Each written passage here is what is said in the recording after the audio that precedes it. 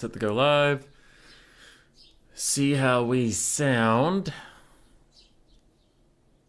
It's gotta be morning across the pond. It is 9 a.m. here. Go live. All right. We are here with the tournament for today.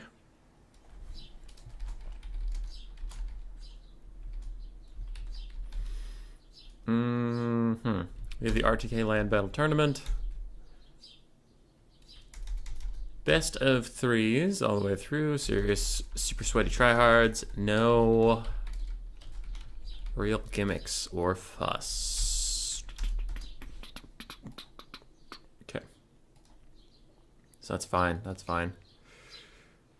Left screen. Go over here. Show you all the bracket. Yes. Yep, yep, yep.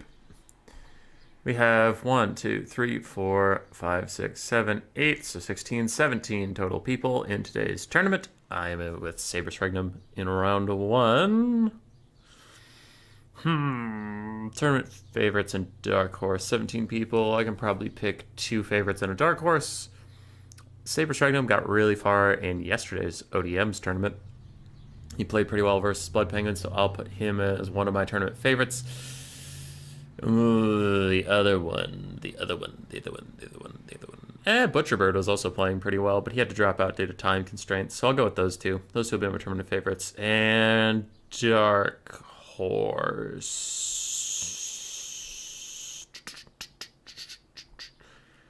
Raced or the Phoenix King? Raced or the Phoenix King? I'll go with the Phoenix King this time. I've gone with Race the last couple times. I feel like the Phoenix King needs some love. So that's who we're betting on. Sabres, Butcherbird, or the Phoenix King. Alright. We are in game with my opponent right now. First matchup is Skaven versus Vampire Coast. The spiel is done. We are here. We are ready. Let's go. Okay. What do I want for my build? What do I need?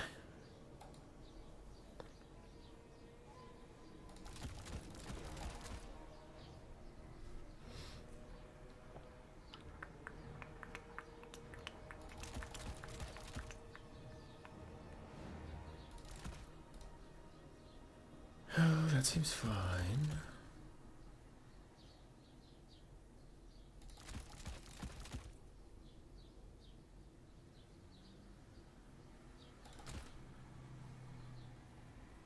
This is not a lot of infantry, Mr. Boy of Hamis.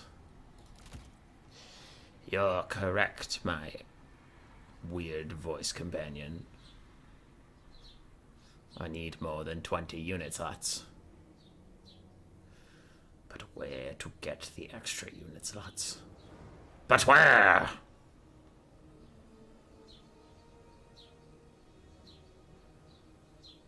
And how?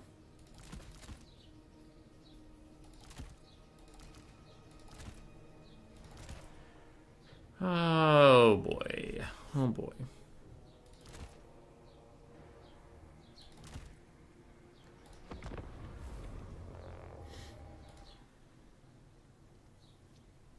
What up, GS?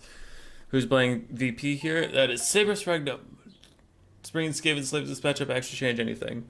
No, I usually bring Clan Rats because actually you can win the front line a little bit, but this build doesn't have very much melee infantry at all. What up, Torox? Say Strix. How is everybody?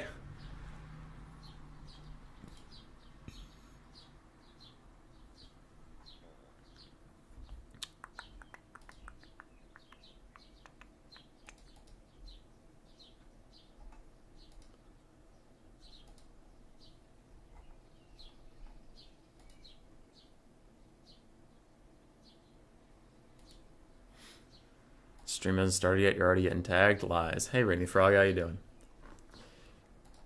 Okay, blocker is down. Yes, it is. Why am I getting messages? So I only have 2 melee infantry. Generally, clan rats and stuff win versus the coast, but the problem with that concept right now is that the coast have bombers and bats and pistol mobs they use as their front line. So they're just going to shoot you to death.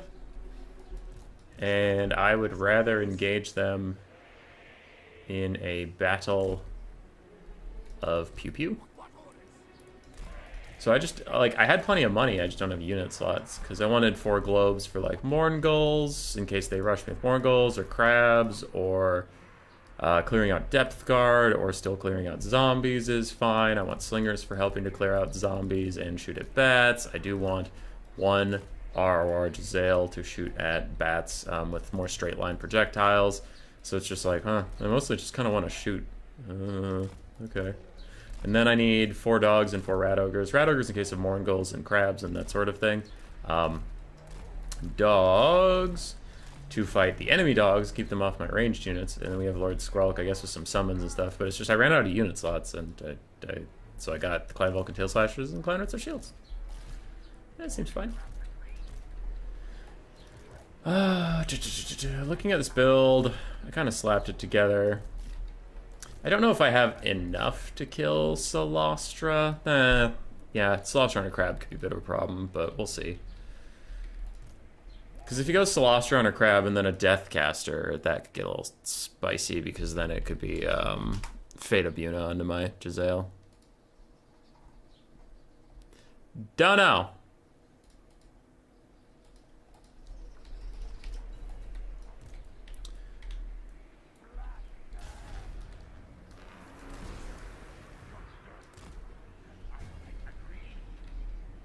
Okay, so we have some pistol mobs. A lot of dogs behind us.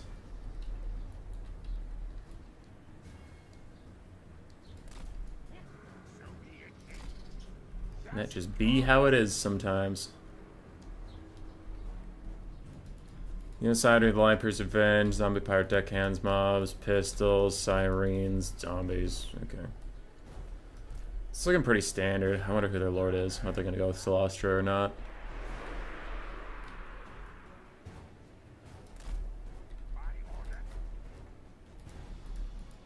The Gallows Giant, and then Solastra, but she's on foot. Interesting. Then he has a Vampire Caster to heal up Solastra. Okay, so no Fate of Buna. That's nice, at least.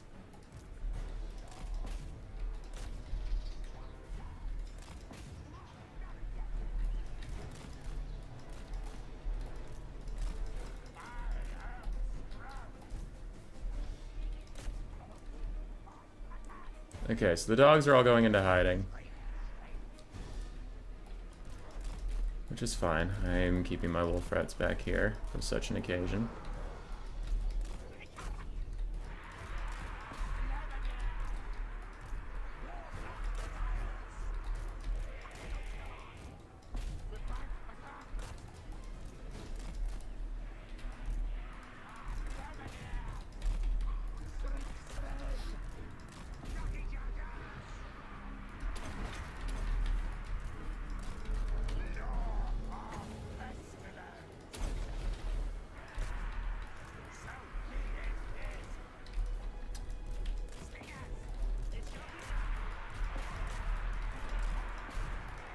Okay.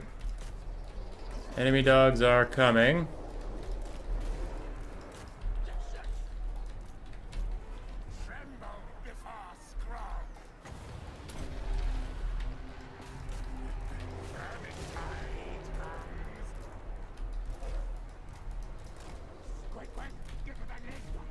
Okay, some of the dogs are getting murdered. Now I can rotate my dogs over where they are needed more. Skrulk is chillin'. I'm gonna throw Liber Bubonicus on Lamprey's Revenge just to extra get rid of them, because I want them to cease existing entirely. And these wolf rats need to chill out a little bit. I don't really want to run headlong into the Gallows Giant right now. It's just not what I want to be doing. I'll bring over my last rat ogre. That's fine. Okay. I have my Jezzail's retreat. Then I will have my slingers and rat ogres go fight the Gallows Giant. Dogs are gonna go up the middle.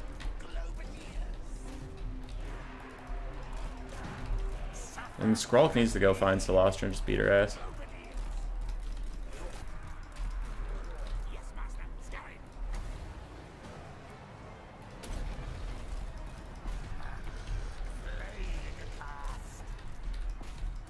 Okay. Jezzails are safe on the high ground. Globes are going to turn around and fire that. Someone has rallied somewhere. Welcome back to the fray, my friend. Stand your ground for everybody here. Blessed filth for everybody here.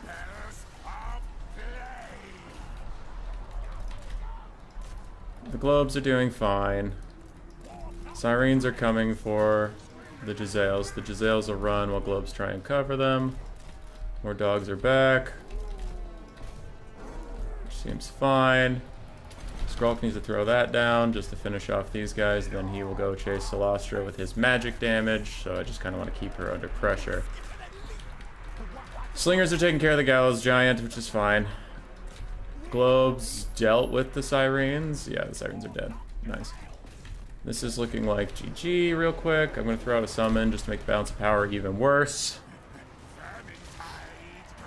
And Celestra didn't bring her summons, which I find strange. Her summons are very good in this matchup. Armor piercing, terror causing, ghost horses running through and like insta-routing my globes is pretty brutal. The summon was not enough balance of power to actually end this thing, so we are going to have to fight for a little bit longer. We'll get my Jezzails on killing the Gallows Giant, because that heal onto him, that heal onto the unit with such a big health pool really helped his balance of power, but I just kind of want this game to end. I'll leave Bobonicus Celestra with her low health pool and her high balance of power value that should get the balance of power down pretty quickly.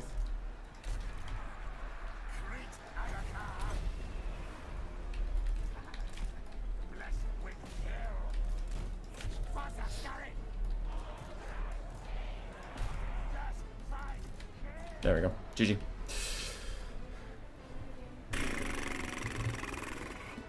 Hello, Segos. How you doing? How you doing?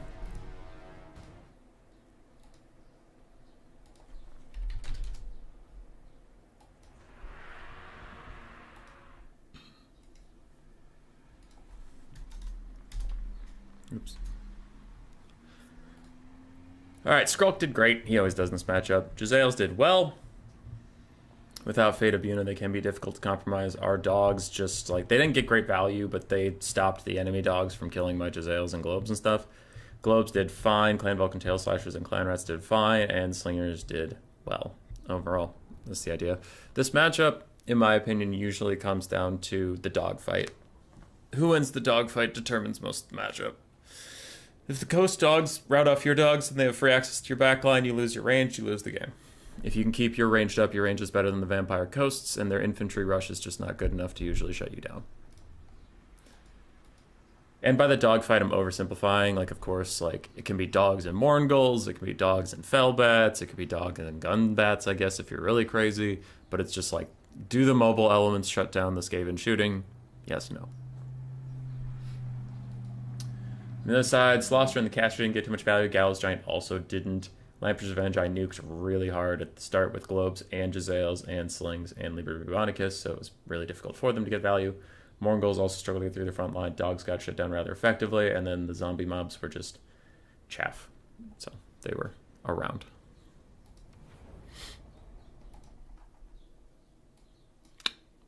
We're up. All right, what's the map? Galbaraz! Acceptable. Who wins the dog fight? Who? The mobility fight? Yeah, but for both of us.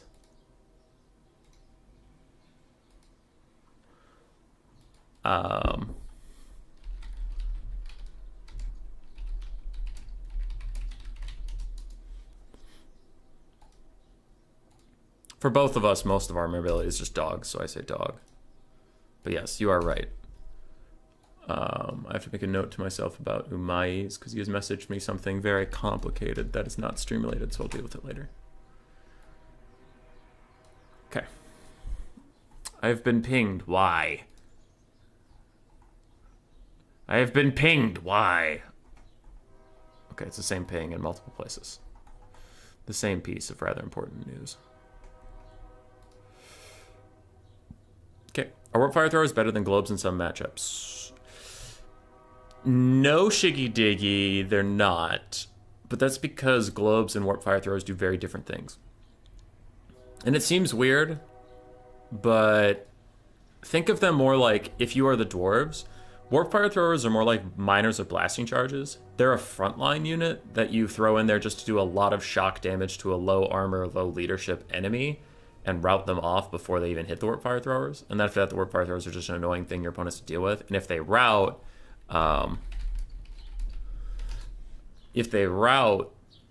your opponent has to run them off the map, because if they come back in the late game, even with like literally one model, they still have that really nasty discouraged thing on their fire. So if you fire at something in the late game and you lower its leadership benefit, it's going to route. So it's just this like really annoying thing your opponent has to deal with.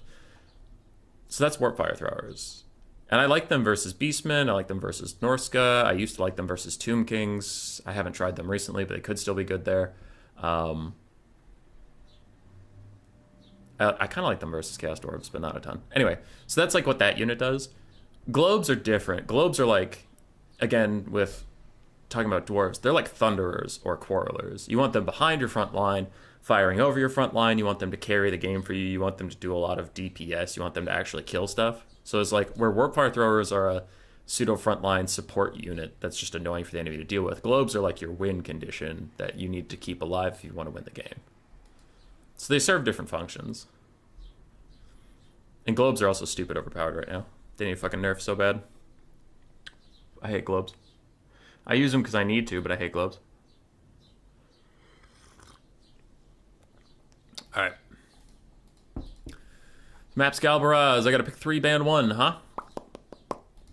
Let us go. Let us go.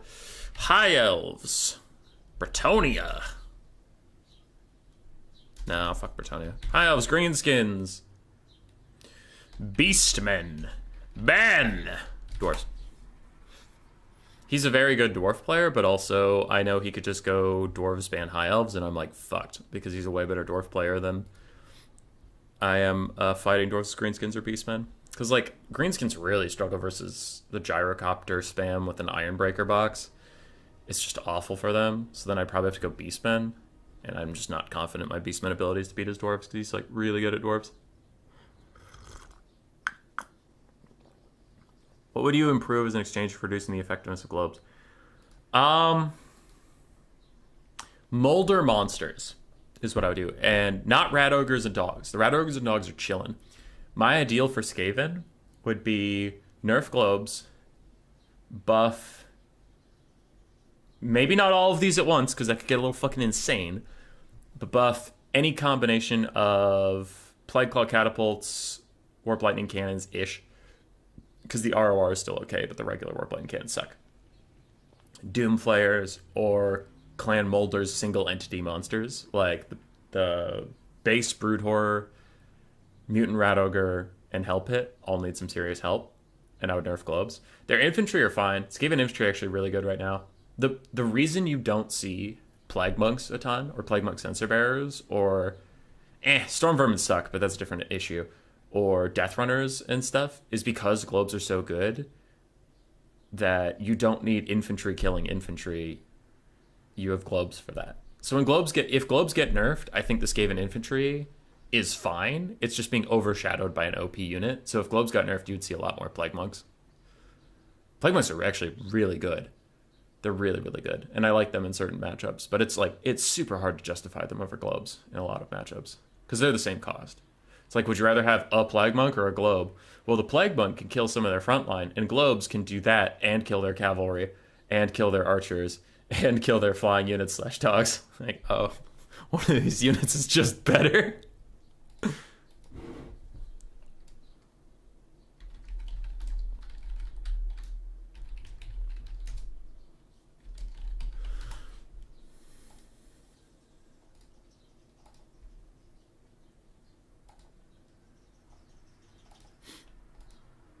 Can we see Kazrak dear streamer?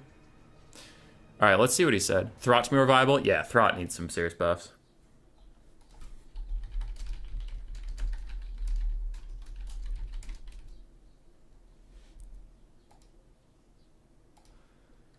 Okay, okay. I need to stop getting distracted by how interesting my chat is, because Sabrus picked Dark Elves. He banned Beastmen. No, he banned the Beastmen. No. Oh, that's pretty funny. High Elves. Let's do a High Elf Dark Elf fight.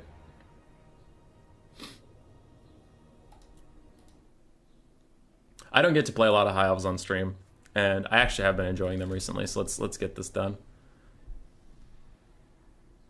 High Elves, High Elves, High Elves. I'm sorry he banned Beastmen, my friend. I didn't choose this life for you. It's not my fault.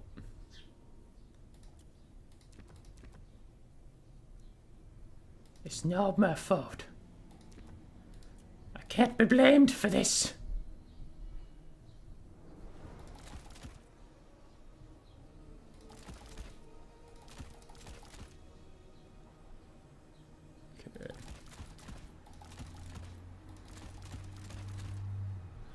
I need 50 gold back. How do I get 50 gold back? Well, this is just a pain in the ass, isn't it?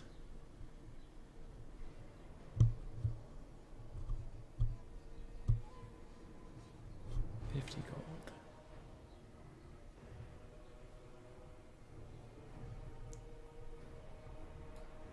Come on, human boy, think this shouldn't be that hard to get 50 gold back. I got 100, I got 200 gold back. Shit. That's too much gold. No. Alright, that seems fine. No, our front line's too small.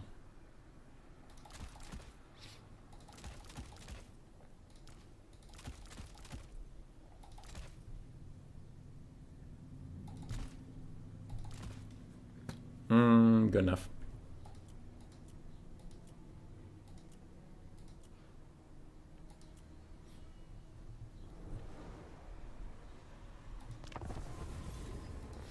I was debating between a death and a life caster, so let's go with a life caster.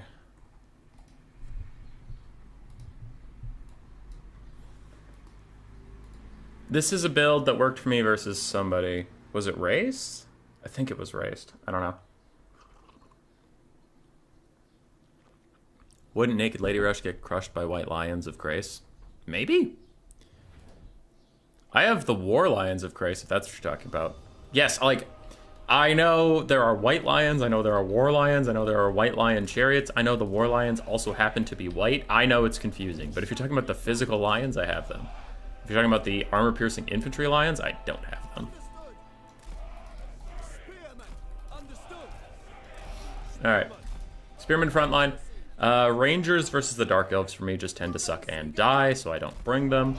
We have 4 Lothern Seaguard, 3 Lothern Seaguard shields, and 1 just archer because I didn't have the money, and I might as well get some more arrows.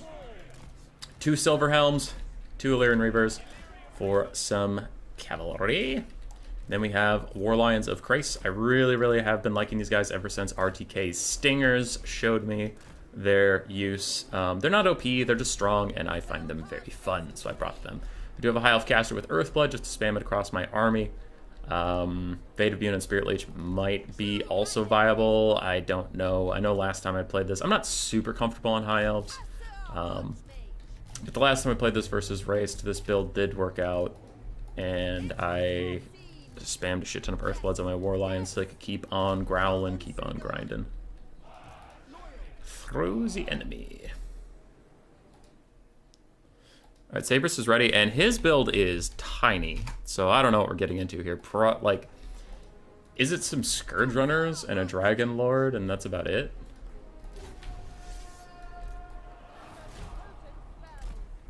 No.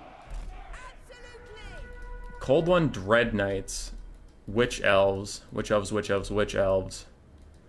Power of Darkness caster, a Soul Stealer caster, and and 2 Feral Manticores. Okay. Cool.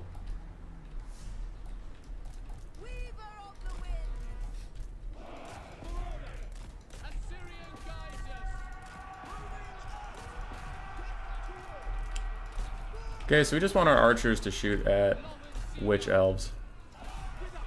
That's really all we want here.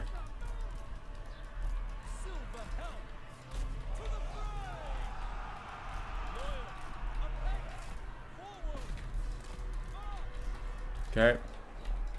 Manticores are landing, then it's time for War Lions to go to work.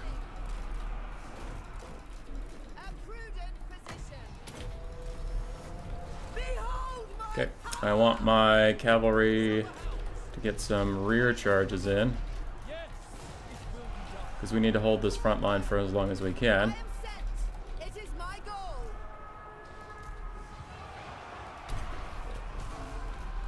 But the archers just need to continue hammering these Witch Elves. Okay, you routed the Witch Elves, which is fine. These archers can punish the Cold One Knights a bit. That's all we really want. The War Lions are tearing apart those guys. One of my archers is getting compromised by Witch Elves. I'm gonna throw out a heal here. Overcast to try and keep them healthy. Try, keyword. War Lions are doing their best to tear shit up.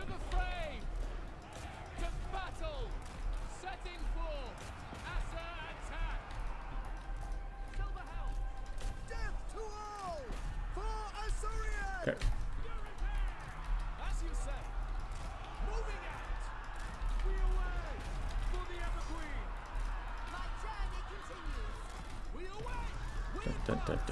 Dun.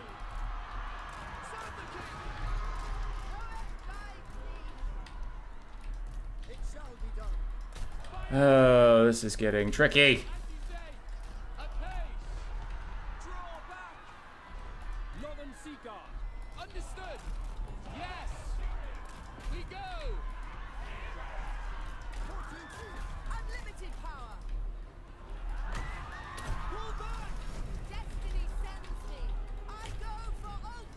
Okay, so the Dark Elves are kind of chilling.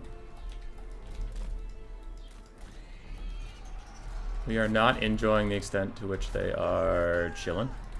I got a decent little attack onto that lady, but I do want to get out of here before I happen to rampage.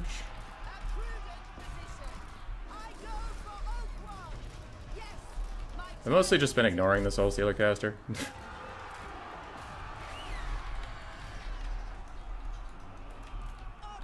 That seems fine. But we are falling behind on balance of power. Quite a fair bit. I want the Silver Helms to get in here for this heal too. There we go.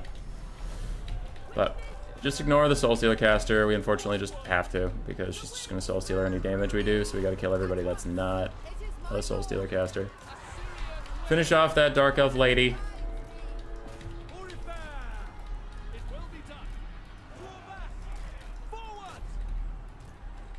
Okay, War Lions have shattered that lady. Y'all are back. Honestly, you can come over here and help deal with this. Lon Seaguard, for the 90th time, ignore the big spooky dragon because we can't do anything about that for now.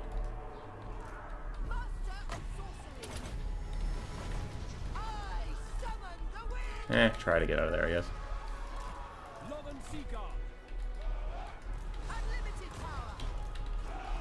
Can these Witch Elves, like, fuck off?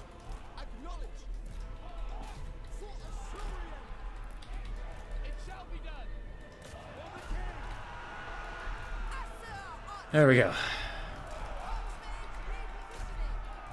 What are you, Silver Helms? Okay, you can chase the Witch Elves for just a hot second. It's looking a little doomed, though.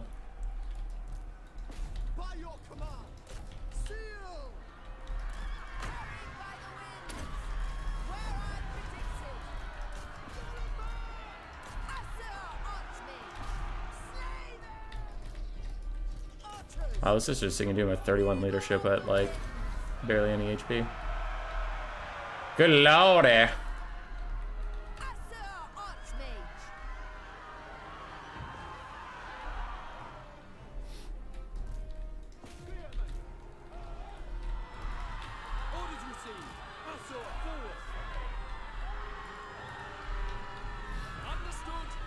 Okay, everybody's rampaging. Are those Witch Elves routing yet? They're close, but not quite. Holy shit, the Sisters of Singing Doom got everybody. Damn, GG.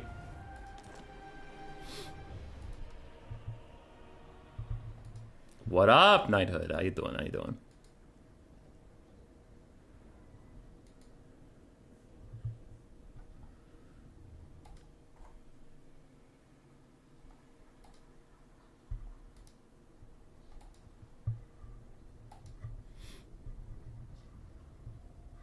All right. Hi, Graven. How you doing?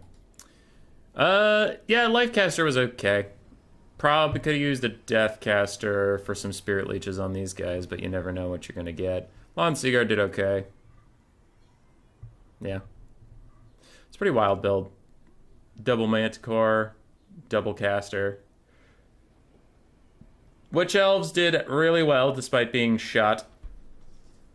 So, GG.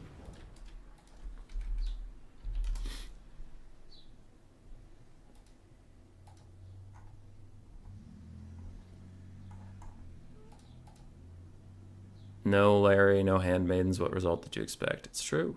It's true. It's true.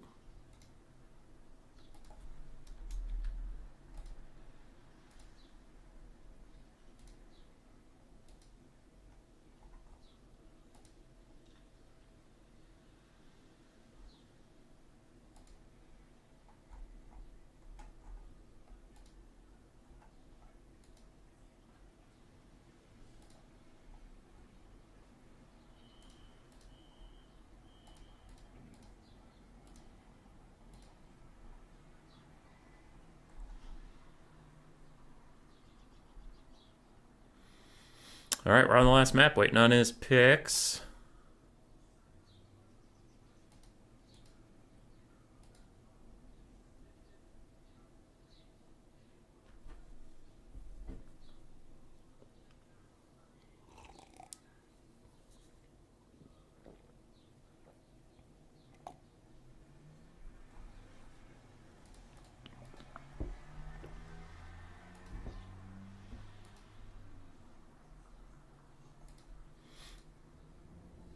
Spears don't do well for you in that matchup. I mean, in my experience, Rangers do worse. So I just wanted the higher melee defensive Spearmen. I don't know. Rangers last way less long, and they don't even do more damage versus, like, Bleak Swords, Blackheart Corsairs, and the like. In my experience. Now versus Witch Elves, Rangers would have been better, but I didn't know Witch Elves were coming.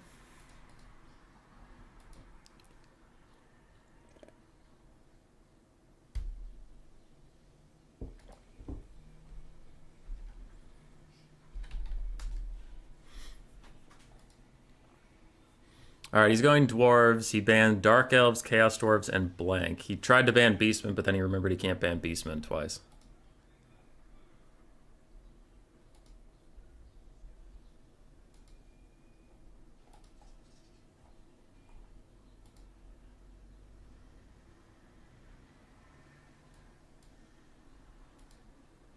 Alright, Dwarves banned Dark Elves, Chaos Dwarves, and Dwarves.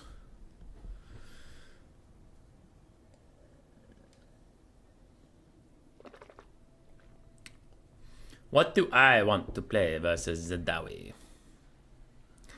What do I want to play versus Zedawi?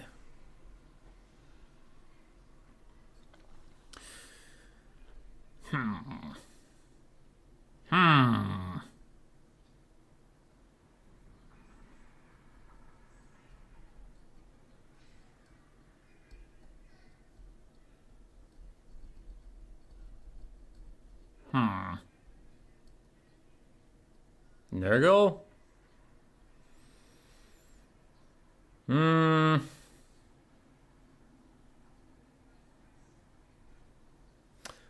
Honestly, Nurgle's not the worst idea. Let me take a look at some stuff.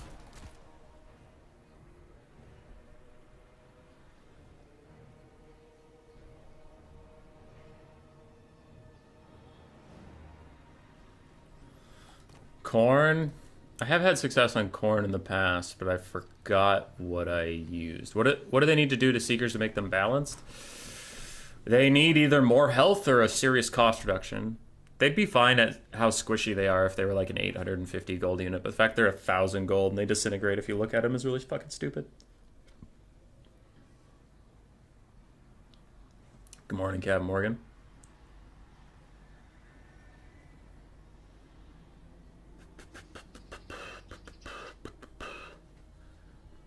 I did have a good matchup here as Corrin once. I'm just trying to remember what build I took if I want to do that again.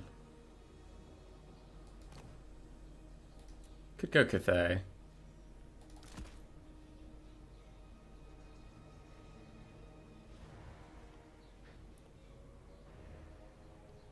Though I actually like the Cathay versus Dwarf matchup for Cathay, but not on a map this tiny. Yeah, because I like to outshoot the dwarves, and on a map this small, they get fucking busted.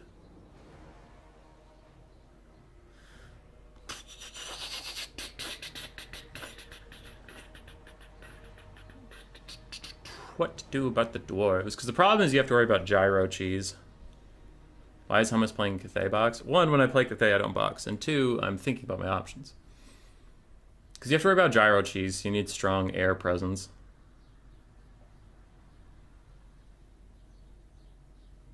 Just rush, easy W. I have tried that versus dwarves a lot, and it ends up being Thoric, Gotrek, Felix, and 4 gyrocopters shooting me.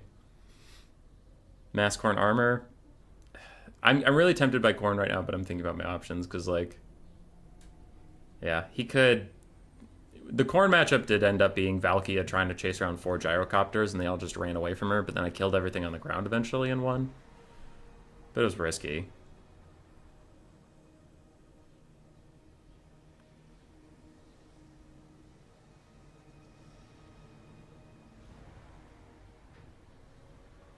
Lizardmen, Reprodactyl, Flyers. I have done that before. The problem is I struggled as Lizardmen to kill Gotrek, Felix, and Thoric, because Reprodactyls just did nothing.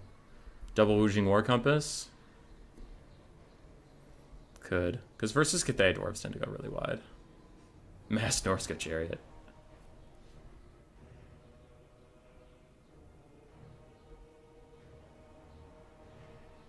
I've only played as Cathay once. No, I've done this as Cathay plenty of times. I think I'm 5-0 on it, but I need a big map because it's like a lot of Crane Gunners, Jade Lancers, Jade Crossbows, and you just kind of draw them out.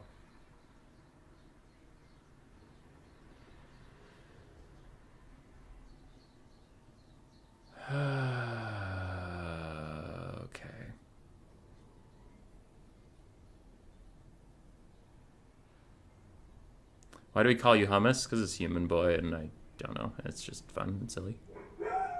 Uh-oh. Uh-oh. Somebody upset Hazel.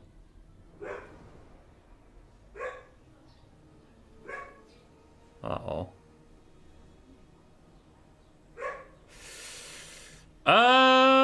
Let's go with... I'll look at Tzeentch quick.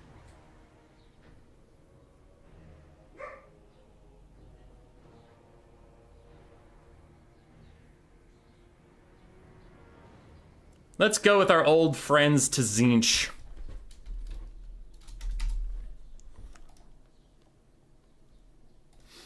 Yeah, Hazel's losing her goddamn mind in the other room.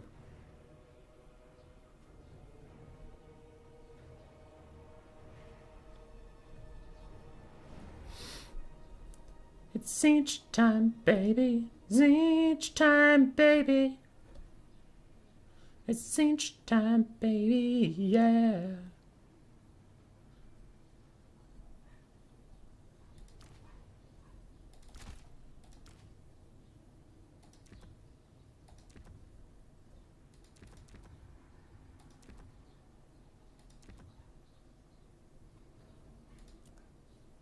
Magic versus dwarves. Remember that they don't have magic damage resist anymore. They have spell resist.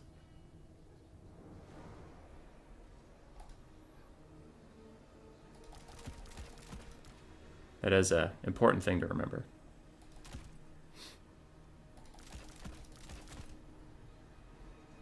It's Tzeentch time, baby, yeah.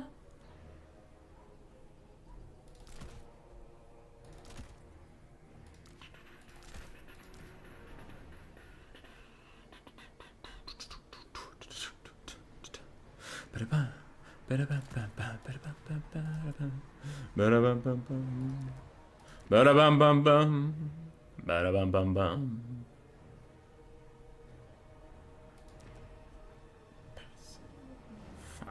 of change. Does Tzeentch have any AP that's not anti-large? Flamers, yeah.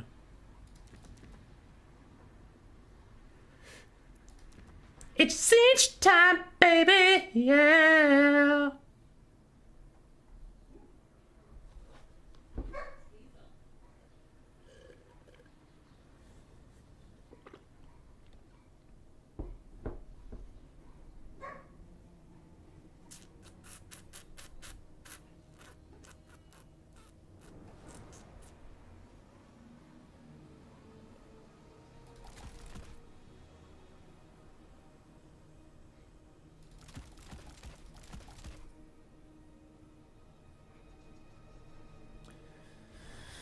Oh boy. Oh boy, oh boy, oh boy.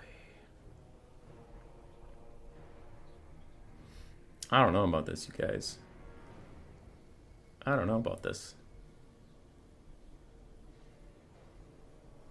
This might be bad.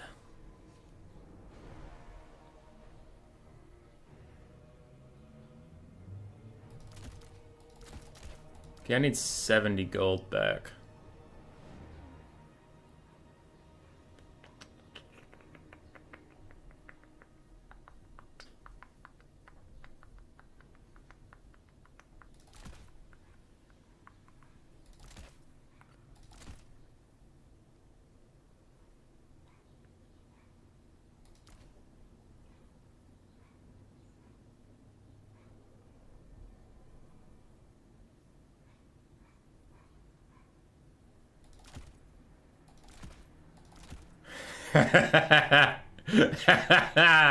This build's funny. This is gonna be stupid.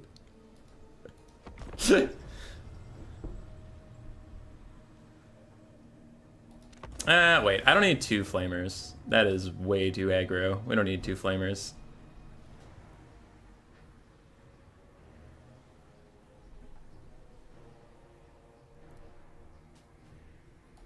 Let's not be stupid here.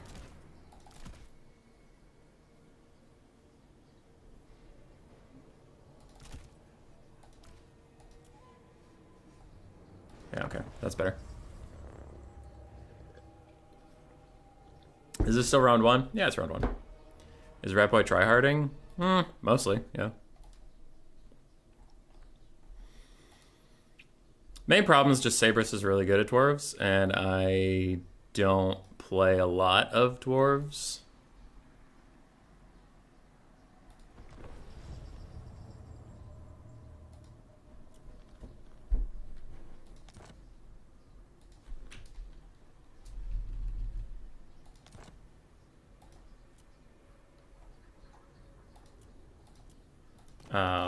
I don't know.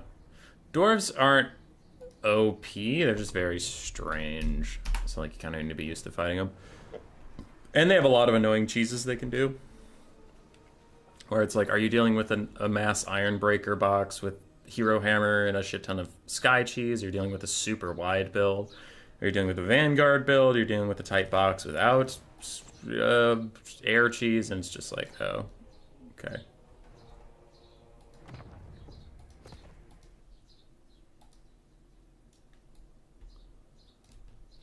So, I don't know.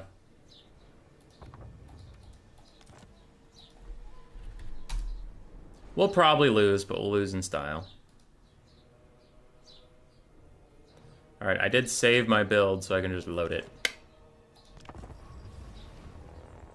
Flamers, why? To clear out Iron Breakers in a hyper late game scenario. Because if you can shut down his range, then you can do okay. Yesterday he sucked and died? Yeah, that's why I didn't need 2. I just might need 1. I don't know.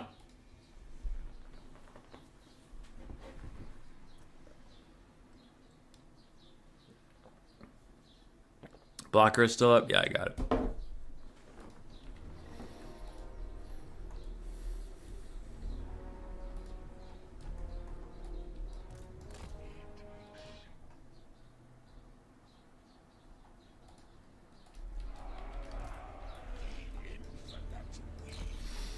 Okay. Enemy troop count is 963. That is about what we expected. So, I haven't played this matchup a ton. It's not a matchup that I pretend to know particularly well. Here's the thought behind the build. Blue horrors are generally just good. They are chaff / range. They'll do okay versus like miners with blasting charges or archers or something or slayers. They'll use their ammo and they'll become chaff. I do have a flamer. I'm going to position him here so he can quickly get behind this ridge if there is a cannon or something. I will save my flamers till the hyper late game. When the range is shut down, I need to deal with a bunch of melee stuff. Then we have some flyers. I have Screamers to help take down flyers. I have Chaos Knights, the Doom Knights. Also, the Doom Knights have their Searing Torment, like rock drop type thing. So that should be pretty good.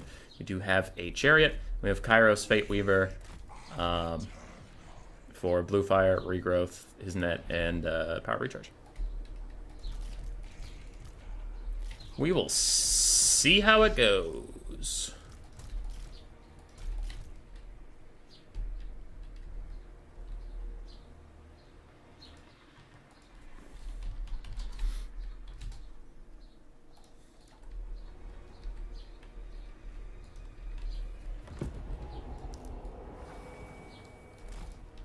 Alright, there are no air units for me to deal with. There is a shit ton of range, so my flamers are going to go up into the woods, where we will never see them again.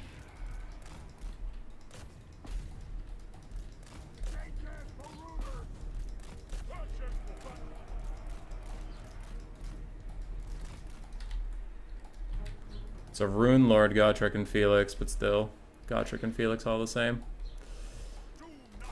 Okay.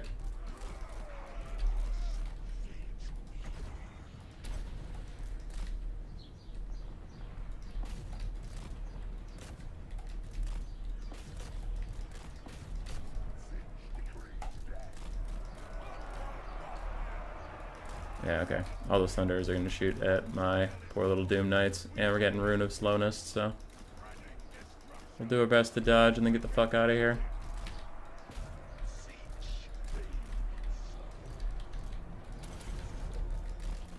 Okay, so we got these guys out of range.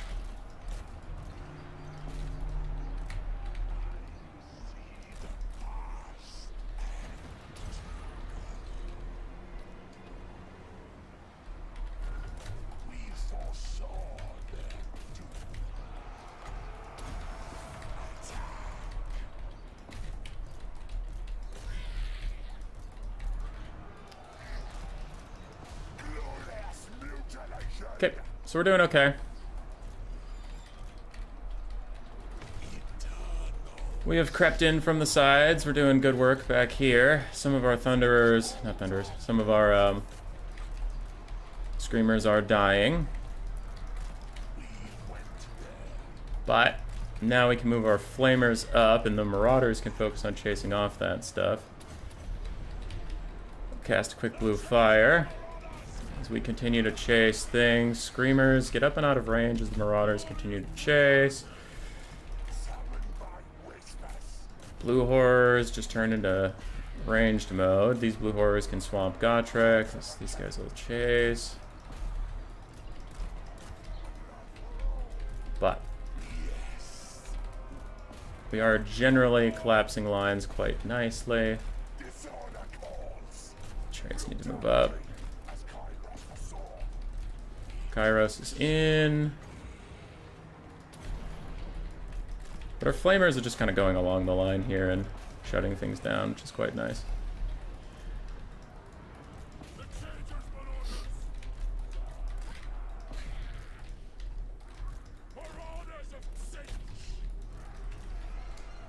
Okay.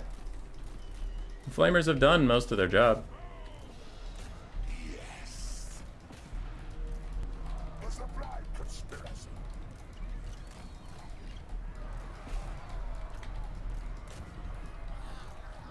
Blue Horrors and Marauders can chase over here. I just don't want anything to go wrong. Blue Horrors can chase here. Kairos can start Blue Fire spamming. Yeah, the Flamers did good. They did good. They helped us punish blobs of things wherever a blob forms. They were there to deal with it.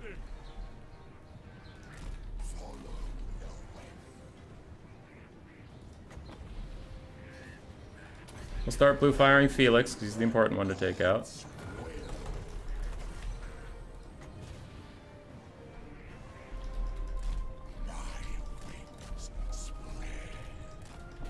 Okay, blue horrors don't need to deal with this. You can go deal with this.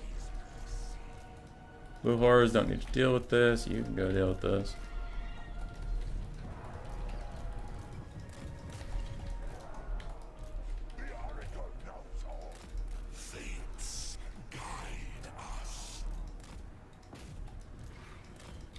Kind of awkwardly hovering between these two areas because I don't want those guys to get away.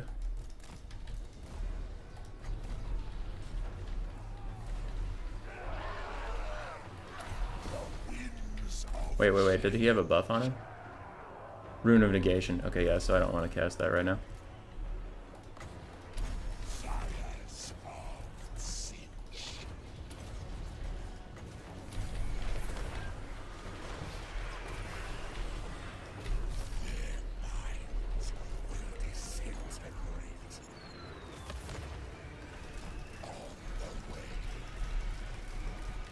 Kairos, respond! What the fuck is wrong with you? Kairos, move! Move! Move! Jesus Christ, Kairos! Holy shit, he wanted to die!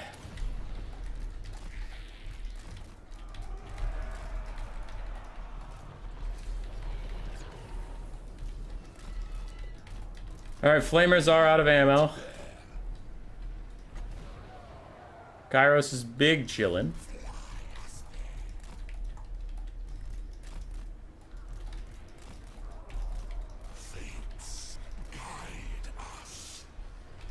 I have another blue fire in 5 seconds.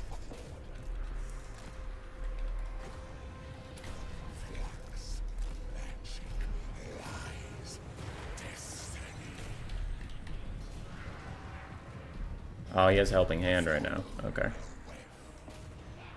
So then I'll try to dive Felix. Bap. Oh, you missed all your attacks, Kairos. Good job.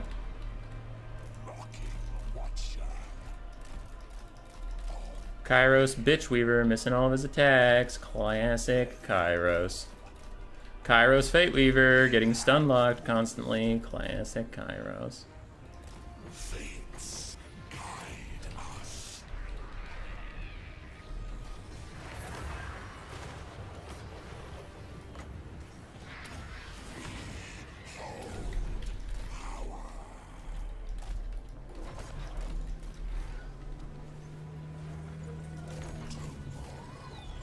Yeah, Rune of Negation. Alright. So he has 3 different 40% damage resistance abilities, which is pretty cool. Rune of Negation has 8 seconds left.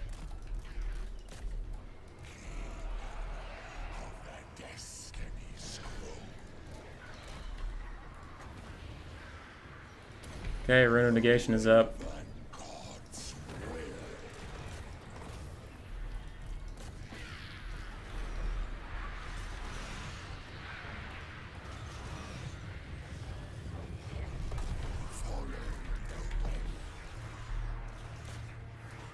Of course, the Rune Lord also has ITP, because why wouldn't he?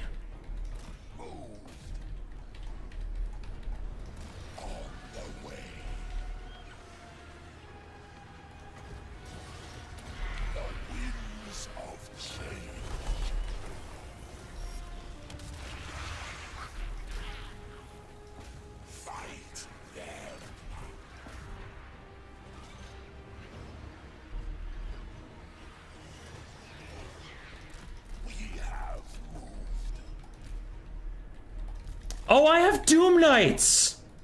I forgot I have Doom Knights! Oh, that's so funny!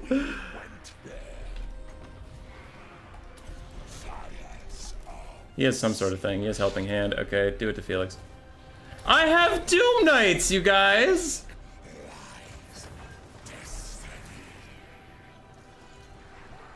I entirely forgot my Doom Knights existed. Holy shit. That is too funny.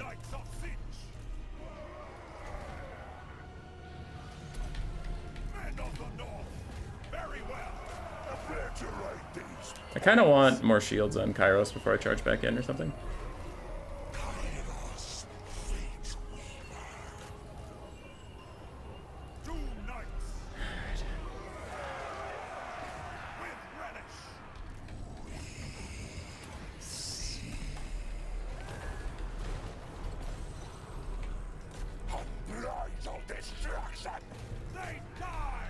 Okay, let's get Kairos over here while Felix is isolated.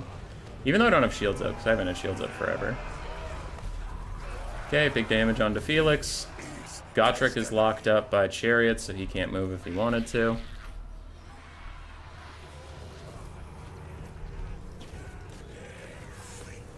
And to whoever said, I like Sabrus because he played Vampire Coast, do you still like Sabrus? Do you?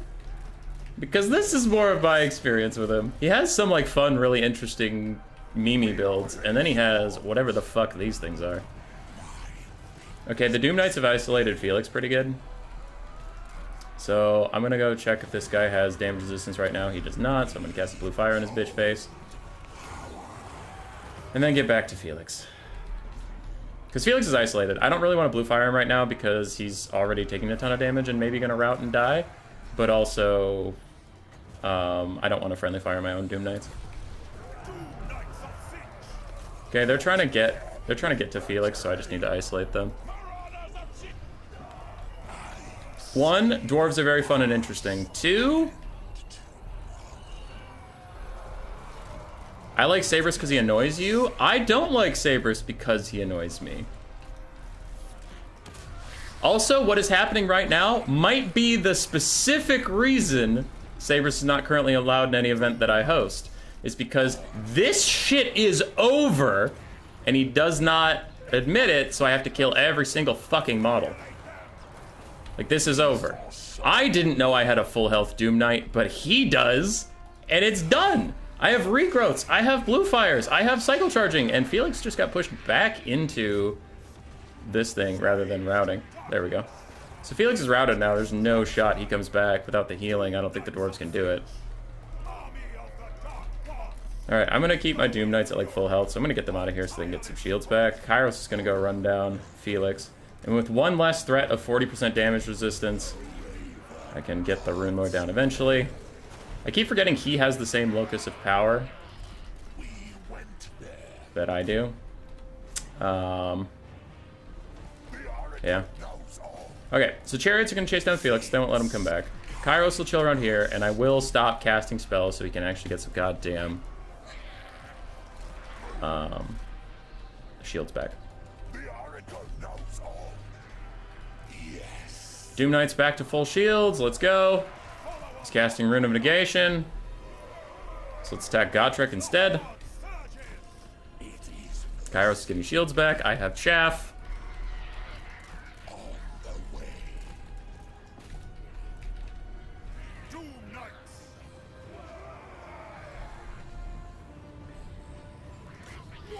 Okay, we've gotten some poke onto Gotrek. Now let's fuck off for a bit until that Rune of Negation wears off, and then we'll try to kill the Rune Lord.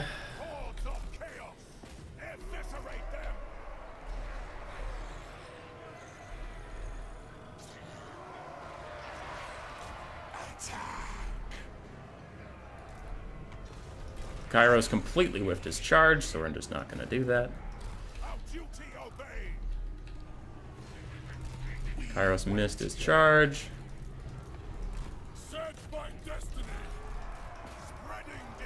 Kairos got hit by that guy charging him. So here's what we're going to do. We're going to regrowth Kairos to cause army losses to get rid of the Rune Lord, and then we'll just have Gotrek. How does that sound for everybody?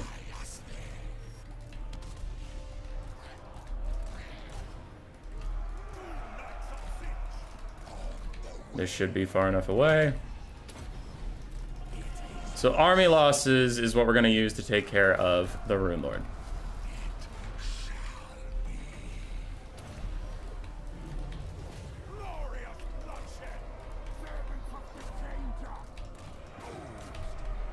Kairos help with Felix, because apparently this is a difficult task.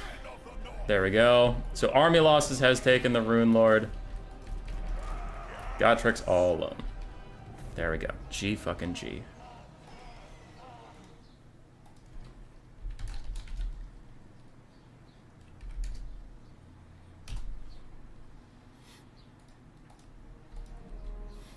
And you all didn't think Tzeentch could do it. And you all thought flamers were trash. 2,200 damage value on flamers, you bastards. I know what I'm doing sometimes. Look at them. I just had to protect them. I just had to put them in a little box to protect them, and then they did fine-ish. All right. Doom Knights would have done a lot more. I pulled them back so they didn't get shot by those thunders and that Rune of Slowness, but then I forgot they existed. Whoops. But otherwise it was fine. Kairos was good. The Chariots of Tzeentch were fine. Screamers and Furies just had to dive the back line. Blue Horrors were really good as they usually are, and Marauders of Tzeentch did fine. Okay, sorry, Little Trill. My bad. I was busy. Sir, I am a new player. I have a question. I've been watching you play and try to learn the game. I don't understand how you keep losing against my... I don't understand why I keep losing against my friend. I mean, I do what you do. I jump up and down in my chair. I use foul language. I yell. I rant. I keep losing. What am I doing wrong? I think you need more curse words. Like, it's always more curse words. God, I hate Gotrek and Felix. I hate them. They're not super OP at a high level. They're just toxically annoying. They're just toxically annoying. I hate them. I hate them so much. Okay. Good job realizing you had Doom Knights peak gaming. I am a little bit of trash. But hey, they were there for me in the late game when I needed them. Okay, Skaven. What did I lose on? What did I get my butt kicked on? High Elves, yeah, his Witch Elf Rush was pretty fucking cool. That was a cool Dark Elf build. I'll give him that. That was a cool Dark Elf build. I liked it. I wonder if he was just memeing or if it was actually a good build he's practiced somewhere. Don't know. All right.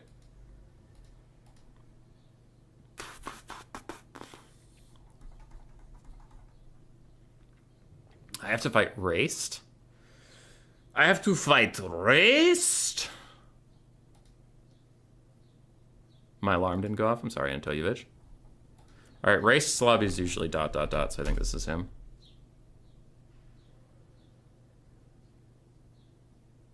Gotrek and Felix as books? Yeah, they're really cool.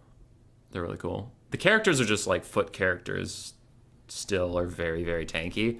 And then Felix offers 40% damage resistance. Gotrek offers 40% damage resistance. And the dwarves have a spell, but it's a rune. It's not a spell. A spell they can cast unlimited times that's also 40% damage resistance. And Felix has healing. So you're just trying to like abuse as many broken mechanics as possible at once to make this very annoying hero hammer blob. And it's like, this can't kill everything. It just takes forever to kill in the late game. But you're spending a lot of money to just stand there.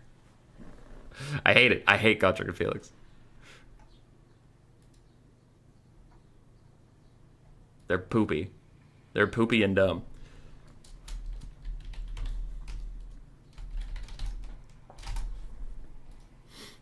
I ban them in every new player tournament I host just because I don't want anybody to have to run into that. Seriously though, my friend plays only Bretonnia against my beast yesterday. His Green Knight got like 3,600 points or whatever it's called. Damn. Damn. If you're fighting Bretonnia, you should probably bring Manfred with Spirit Leech. Or I guess the Blood Dragon Lord usually does okay, even versus the Green Knights. But yes, Bretonnia is currently mega busted. So I happened to knock out one of my tournament favorites. I'm actually surprised I beat Sabres. He has been playing really good recently, but I guess the break did me some good. We have Raced here, one of our contenders for Dark Horse, but I have been rooting for Raced a lot recently, so instead I went with the Phoenix King. But he's also quite a good player. Would not be shocked if I got destroyed.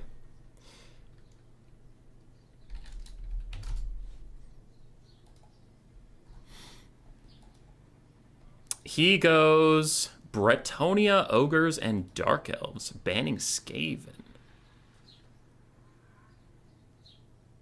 Destry's good, trains are amazing. Oh, hey, Smalls, how you doing? What's the map? Gorgazan? Oh, we're on the map. Okay. Brett, Ogres, and Dark Elves, ban Skaven.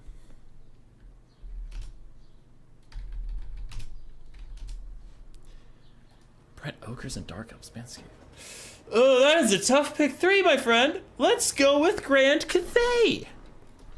Grand Cathay, ban Dark Elves. No, shit. Ban Ogres.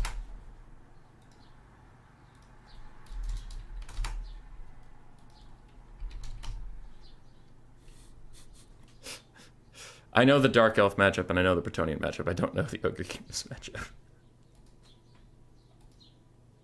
Who's your overall favorite in Dark Horse? My overall favorites were you and Sabres. My Dark Horse was Phoenix King or Raced, but I went with Phoenix King.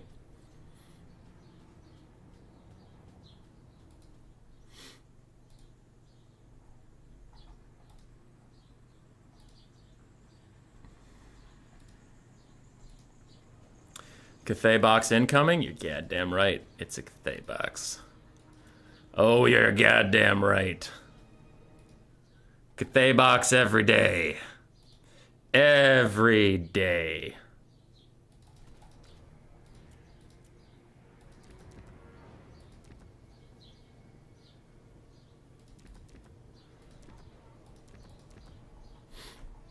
Every day on Cathay boxing. How many Wujing War Compasses should I take?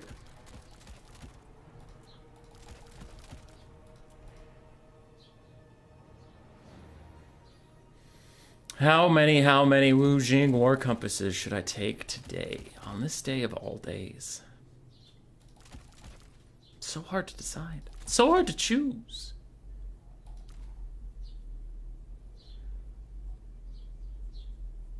You appreciate your confidence in me, but you never won a Warhammer 3 tourney?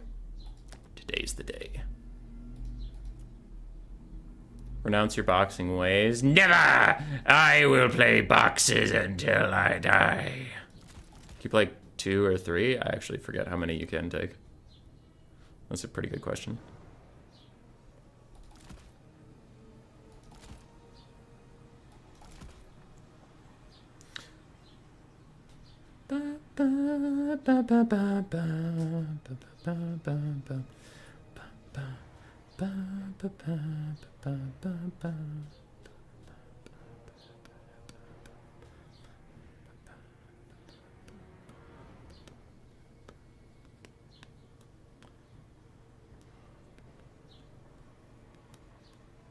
I think they should give the Compass a Mortis engine.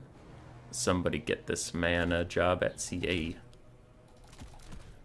He knows what he's talking about.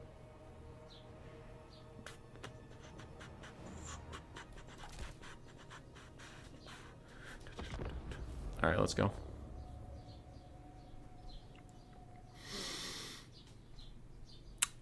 Behind the blocker, you will see one of these things. You will either see 5 Jade Warriors, 5 Peasant Long Spearmen arrayed in a box around 2 Fire Rain Rockets and a Sky Chunk with Miao Ying to provide some healing. Or, behind this blocker, you will see double Terracotta Sentinel, 4 Jade Lancers, 3 Long Marauders, 2 Sky Junks, 4 Miao Yings, each with regrowth. Or, you will see behind this blocker, literally 1 Peasant Long Spearman. But which is it? But which of these strategies did I go with? All equally viable. Definitely none of the strategies I have practiced several times versus Dark Elves and am decently comfortable in this matchup. Doesn't mean I'm going to win, it's just I have played this matchup actually quite a bit.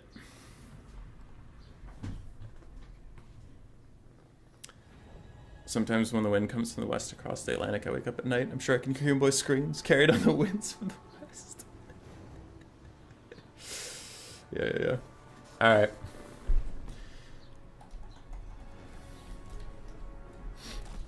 What's his unit count? 762. Okay. So we have a frontliner Jade Warriors. They are just generally quite good, a little overstated to say the least. We have some peasant archers. We have some Iron Hail gunners. I wanted them to be able to shoot through the gaps here. There we go. Then we have 2 cannons. Boop. Boop. Put a peasant long spear with each of the cannons in case of like a Dark Rider running up on them or something. 4 Jade Lancers.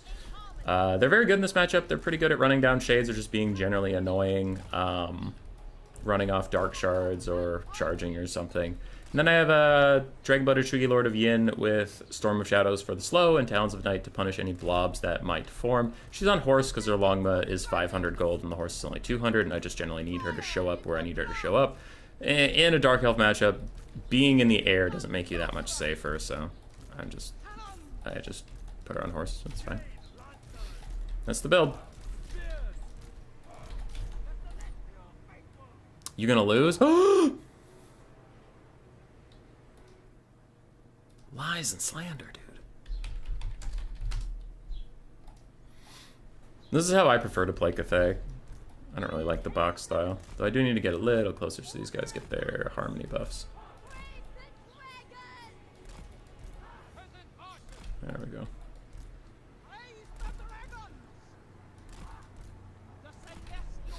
Okay.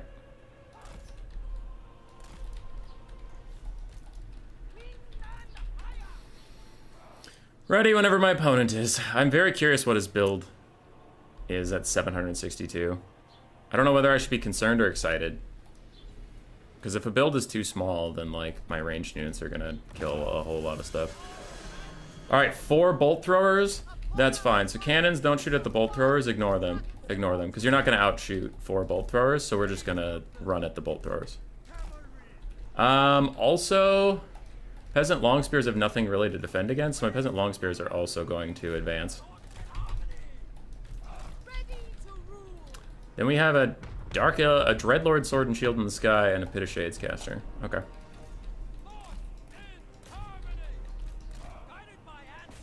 Okay.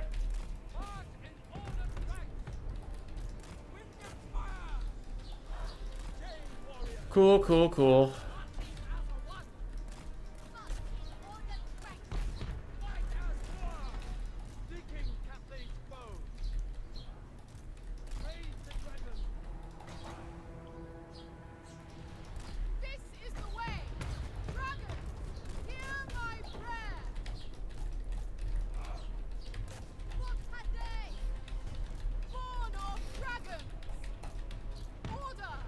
Iron Hail Gunners!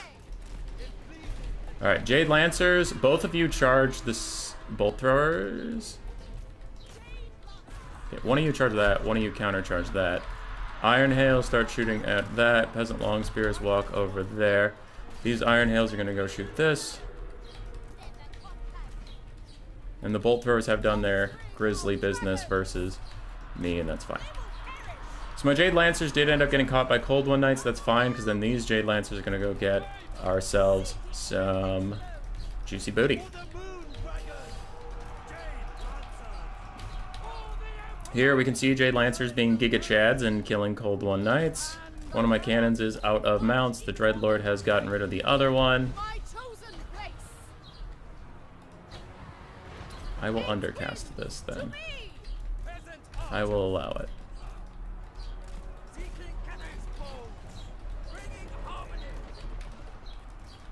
My Jade Lancer should finish that one off. Now they can run over here and deal with this.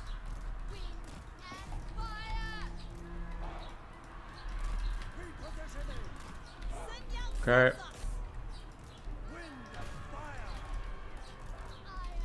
So things are going pretty good. These cannons can get back on their one mount.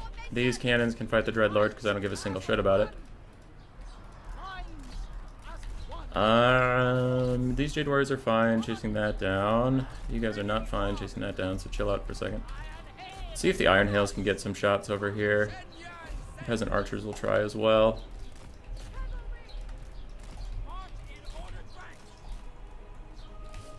Cannon's back.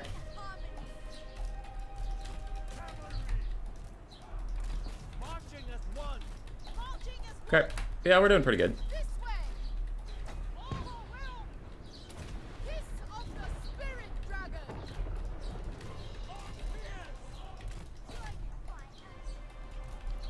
We are doing pretty good. Don't know why these archers had to end up in melee to do that, but okay. Golden Knight's chilling.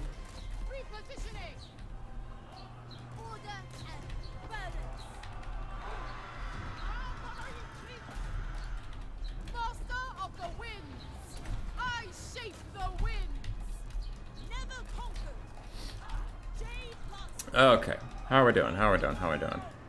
You guys have almost routed. You guys have routed. Cool, Talons of Night plus archers plus a cannon is dealing with this cold one. My Iron Hail Gunners are dealing with those black arc corsairs. You charge down here, those guys are almost dead.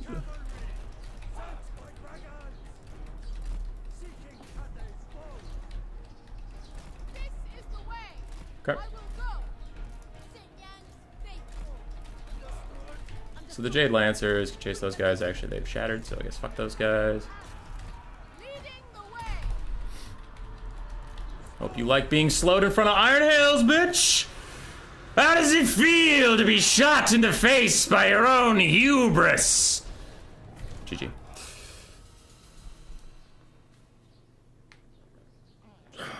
You don't need a box to play Cathay. They're just heavily incentivized to do it. But no, that's how I prefer to play Cathay. I'm not saying it's better. I think boxing is statistically better, but I just enjoy playing them like Empire, but with better stats. So, yes. I am quite comfortable in this matchup. Played it a bit with Blood Penguin, Coops. Played it against Marco Magno. No, he didn't pick Dark Elves into me. What did I pick Cathay? What did we do? Cathay Bretonia, yeah. I beat him with that one. But that is very important that, like, if they don't have bolt throwers, your cannons, you defend them. But if they have, like, 4 bolt throwers, my cannons are fucked, so I just abandon them. And it's like, okay, shoot Cold Knights or something that you can get your damage value out on, but, like, this shit's over and just abandon the cannons. It's fine. I don't know what the Dreadlord Sword and Shield was for. Raced is a bit of a spicy Lord picker. He keeps picking Rakarth, and I don't know what that's about. How come all of Hummus's enemies are memeing today? Because that's just the Raced and Saber style.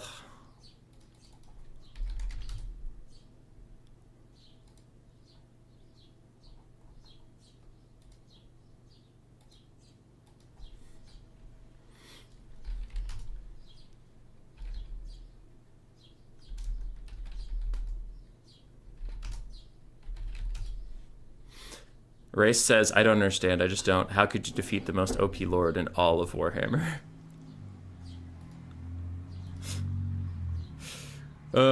Classic Raced. Classic.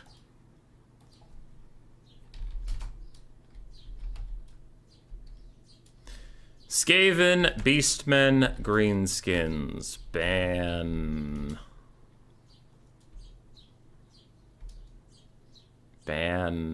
Brett. Yeah, ban Brett. Fuck that shit.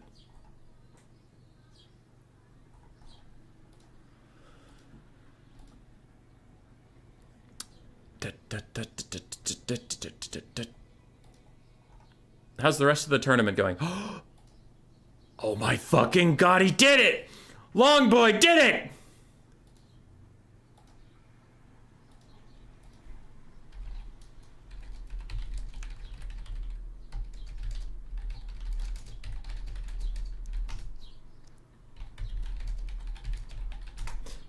Fucking long boy. Long boy beat him. The longest of boys defeated Lundgren in a 3-game series. Rusto defeated Nurgle's PA. Hold on. Who is Rusto?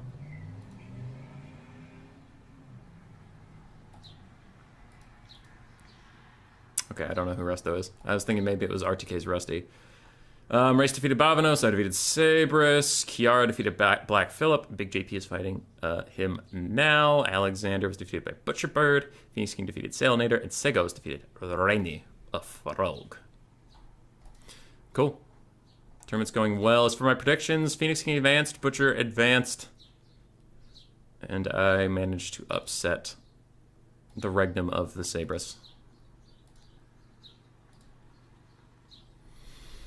One day I hope to be like you, sir. Young, smart, good-looking, charming, and good at this game.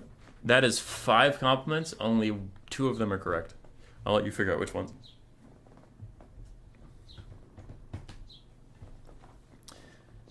If Cathay gets aggressive against the upcoming DLC, do you think it might change their playstyle or Boxing Marine King? I think it'll change their playstyle quite a bit.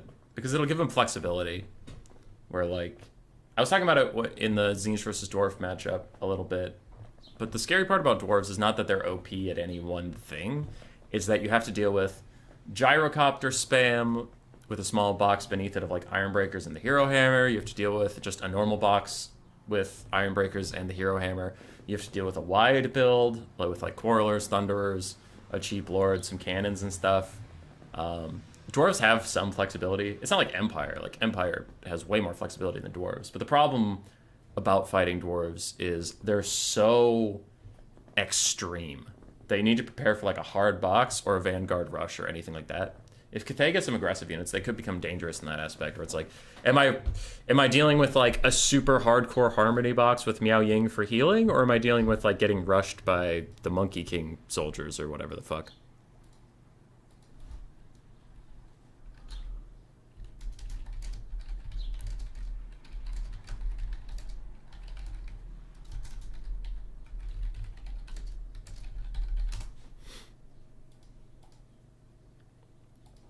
Alright, Warriors of Chaos ban Beastmen. I have Skaven, Beastmen, Greenskins. What factions are good versus Chaos Dwarves? I like Skaven versus Chaos Dwarves. I like Greenskins versus Chaos Dwarves, actually, quite a lot. I like Greenskins versus Chaos Dwarves quite a lot. I like Ogres versus Chaos Dwarves. Beastmen versus Chaos Dwarves is also quite good. Some people like vampire counts versus them. I suck at vampire counts, so when I play it, it feels terrible. But smart and good looking are correct. Hell yeah, Little Trill.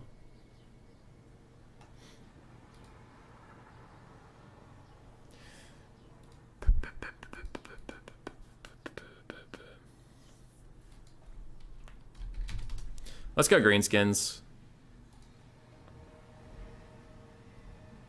I have a Skaven build I really like versus Warriors of Chaos, but it requires a bigger map. This is a small map with trees, so I would just be shooting myself in the foot. We'll go green beans.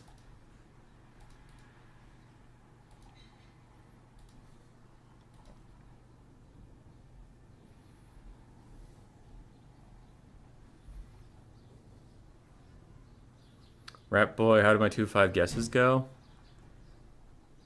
Let me find.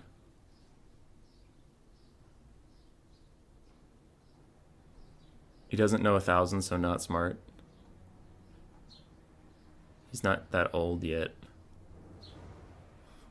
I don't know how your guesses went. It doesn't feel like you guessed. It feels like you just insulted me! How dare you, sir? How dare you? Alright. Give me a second, everybody.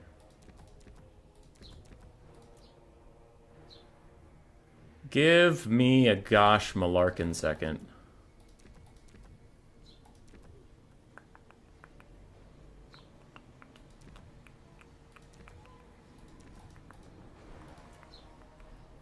Today is not your day, Torox. Were Beastmen banned again? No. Yes, actually. Yeah, he banned Beastmen. Wow. It kind of sucks to be you.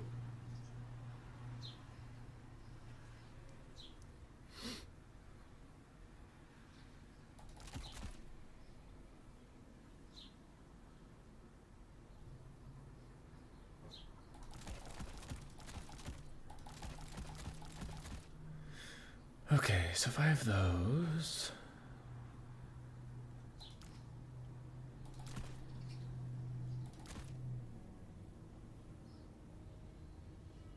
What else do I need?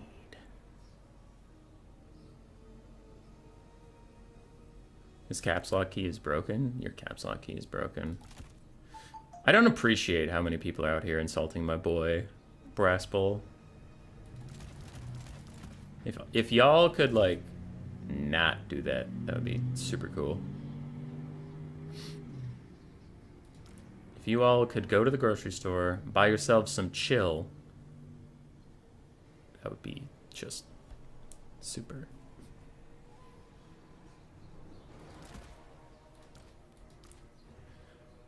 Okay. Alright, raced.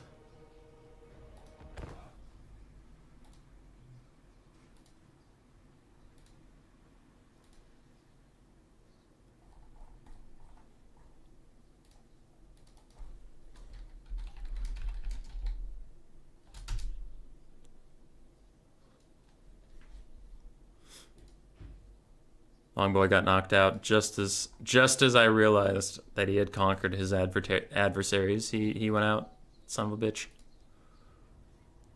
Where have all the gobos gone? Why have they run away? Was that... Some dwarf sings that, but who? And why? Where have all the gobos gone? Why have they run away? Oh, is it Barden? That's Barden from Vermintide 2. Vermintide 2. Versock, you personally hope for some Grimgore? Well, I'm already readied up and I'm not going to change my build, so... Eat my shorts.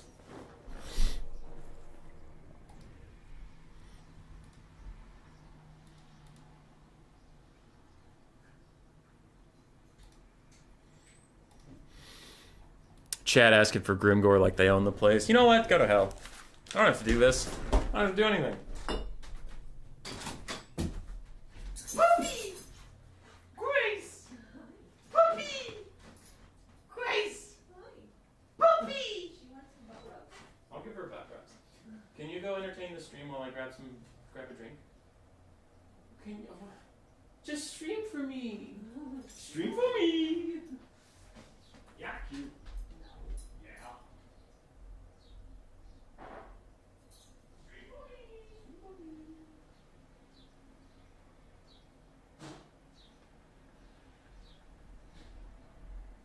What you doing today? I'm just gonna be going for a walk soon for RTK. I'm just meeting. That's fun. Can I have a hug? Hey, it is chill outside. Feels good. It's not. All right, I'm back. Grace is awake. She was still asleep when we started, so I hadn't talked to her yet today.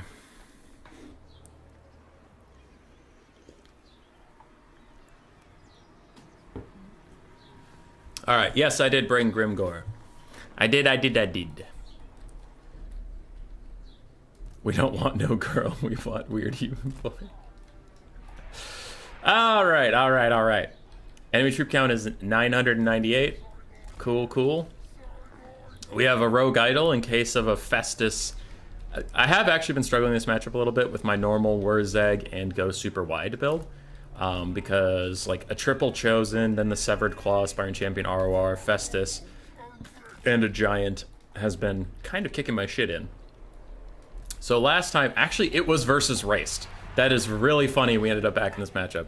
But versus Raced, I brought a similar build to this, a Rogue Idol, a River Troll Hag, Grimgore, and he didn't bring a Blob.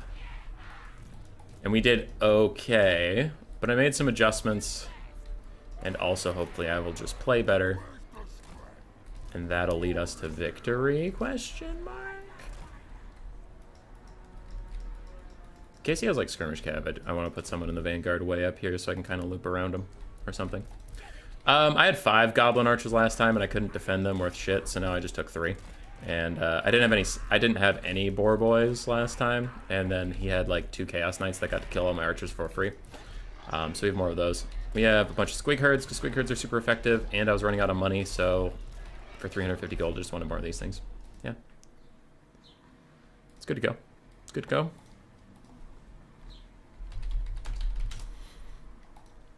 But yeah, Grimgor can hopefully deal with Sigvald. You can hopefully deal with Festus. And Wurzag just couldn't. And with Festus, the annoying part for Wurzag was Rancid Visitations can kill him in like 2 overcasts. So then Wurzag had to just not participate in the battle after he took 1 Rancid Visitations.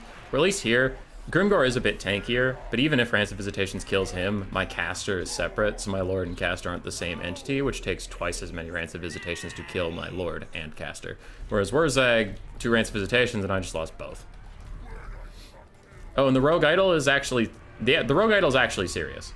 Like, with the Chosen Blob or the Aspiring Champions or whatever, Rogue Idols are really good at clearing out hyper-elite infantry. Like, they're just super good at that, so I do like them for that aspect.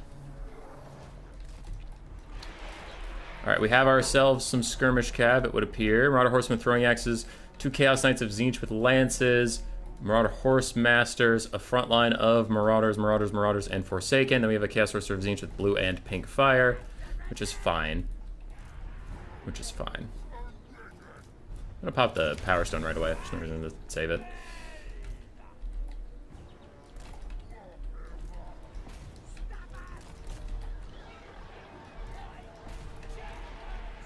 Okay, where are my other guys?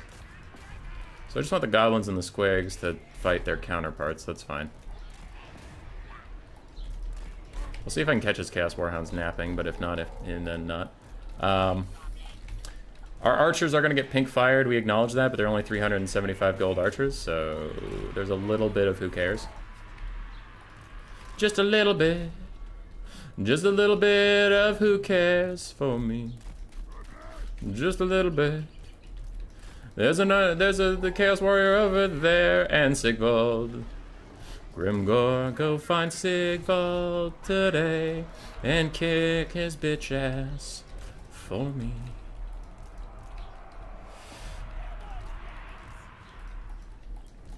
Archers are back. Yeah! Grimgor! Ooh, wah, wah. Ooh, wah, wah. Ooh, wah, wah. Oh no. Oh no.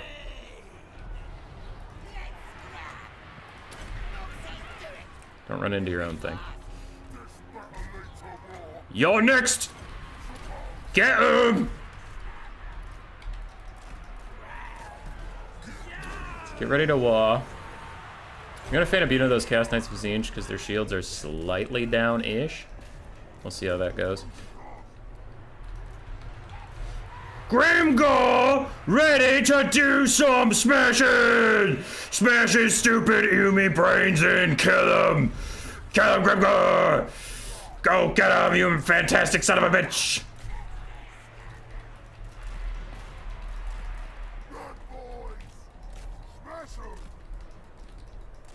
Okay. Someone's back. Hello, you. Alright, Grimgor did good. Grimgor did good. We liked it. We liked it. Another pink fire onto my archers who are all clumped up because I am what the kids call a dumb fucking idiot. A stupid dumb idiot pants man. But other things are going okay. Running the front line pretty good.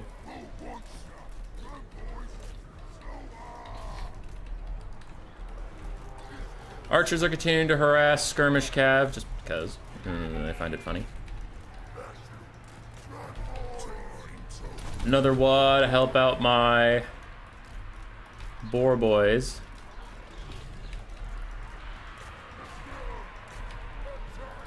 Grimgor's back in it. Anybody else sleepy? No? Okay. Do you guys have your last spin? Oh, you do. Nice. I'm gonna use it quick before you die out. Okay, so that's going well. Savage Orc Boar Boys are just in deep. I just need to keep these knights away from me for a little bit. That's pretty much all we're doing here. Okay, anybody who's not infinitely rampaging, come over here. This ain't proper fighting. You're right, Grimgor. You're so pretty and smart. Except for these boar boys can keep doing that. That's fine. That's fine. That's fine. Smack him! Smack him in his stupid pretty face! The bap. The rogue idol is coming to say hello. He wants to leave you in the snow. The yellow snow, the red snow. All of it's good unless it glows. If it glows, it is bad. Eating it makes Grimgor sad. Time to smush that little tush. 'Cause Sigvald is a pretty lad. Spirit Leech on the beach. Troll had got a date tonight. And Grimgor got a proper fight.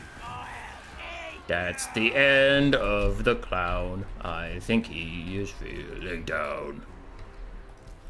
Grimgor! Biggest, bestest, manest, slappest. Alright, can one of you finish him off? Rogue Idol's got it. Boom! Big shot onto the pretty boy. He is routing. Sigvald is not faster than Grimgor, so everybody's not Grimgor. Fuck off.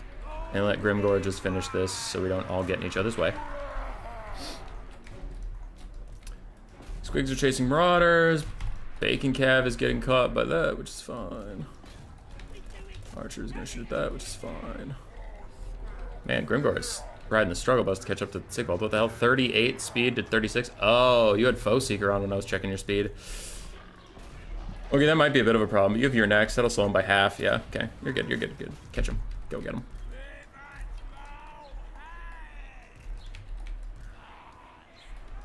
Okay, those Chaos Boys shattered.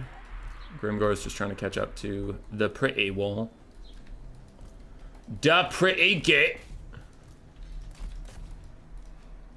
I'm saving up for Fate of Buna, because if I can get those knights with Fate of Buna, that would be brutal.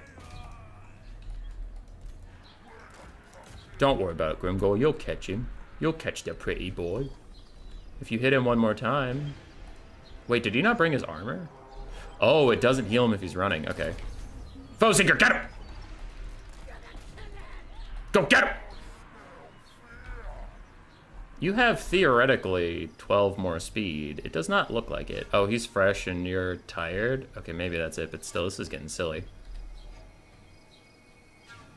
It does not feel like you have 12 more speed than him.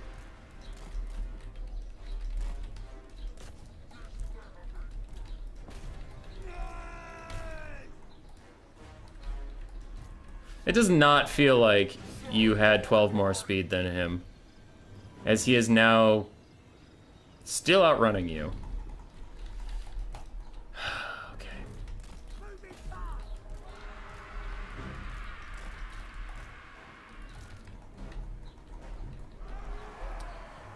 Fuck off, you gits!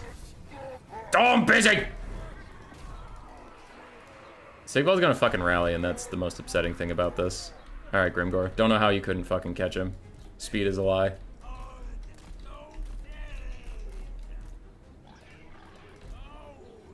$31 wins Magic Reserve? Okay, so I can spare a Spirit Leech to kill these fucks. Because they can go straight to hell. I ain't getting skirmished.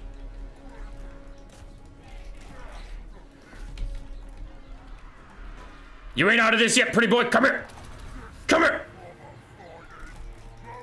Come here. Come here. We shattered the Skirmish Cav. Let's chase these Marauders for a bit. Squigs of Rampage to get those guys off the map. Come here. You wanna go? Grimgor will fucking go. If you want to fight me, I'll go catch Sigvald. If you want to fight me, we can go. Just like my mom, I feel my bad for parents. They wanted children, ended up with my brother and me. I understand why some people adopt. Oh. That's a heavy topic.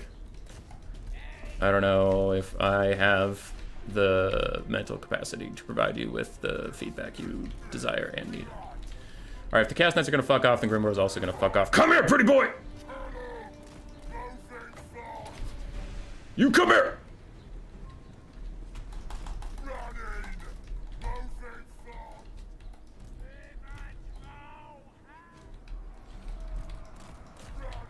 You wanna fight? We'll fight!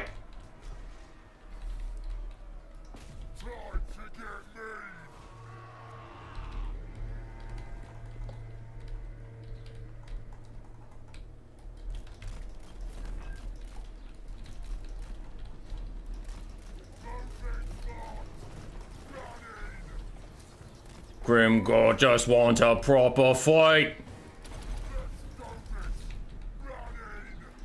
I'm so upset that Grimgor couldn't fucking kill Sigvald. That was the dumbest shit.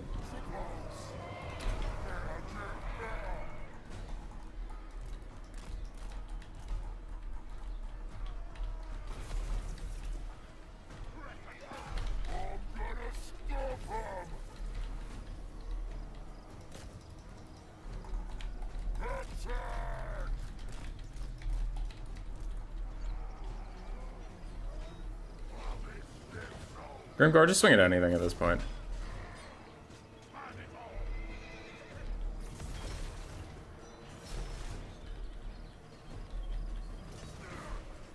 He's just getting constantly staggered.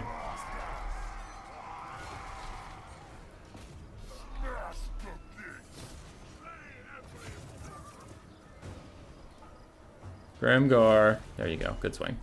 Yeah. There's too many bodies, so I don't want to give him specific orders. I want him to just swing at stuff.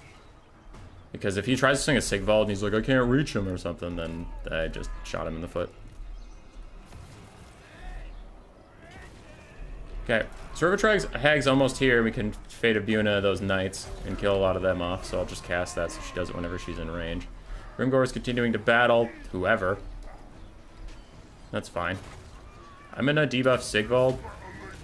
And I guess I'll click on him and see how it goes. But I'm not super concerned about losing Grimgor. I think it was kind of dumb bullshit that he couldn't catch Sigvald despite the massive speed disadvantage. Like, that was kind of wild.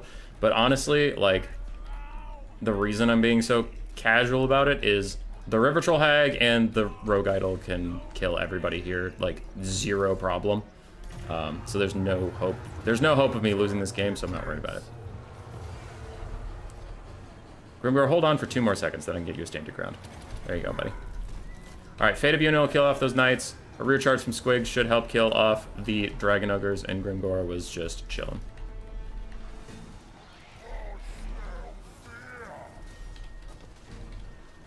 Three leadership, 16. If stand your ground was off, he might break, but now support is here. The rear charge. Goodbye to the knights. Spirit Leech for the Dragon Ogres, and they both leave. Grimgor is going to get run off the map, even though he has positive leadership now, but okay.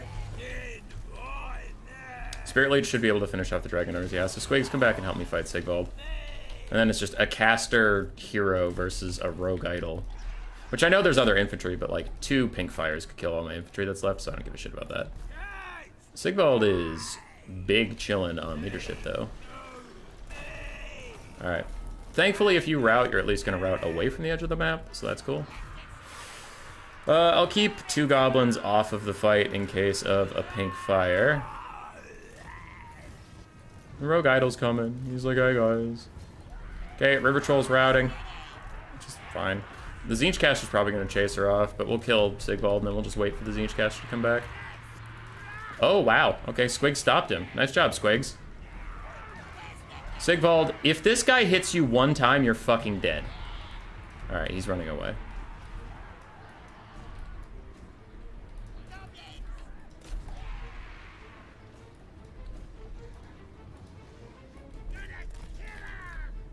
Sigvald's booking it with 46 speed. River Troll Hag's getting run off.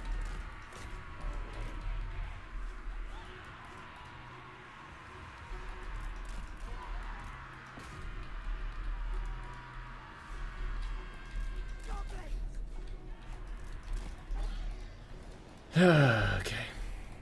I don't know why this game's still going, though. Like, this is the most over I have ever seen a video game.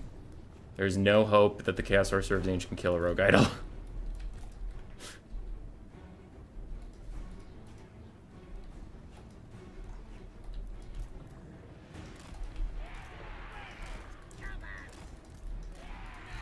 Sigvald's heel capped.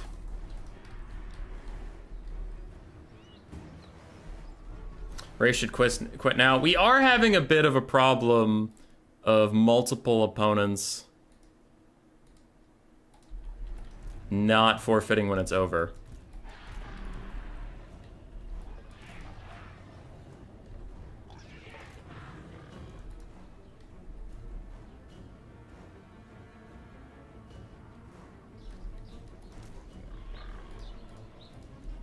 Alright, my River Troll Hag is shattered. So he has to come attack this force because the River Troll Hag isn't routing anymore, so it doesn't count as attacking.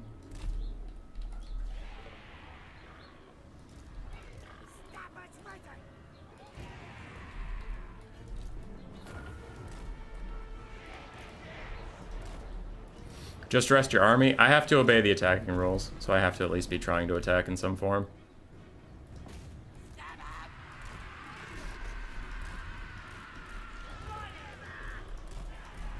Rogue Idol, try and ignore the big bully. Just hit Sigvald. Dead. And now this guy can't take off. I'm gonna pile everybody on top of him so he can't have any excuse to, like, switch targets. Like, oh, I'm going out to attack these goblins, so I'm leaving the fight. I just want him to fight the Rogue Idol. That's all I want. What's the RR limit in quick battles? It's like 4 for some reason, but I don't know. No one cares. So I'm piling everything up intentionally. If he has a pink fire, cool, but my main point is I don't want him to be able to leave the blob for, like, attacking role reasons. I just want him to fight the Rogue Idol. That's all I want. There we go. GG.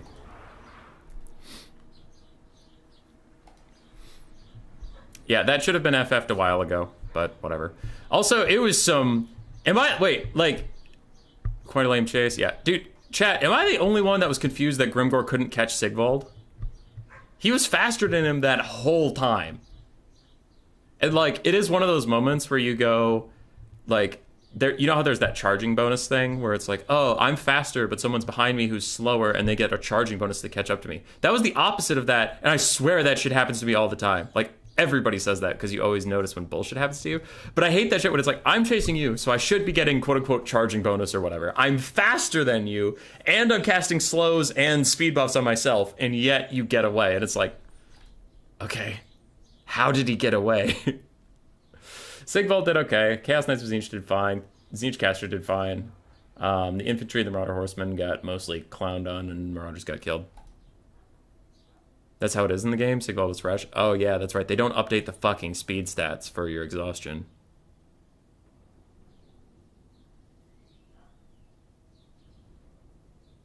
Still thought I should have gotten a charge bonus somewhere in there.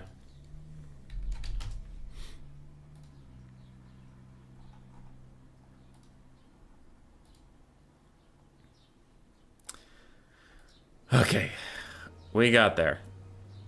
That Unicard is a lie, yeah, looks like. Okay, I have to go fight Rusto? Who the hell? Who the hell is Rusto?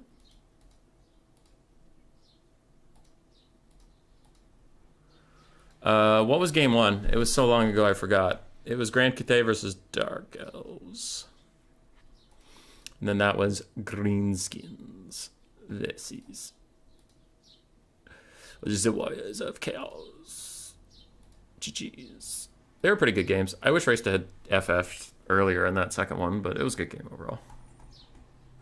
I have to fight Rusto. I don't know who the hell that is. Here's the bracket. Big JP and Phoenix King, me and Rusto.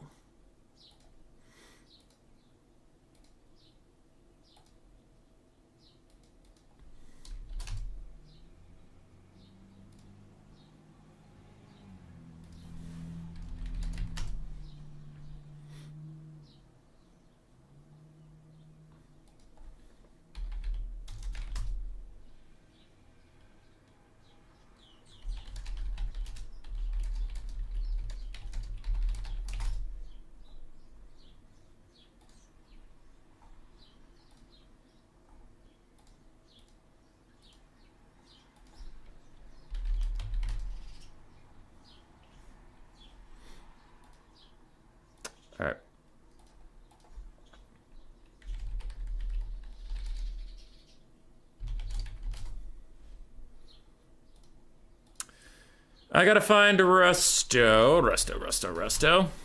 We up.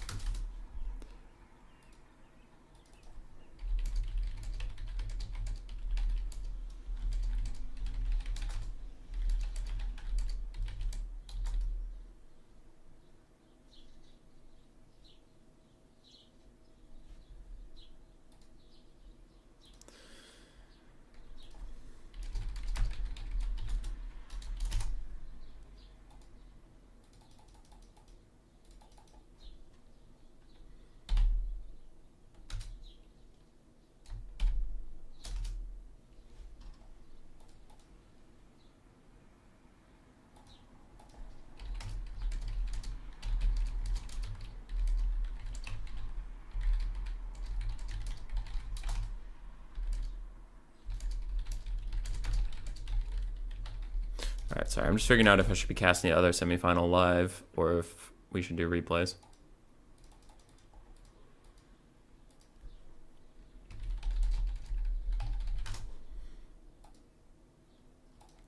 Okay.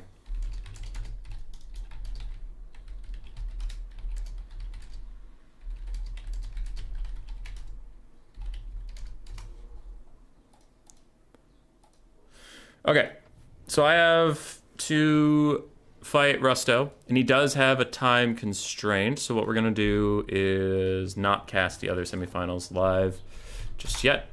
We will keep it going.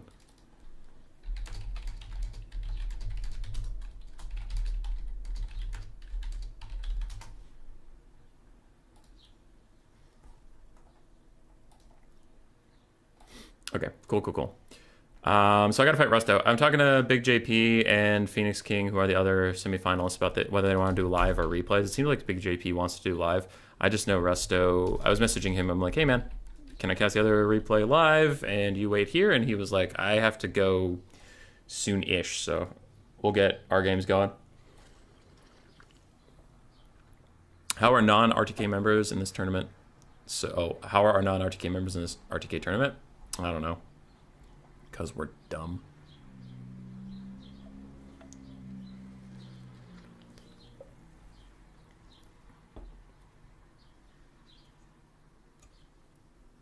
Segos? Thanks. Thanks.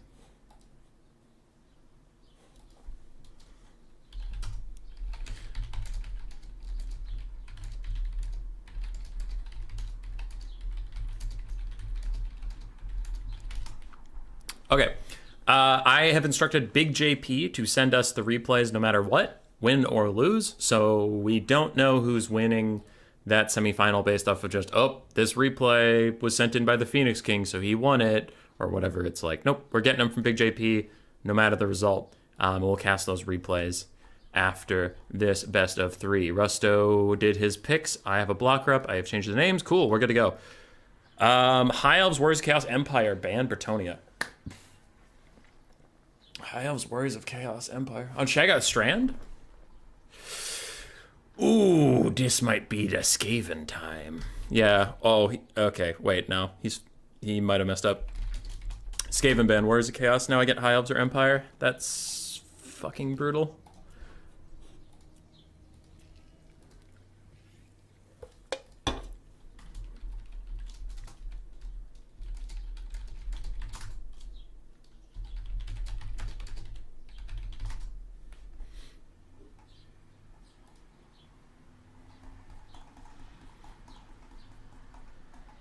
I've been pinged in the Turin Discord. Why? Why? A domination tournament? I am not in a domination tournament. Do not ping me. Okay. Nagetsuko, you shall use the stream as a background again. That's what we're here for.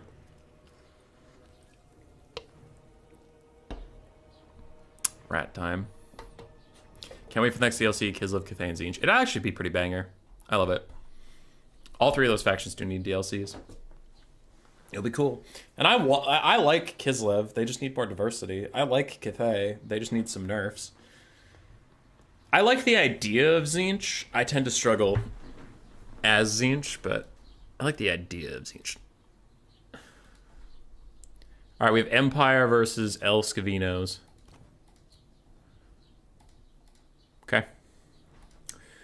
Cool, cool, cool.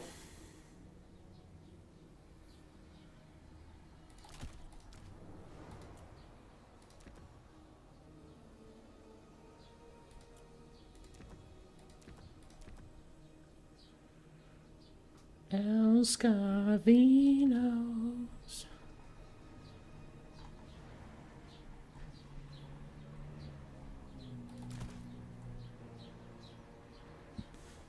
Excuse me.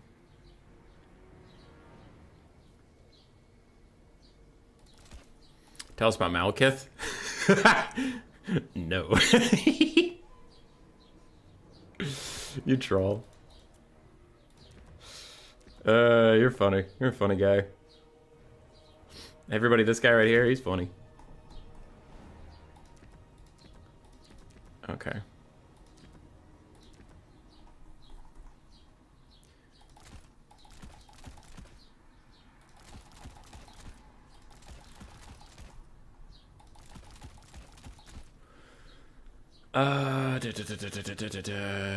Sure.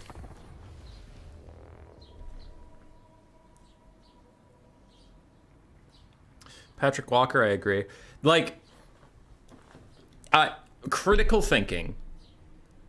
The Nurgle Empire Dwarf DLC will be fun, cool. Those factions need DLCs. Their campaigns could use some love. Actually, I like the Empire campaign, but it's frequently bugged. So I would like the Empire campaign if it wasn't bugged. That's literally all I want out of it, is just for it not to be bugged, but whatever, I digress. What's funny to me on that level is, like, I can't think of a more divisive DLC than Nurgle and Dwarves in the same DLC. And it's like, oh boy. Oh boy. Let's hope they don't put out some seriously toxic shit. Because the last Dwarf DLC we got was a free DLC, and it gave Thoric fucking Ironbrow, which is the worst goddamn decision anybody's ever made. So let's see how this goes. Some form of rant, perhaps? I refuse to give the Malekith rant for a fourth time in a row. The fact that you know about the Malekith rants means you know what the Malekith rant is.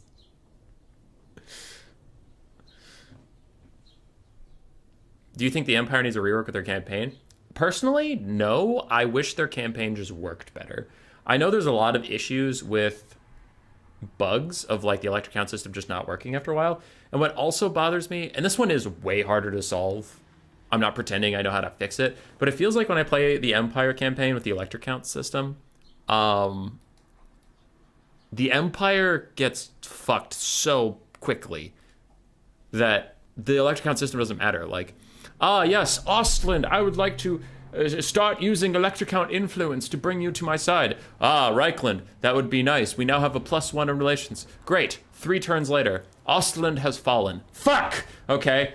Averland, how are you doing down there? Averland has fallen. Shit! Okay. Well, Nordland, you're on my side. Nordland has fallen. So it's like, the Empire in my campaigns, the Empire can't stand long enough for the politics mechanic to work.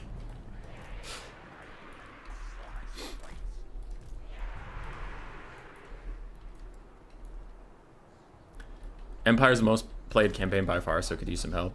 Yeah, I don't think it needs a rework. I think it just needs, like, the current system just needs some little tweaks, like the AI. Maybe the Empire AI is a little better at staying alive so that you can interact with the system, because the system's there, it's just hard to interact with it. That's my whole gripe about it.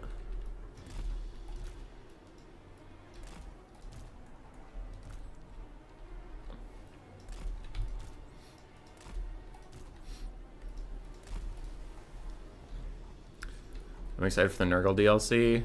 They're one of my favorite factions. Yeah, and they need it. They need it. Nurgle could be a lot cooler than they currently are.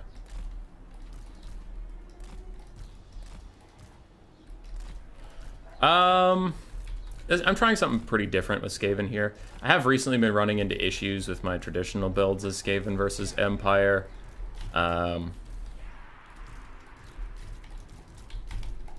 Where Boris Todbringer and the Sunmaker will just insta-route everything and stuff, and it's like, I don't know. So I just kind of wanted to do this rush. Also, I'm getting sick of just playing globes constantly. So we'll try something a little spicy. We'll try something a little spicy. If it doesn't work, then oh shit, shit happens. You know.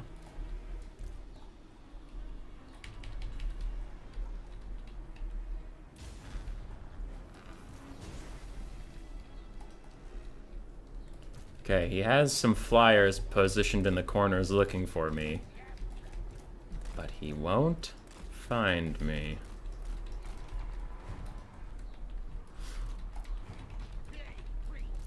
Say goodbye to the Skaven slaves, everybody, because the Hellstorm Rocket Battery is gonna kill them super fast.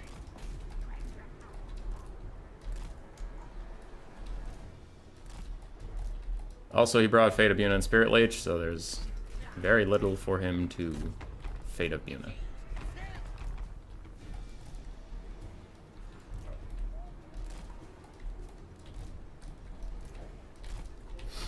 Yep, we're Skaven rushing.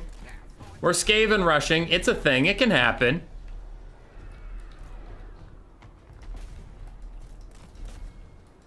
Okay, so I need you to pop this, and then Tzeentch and the Assassin have different concealment bombs for literally no reason. Damage mod.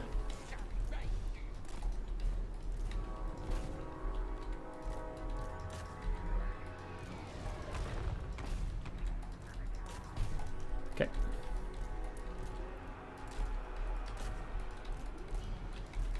Boris is fucking up my little guy.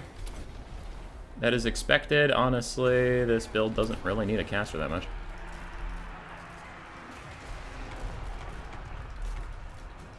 Okay, Rat Ogres. These dogs are going to sloop through the middle. Rat Ogres are going to continue up the flank. These dogs are going to go deal with this. My Plague Priest is already routing, but no one gives a single shit about him. Like, literally no one cares about my caster. Neither player cares about that caster. So I need these dogs to deal with these guys quickly, because, no, these dogs can go get the Sunmaker. It's fine, it's fine. So we're overrunning his ground forces. He's still fighting my Plague Priest. That's okay. I didn't get a spell off because I kept getting knocked over, but it doesn't matter.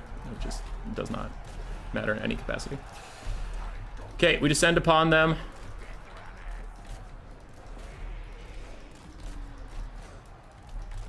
Okay, Rat Ogres go deal with this. Dogs finish off those huntsmen. Tzeentch and the boys kill off everything else. Boris has still killed my caster, who hasn't cast a single spell, but that is just fine. It's fine! As we have now killed the Sunmaker. One of these dogs is going to go over here and kill this stuff. These Eshin Triads are going to go over here and kill this stuff. Rat Ogres are going to help deal with this. All of these are shattered, so you guys come with me. Rat Ogres go fight this. Dogs go fight that. Death Runners are running around that. And we are, in fact, bing, chillin'.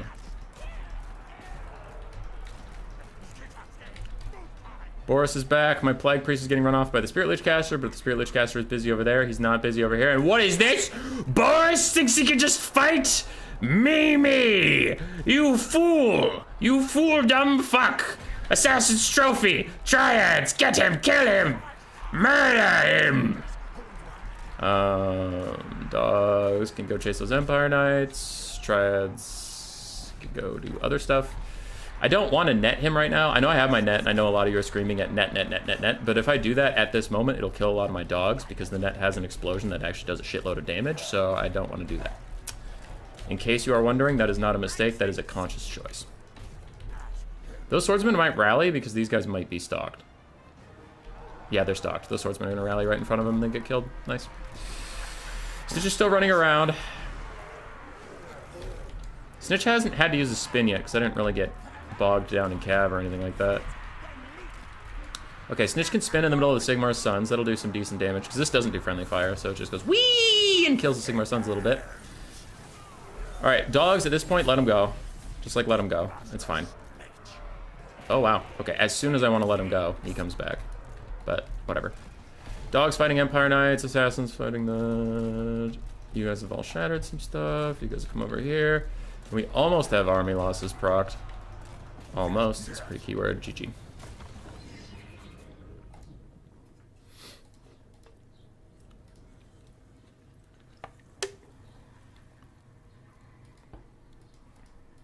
All right. The Eshin flank.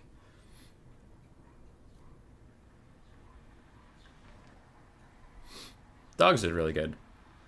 My enemy's build was fine. This was honestly like a pretty solid build versus what I normally take, which is why I mixed it up, because I've been struggling a little bit versus this type of thing, and I'm just like, fuck it. I'll throw something at the wall here. Let's see how it goes.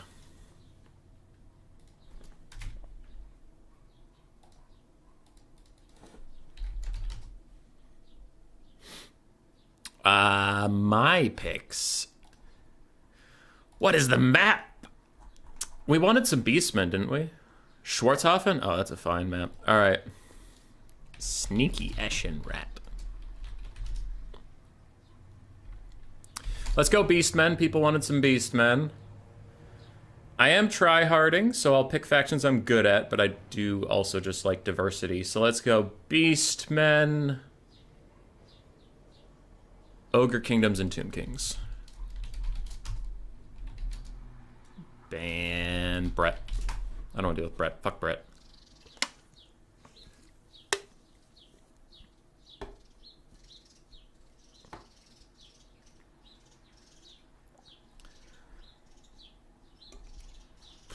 That's why I specifically didn't put dogs with my stealth units, because what's the point of putting stealth units in the corner if there's one non-stealth unit, your opponent's going to see the non-stealth unit approaching and go over there, and then he'll spot all the stealth units. So if you ever are doing Vanguard shit like that, don't fucking put something that's visible with stuff that's invisible. It doesn't work. And if you like, it just never works out where you're like, well, I'll put one dog to bait them into all the other stealth units. It's usually not going to work, because like Empire Knights are going to go over there. Empire Knights can outrun everything besides the dogs, and the dogs can't hold them down. So the Empire Knights are going to go charge the dogs. As soon as they see all the other shit, they're going to go, oh, and walk away, and your whole plan's fucked. So like, just don't put something visible with invisible stuff. All right, he went High Elves, Band, Ogre Kingdoms. I will go Beastmen in honor of Torox the Brass Bull, who's here. Though I can't promise you I'm going to take Torox. I need to actually think about what a smart build is, but I know Torox specifically is not super good here. So when do you play Tomb Kings? I think they're fun. I think they're fun.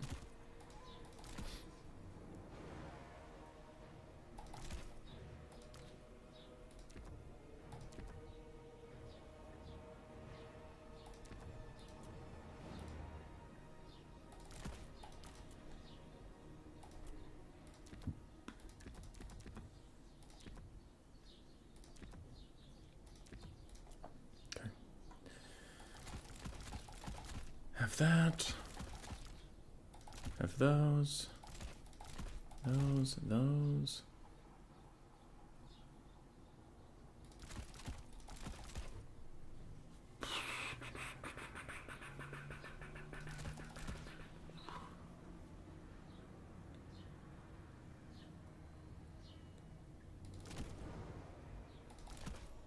Sorry, I'm thinking.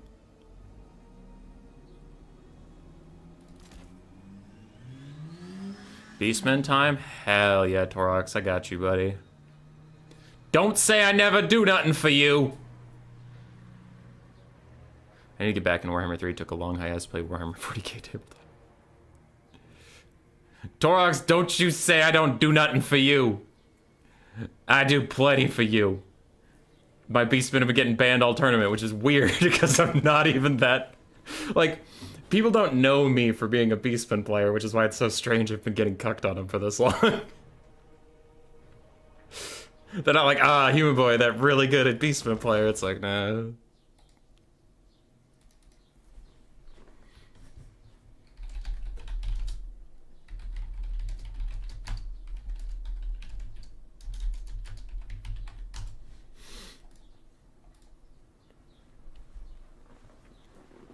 So Torox the Bass Bull is not that good in this matchup, because High Elves have probably the second most fire resist in the game behind Chaos Dwarves.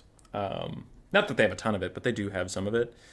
Andy's expensive. Andy's a really strong ground duelist, but the problem is your opponent's either going to be taking a flying caster on an eagle, so Torox can't pick the fight with her. She has to land and fuck up for him to catch her.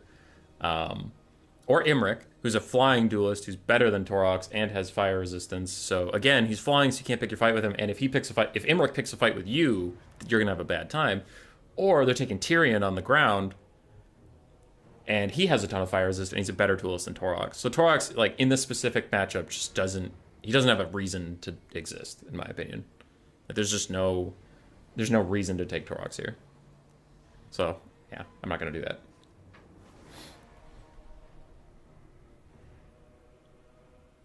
I would have liked to see a Mino bus. Mino buses have been struggling a bit versus High Elves recently because they have like really good spears and really good archers. I think Papa Palpatine, who's a way better Beastman player than me, lost versus High Elves on stream like 2 weeks ago because it was in the faction war. It was in the faction war semifinals. He lost versus High Elves as his Minotaurs just got ground to the dirt by Silver and Guard.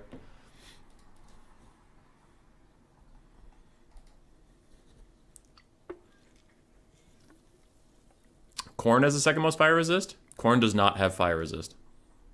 He does not have nearly as much fire resist as you think he would.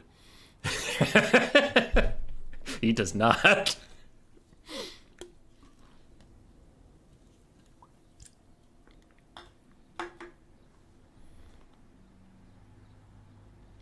Hummus Springs Malagor? I usually do. Someone in chat today wanted a very special favor. So we fucking got him. It's the One-Eye! Kazric! Also, I need to rep my boy Papa Palpatine. Papa Palpatine always brings Kazric, so we gotta do him justice. It is not entirely troll, before you get mad at me. It's not entirely troll. He is on a Tuskor Chariot. They are very strong. I have another Tuskor Chariot mount. His purpose is to kind of act like Cetra on his chariot and just cycle charge a shit ton of Silver and Guard and archers and stuff, and get in there. So it is partially because someone in the audience wanted Kazric, and I'm fine with doing that. It's also partially because he's fine here. He's fine. Probably would be slightly better if any of you out there are wondering what I would do if I was like 100% $1 million on the line super tryharding. I'd probably go with generic caster with Fate of Buna, not Malagor in this specific matchup, just because I like Malagor in other matchups. But this one, the High Elves have so much healing that I feel like you really need Fate of Buna in case they have Dragon Princes to just like really tax that healing and really drag them into the dirt with you. Other than that, it's my pretty usual Beastman setup. I often just sacrifice my front line entirely. I don't give a single shit about Ungor Spearman Herd, so I get a couple of them just to be cheap and annoying. I invest heavily in my flanks. I do have a Jabber Scythe. Again, for the same reason as Kazric and the Chariots, I'm expecting an awful lot of Spearmen. And the Jabber Scythe has really good charge animations. A Mortis Engine type ability if people are low on leadership, but it's mostly that really juicy charge animation that we want versus the High Elves. So these three units right here are to help me deal with a mass amount of infantry. Then both my flanks are to deal with any cavalry or archers. Then I have some Razor Pigs because they're just armor-piercing good pigs, and I had 600 gold. Ready, ready. Good luck, have fun. You don't see enough frontline here. In my experience, the Beastman frontline just ends up getting infinitely bogged down by the High Elf frontline, so I just don't really bother with it. But I could be wrong. Like I said, there's plenty of better Beastman players than me. I am a fine Beastman player, not a good one. Alright. So we'll just tie up Silver and Guard with my Ungor Raiders. There's the Fireborn. That is the target for my Fate of Buna. In the back, we also have the Rahagra's Pride. That's cool. And I want to stay out of range until my front line has engaged. Okay, so we're booking it over there. We'll get Fate of Buna up as fast as we can.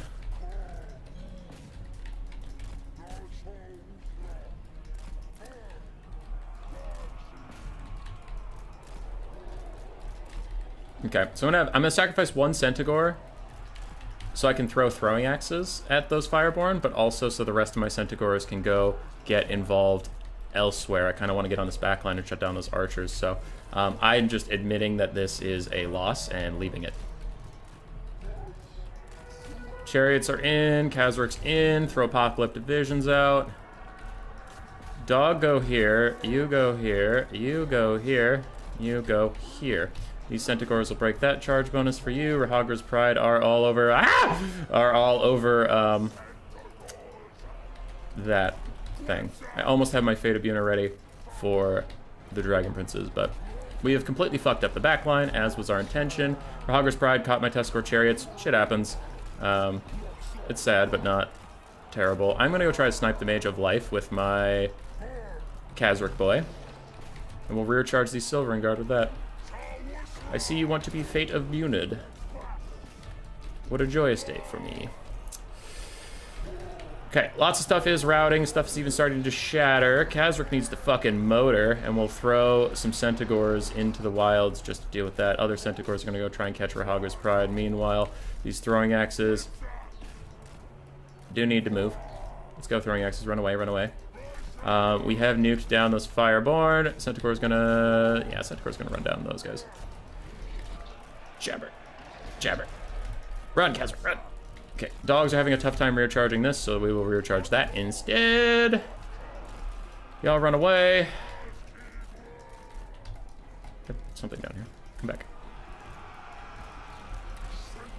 Okay, Centaur's running away. Oh, fuck. Khazric got caught. No! No! Oh, no! I fucked up with Khazric! Damn it! That's pretty bad.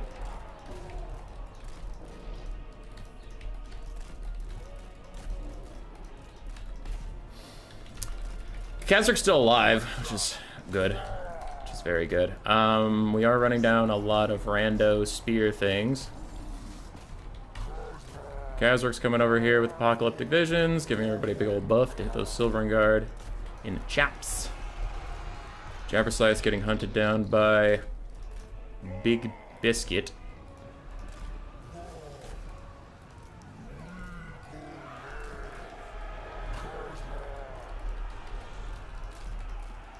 Okay. Centaur's trying to help this guy out, because I swear I've told him to leave, but he's not really listening that well. Rahagre's Pride is fighting some more Centaurs and Ungor Spearmen, though I will try to get the Centaurs to fall away a little bit. Centaurs and Spearmen trying to help Khazric out. My Deathcaster is coming over here to try and also get a little bit done. Let's collapse on this side. Somehow those Lothern Seaguard are still alive. My Centaurs, there we go. I've just been running them around forever.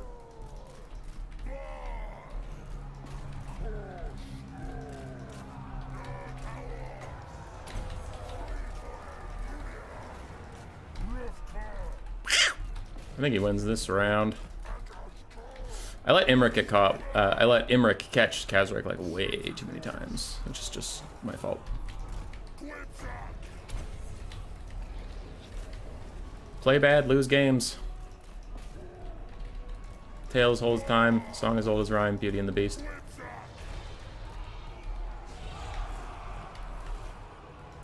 All right, Dragon Princes, we get it. We get it. Just die, man. Bro! You have 9 HP! Alright, Jesus! Alright, Jibber Jabber. Let's get at her.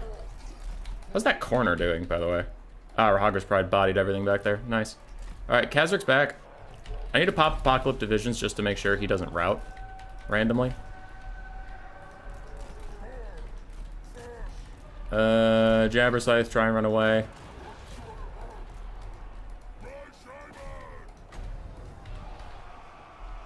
Are any of those guys really healthy enough to worry about? Eh, not really.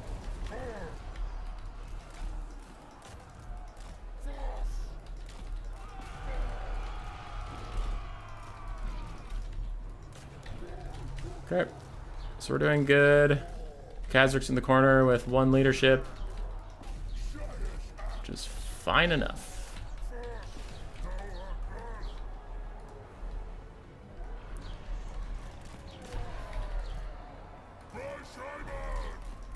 Run, Centaurs. Okay, we routed the Life Mage.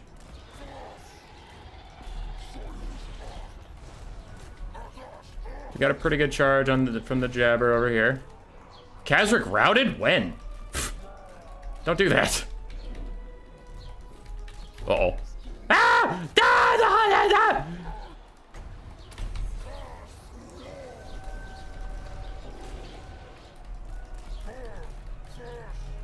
Rogger's Pride's here. That bitch rallied in my Senegor's face. I feel like that's happening a lot more recently. As the Jabber routes some more stuff.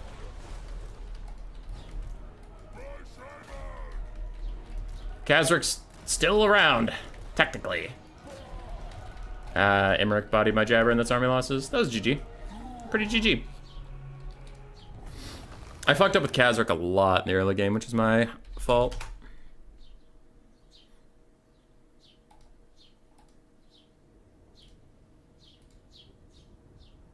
Whoops. He had a nice catch on my Tuskor Chariots with Rahagra's Pride. Rahagra's Pride put in some serious work this game. They caught my Tuskor Chariots. They ran down my Senegors with throwing axes, which I also didn't manage. What was behind me on the screen, I didn't manage that corner very well, so. Yeah, I'm pretty happy with how that game went overall. Imric, Rahagra's Pride, Fireborn, great value. Silver and Guard did very, very well. They're so hard for the Beastmen to get rid of, but yeah. We shot down a lot of Sea Guard, like, immediately. Which was nice.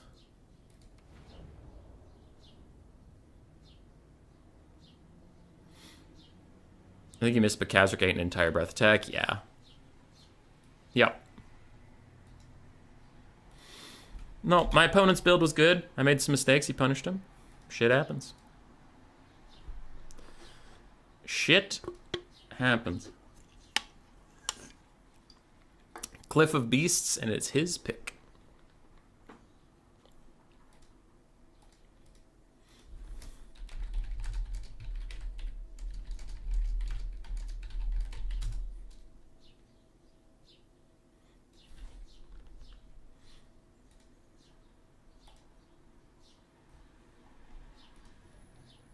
He picks Warriors of Chaos, bans Bretonia, Ogre Kingdoms, and Warriors of Chaos.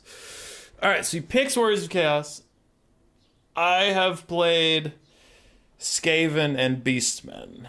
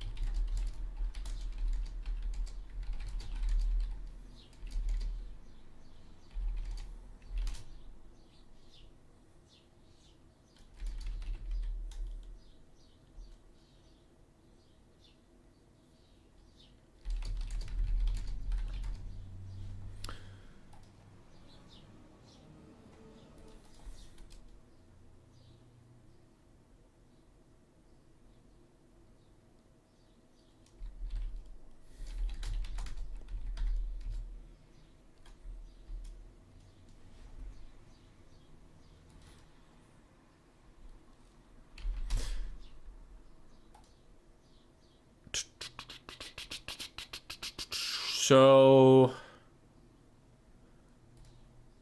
Dark Elves are green skins.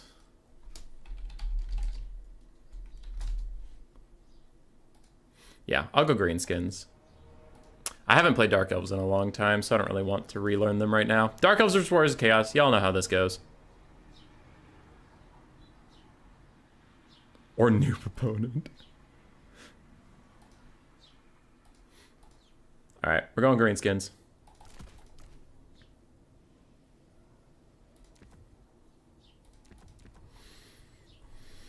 Still no Chaos Dwarves? They got really got nerfed into the dirt. Yeah. Yeah, they're not super great right now, honestly.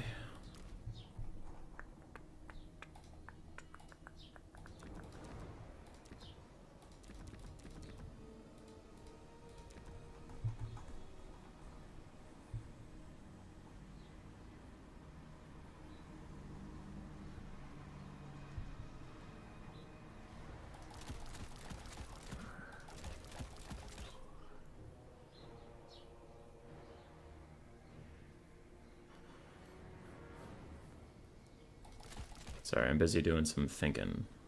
So you're all gonna have to chill the F out.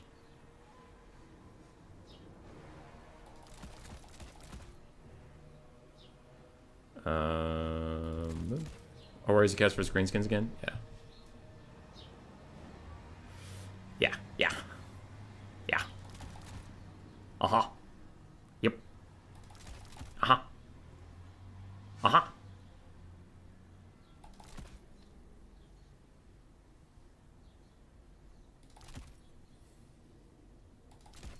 Yep. Sure thing. Uh-huh. Uh-huh. Yeah! Yeah! Let's go! Grimgirl's Wall! Chaos Dwarves are a lot better than people give them credit for. They're fine. I didn't say they're bad. It's just I am not super proficient on Chaos Dwarves, and in semifinals of a tournament where I have a decent shot of going to finals, I'm not going to throw away a game on a pick I'm not confident in.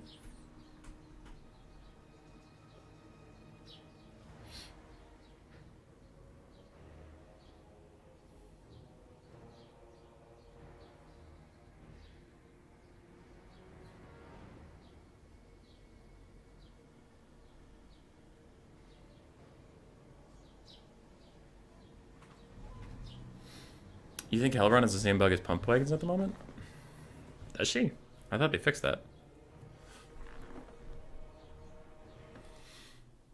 Yeah, I don't think Chaos Dwarves are bad. I don't think they're OP, but I don't think they're bad. I just am not super comfortable on them, so I'm not going to bring them in semifinals of a tournament.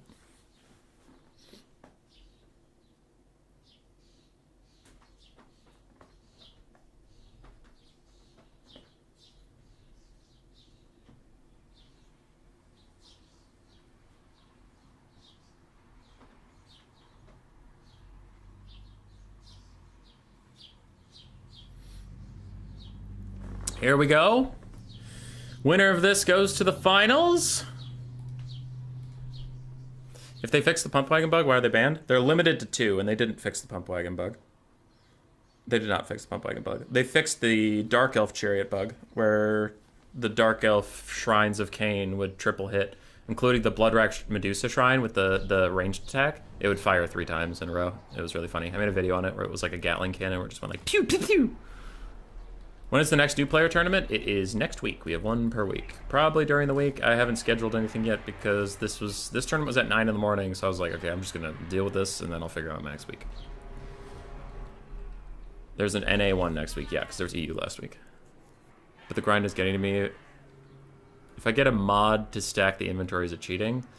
I don't think so. Because like Dark's Dungeon's grind also just wore me down. Alright, enemy troop count is 814. Another small build. On this much larger, more open map, I switched up my build because I was worried the Rogue Idol would get... Because last map I played on, right, was River Amazon. It's a small map with tree cover. On a big open map like Cliff of Beasts, I was worried if I take a Rogue Idol, he would get kited by like 6 Horsemasters, you know, or like throwing axes and stuff. It just felt really risky to have him lumber across that gigantic map. So I ditched the Rogue Idol, not because I think he's bad. I legitimately do like him versus Warriors of Chaos on small maps, but we're on a large map, so I switched up my build. We do have Squigs and Goblins, the great team. Now, instead of the Rogue Idol to deal with elite armored infantry, I did bring some Black Orcs. They're fine here. They're not as good at killing like aspiring champions or Sigvald as the Rogue Idol is, but they'll do what needs to be done. We have the Hammer of Gork to force my opponent into me if they are in some sort of blob or using Skirmish Cav. I have 1 Goblin Archer just because I had the money for it and the spot. But yeah, I'm not certain on this. I haven't played this matchup much on a big map, but theoretically it should be fine. Theoretically? Theoretically?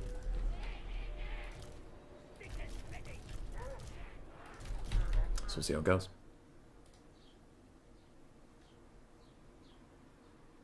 Yeah, I still have Fate of Buna and Spirit Leech because I just need them versus Knights. Right? Because they were super effective against those Knights of Tzeentch last time when I can't... I mean, I guess I have a catapult. I can tell them to come to me, but my main problem is with heavy cavalry. I can't force them to come to me. So then I can Fate of Buna them as punishment if they ever want to fuck around. We have Archaon, so he can either Spirit Leech Grimgore, or he can Spirit Leech the regenerating River Troll Hag. I don't see any bullshit behind me, so I am going to advance my front line away from the Hammer of Gork a little bit. You have some Hellstriders, but 2v1, my Spider Riders and Spooky Pigs should be able to counteract. I'm going to Spirit Leech Archaon because he has no regeneration, so if he really wants to take this fight, we'll take that fight. Take that fight all day. Fuck you up, man. Chaos Warriors with great weapons. Forsaken. Okay, we'll fuck up the Chaos Warriors. It's fine.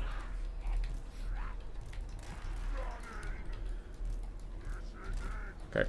All I want my Cav to do is mirror those Hellstriders. That's all I need from them.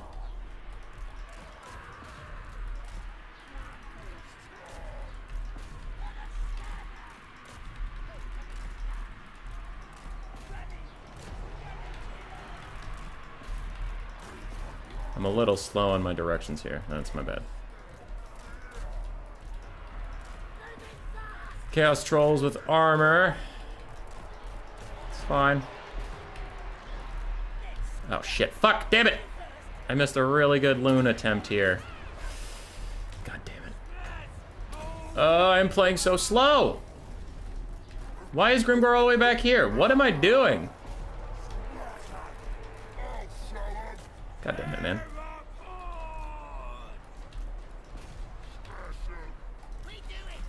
Okay. So we're playing like Giga Trash. Let's get our first Wah out. I do need to get us around onto these Hellstriders. You want to go fight Archaon if possible.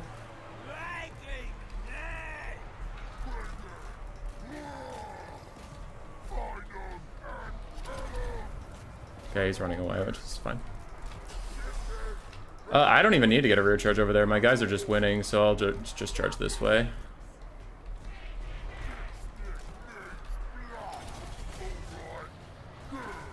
Okay, River Troll Hag, got another Spirit Leech onto Archaon while Grimgor's fighting him. We just gotta wear him down with his massive ass health pool. Quick spinning loon this way. And Black Orcs continue to push these guys off. My Savage Orc Biggins do need to fuck off for a bit.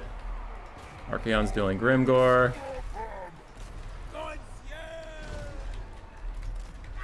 And these archers can ping somebody else. Okay, the Boar Boys got rid of one thing. You come back here. Black Orcs are doing fine. Goblins are doing okay. You guys are still firing. 10 seconds left on that other spinning loon. We'll see if I can even get it out before we die here. 3, 2, 1. Still have the health for it. Okay.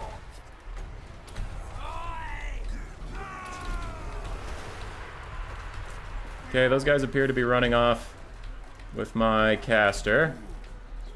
But we have secured the mobility advantage, which is nice. I have some reinforcements coming.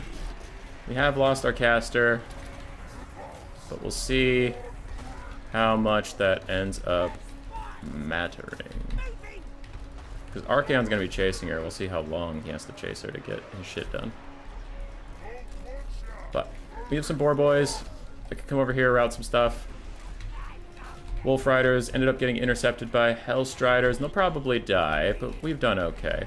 And since those Hellstriders are back, I'm going to move some Squigs back to protect my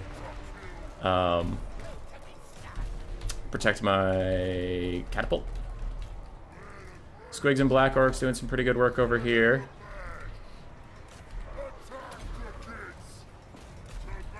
Okay, we've shattered all that stuff. We'll come back over here and help deal with these things. Catapult is being defended, Wolf Riders are running, and everything for Chaos is routing in that direction as my River Troll Hag does die, so we don't have any more Spirit Leech support. But the Boar Boys and the Spider Riders should be able to chase down stuff. We'll focus on chasing down the Trolls because they have regeneration. Other than that, we will continue offering a bit of fire support here. If Archaon wants to come in, I have a You're Next, but I'm going to wait for him to pop his buffs at least, like Slayer of Kings. There he is. Okay, so he is charging in. That's very bad for me. Spider Riders continue to do this. But I need my Boar Boys, I need my Black Orcs here as Grimgor continues to kick tons of ass. And there are the Hellstriders we had predicted, though I did forget about them for a little bit, and then I honestly turned around in a bit of a panic. I was like, fuck, I forgot them! But we're fine. We are being chillin' as the Hellstriders knock my Cav off their thing. Foe Seeker for Grimbus Gorus Prime as he continues to try and fight Archaon. Black Orcs can continue to do this. And Boar Boys can try and get a charge off onto that over there. We're doing good. Spider Riders continue to chase down trolls. My Gobos, I swore I told you to turn around and shoot Hellstriders, but I guess you can just ignore me, you dumb pieces of shit. Catapults, try and make sure anybody that's routing stays that way. Archers, turn and fire at that if you can see it. Grimgor, continue to battle Archaon to your very best ability. Do you have any buffs soon? No, but army losses is the buff we need. GG!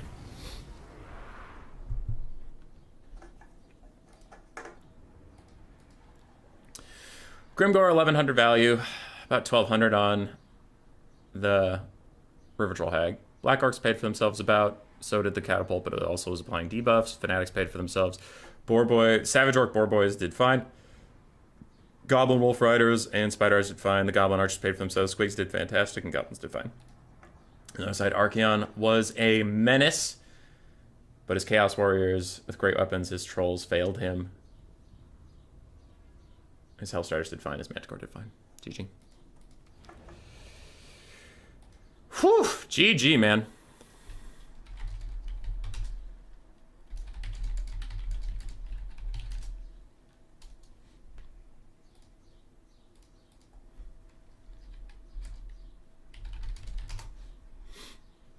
All right.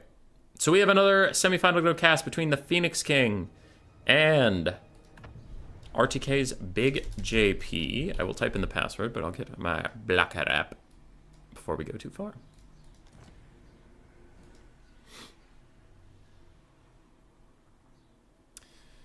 And we are here. This other semifinal has not started. They were waiting for us because I believe the Phoenix King needed some food.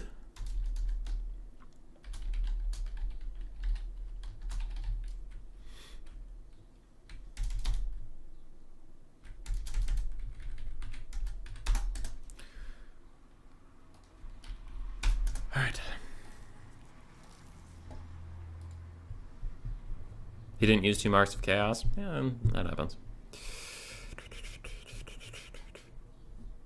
Plague of Rust was casted on Human Boy. Oh shit, what did I do?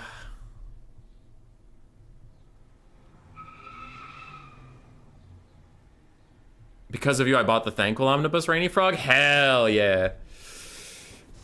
It's a good read. It's a real good read.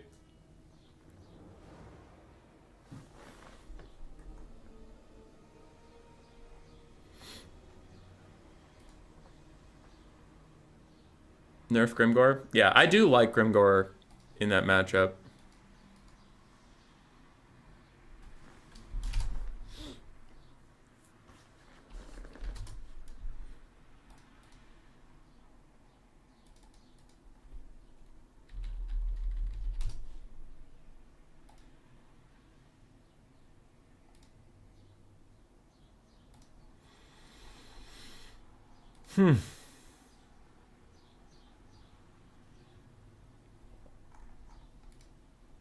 All right. The end times never happened. True. True, true, true.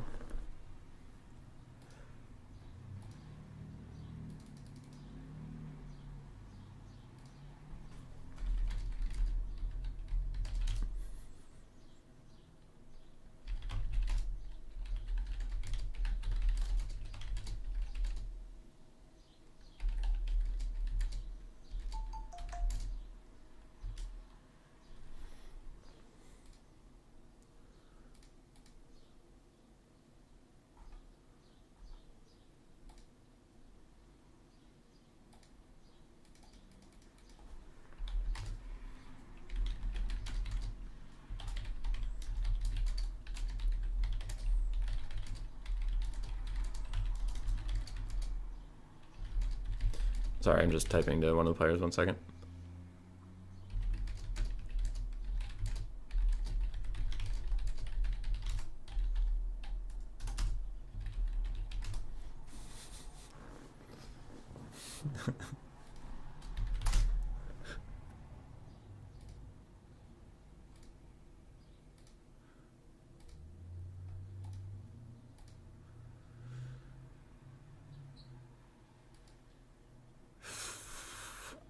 Turn said he'll host a land battle. Will you join? If he hosts one, sure. Sure, why not? But why? Why would he do that? Since when? Bracket? Okay. Bracket. There you go. Oh shit, I still gotta report my score. We're down here with Big JP and Phoenix King. Rusto, what the hell did you play? You played Empire. I played Skaven. You played... What did he beat me with? What did he beat me with?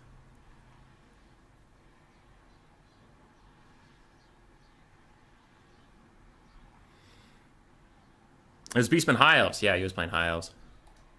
Yeah. And then my Beastman was not good enough.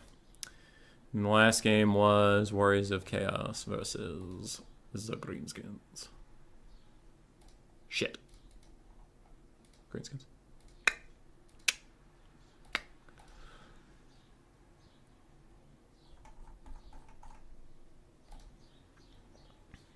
There's the bracket for you. I'll pop back over to the bracket in a second. I'm just pulling up a DM and I don't want it to be on stream. There, here's your bracket.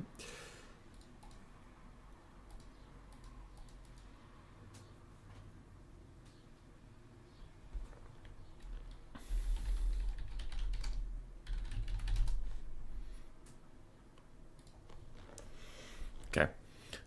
Phoenix King needed 10 to 15 minutes to eat his food. So I'm considering how to spend that time. I played 3 best of 3s like back to back to back because my opponents were always ready for me, and I haven't had to cast any games so far. So I don't know if I want to hop into a quick battle just yet because I am getting a little shaky from just intense fucking games back to back to back. So the smart thing would be to like play a quick battle, but I'm trying to figure out if I'm up for it or if I want to give myself a goddamn breather before finals. But Phoenix King's busy. So I'm just thinking. I am just thinking. Turin said he'd host a land battle. Where is that? Where was this? Where did this happen?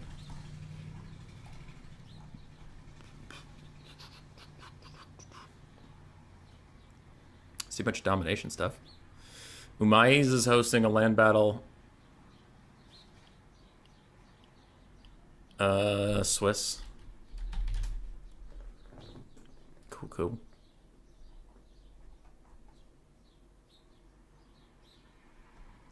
The hell is this?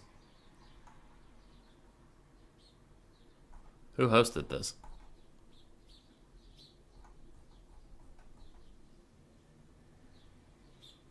Oh, it's Leech Lord. Okay. I was like, what the hell am I looking at?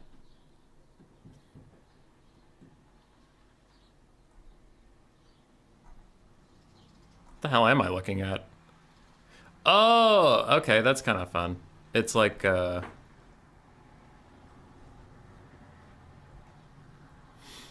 it's like my Civil War I used to run for all the different factions, but this one's like a like multi-faction one. It's just like anybody with goblin type things. That's cool. That's cool. When is that? Next week? Next Saturday? Okay. Boy, I see no land battles here. I've been lied to.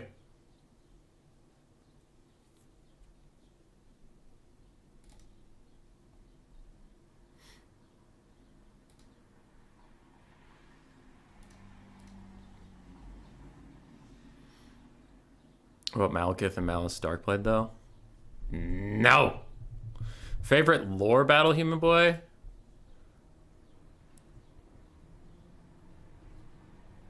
The Red Duke versus I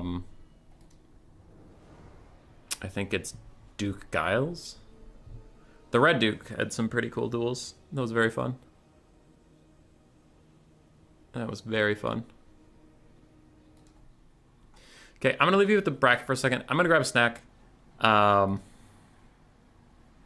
left screen, add source, text, BRB.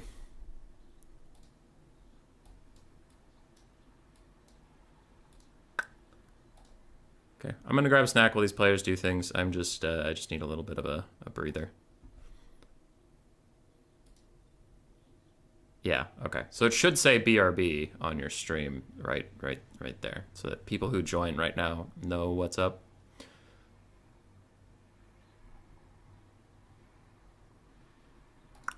Yeah, nice. Good placement. All right. BRB, I just gotta rest my hands, you know, that kind of stuff. Otherwise, I would play a quick battle to just like, aha, fill some time, but like, my hands kind of hurt, and I'm shaky, and I can't do it. I just can't do it. Burb.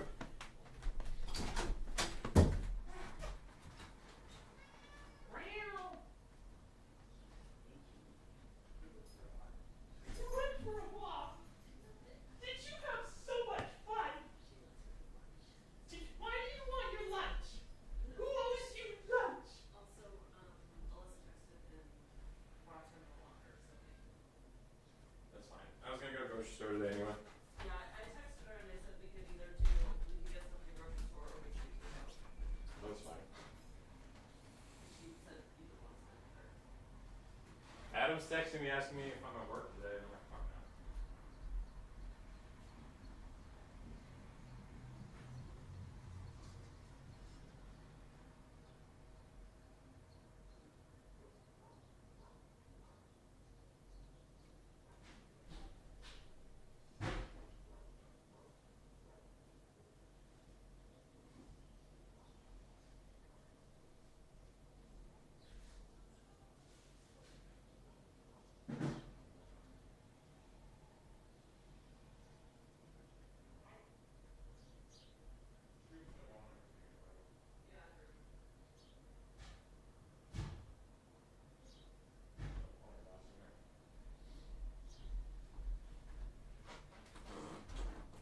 I do have a water glass.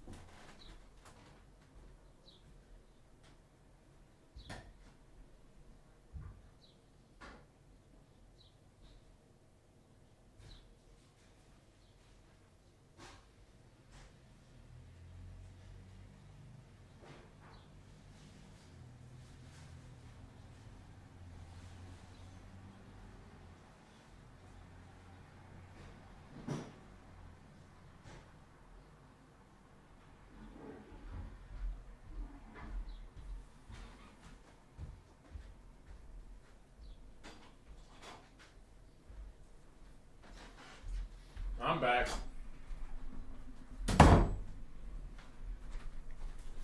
I'm back. Grab some water, ate a granola bar.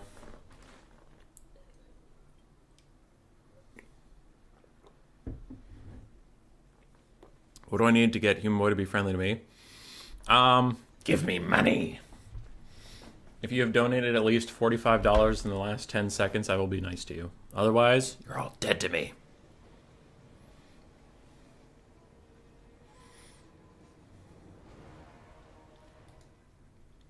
All right, I'm back.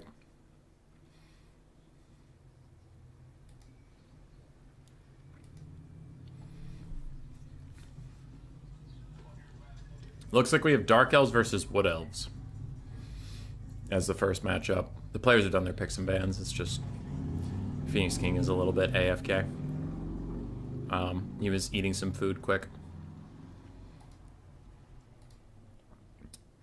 And he said 10 to 15 minutes about 12 minutes ago, so we should be getting into game here. Sorry for the delay. I just took a little breather.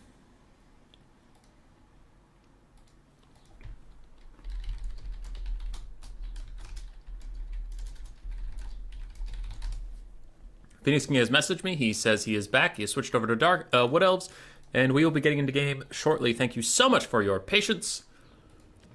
Behind the blocker, the Dark Elf build is ready.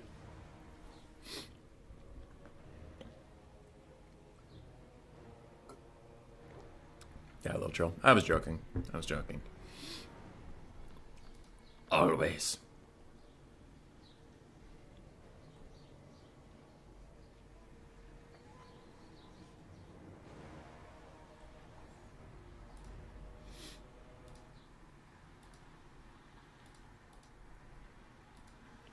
Xbox showcase today, Starfield gameplay perchance. Is the showcase today? I actually am really out of the loop on most news things. I have to sneeze. But will I? Both builds behind the blocker are 0 gold spend.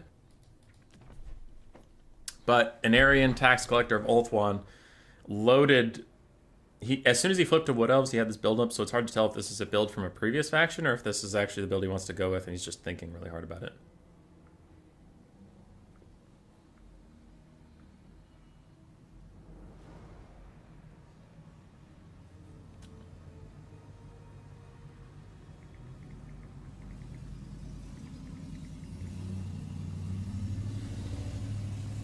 And my boss is asking me if I'm going into work today, and I said no, because it is Sunday. I don't always have to be there, goddammit. Alright, Wood Elves are ready. Dark Elves are probably ready soon. Emily was a friend of you, boys. So was I, sir. I never had a single American dollar in all of... It's all Norwegian kronas here. Love the Italian lire back in the 1980s. Damn. Damn.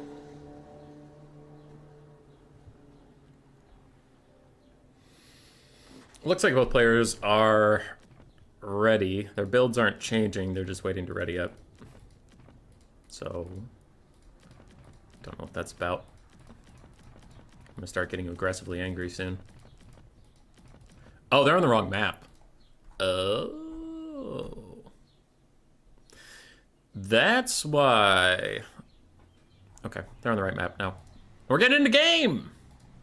Thank you again for your patience. Unless you left, then fuck you.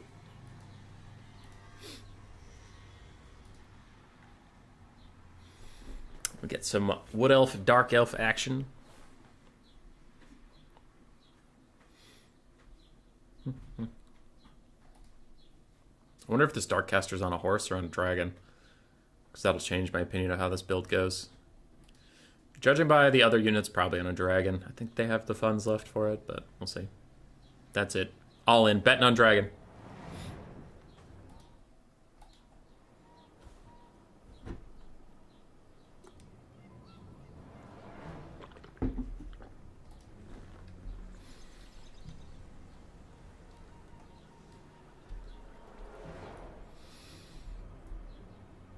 Where is Eshin, by the way? Is it Imperial? Or like in Astalia? Because it's definitely human.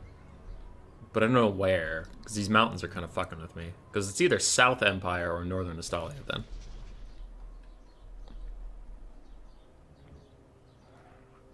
What if someone left for 10 minutes but came back now? Then they are disloyal traitors! How many versions of Angry is there?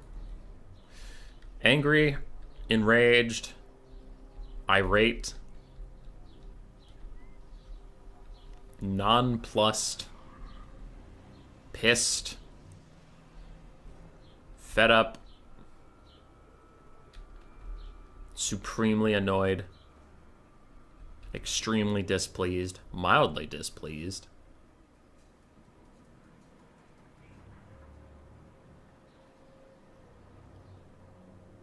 and hoovered. So 10. What is so many Corsairs would think it's Lokir? Yeah. It's right outside the vampire area of the Empire. Incandescent. Alright. Builds are mostly set up. Let's go through them.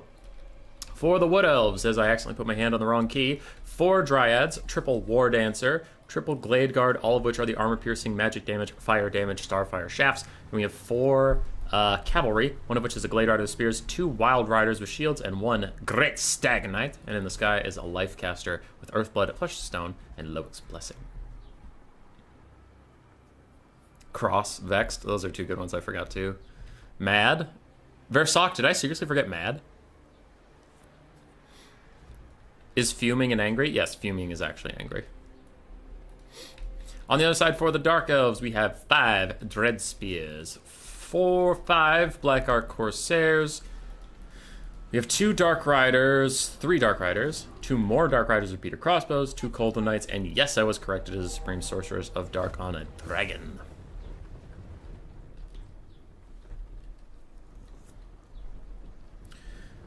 I think that list I gave you was Sirius 1 through 7, and I think, if I remember correctly, like 8, 9, and 10, 2 of those were pretty stupid. Like, number 10 was definitely not real.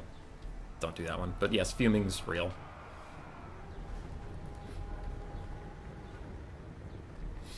Okay. Wrathful? Oh, actually, that is a good one, Graven. That's a good one. I like a lot. Looking at the builds, I am concerned for the Wood Elves. I think both of these builds are good, but the Dark Elves are a stronger faction in general, and I really disbelieve in Wood Elf Cav. I feel like Wood Elf Cav is mega trash, but I guess I haven't seen too much of them in 3.1. Maybe the charge fixes helped them quite a bit. Don't know, as they are going to get their charge on through some Black Ark Corsairs, get a little bit of damage, just a little bit. Try and help out that frontline fight. More Dryads are fighting Black Ark Corsairs, but this is going to get scary pretty fast, because the Dark Elves had 10 infantry pieces to the Wood Elves' 8, and Black Ark Corsairs are better than Dryads in melee combat. But with the really good Cav support so far, things are going all right. Big breath attack down the line of the Blade Guard is going to pretty much delete 1 unit as 2 continue to fire freely. But the Dark Elf Cavalry is now here to play. Coldwood Knight's going to get a downhill charge onto Great Stag Knights. Stag Knights will pull back. Pretty good management from the Wood Elves so far. Damage value is very even between these 2 players. And I would tend to agree. Has been a right proper scrap of a game already. Wild Riders trying to back off from Dread Spears, but the Dread Spears are buying a little bit of an avenue for Dark Riders to come up the middle and hit these archers along with the Dragon Lord. So that is a nice little play there from the Dark Elf. Looks like Big JP will take advantage of that. Now, Great Stag Knights are coming from the front line to try and help the back line, which is fine. But where do those Coldwood Knights go? Oh, they're getting pushed off. Huh. Wood Elves are up a little bit on the balance of power, and actually I would agree. The front line fight, especially with the Cab support that's coming in, has gone horribly for the Dark Elves. And the flanks are going a little bit better for them, but not as better as I would have imagined, honestly. Considering how much time Phoenix King dedicated to his Wild Riders cycle charging the front line, I thought the flanks would have fallen apart much more quickly. I do suppose that the Dark Elves have a lot of their money wrapped up in a Dragon Lord and 2 Skirmish Cav, so it shouldn't be shocking to me that they didn't obliterate the frontline fight. Big JP does pull ahead on the damage value, and as Murderous Mastery pops, the Dark Elf army gets a couple buffs. Dark Rider's going to run off some of those archers, Black Ark Corsairs, taking some Dryads off the field. And in the back line, Coldwood Knights are getting sniped out by Wild Riders and War Dancers as more Wild Riders try and run down the Dark Riders' Peter Crossbows. Dark Riders are slightly faster, but that charge bonus thing we had mentioned in a previous game is helping the Wild Riders keep up with them. And more Great Stag Knights are going to loop in. It looks like they're going to try and cut them off. But then they get caught in these Black Ark Corsairs, and that stops their movement orders out onto the flanks. Dragon Lord of the Dark Elves has secured the back line, and the Dark Elves overall just ran down most of the Wood Elf archers. So a lot of the Wood Elf strength that is left is in their mobile elements off on this flank with their Lord.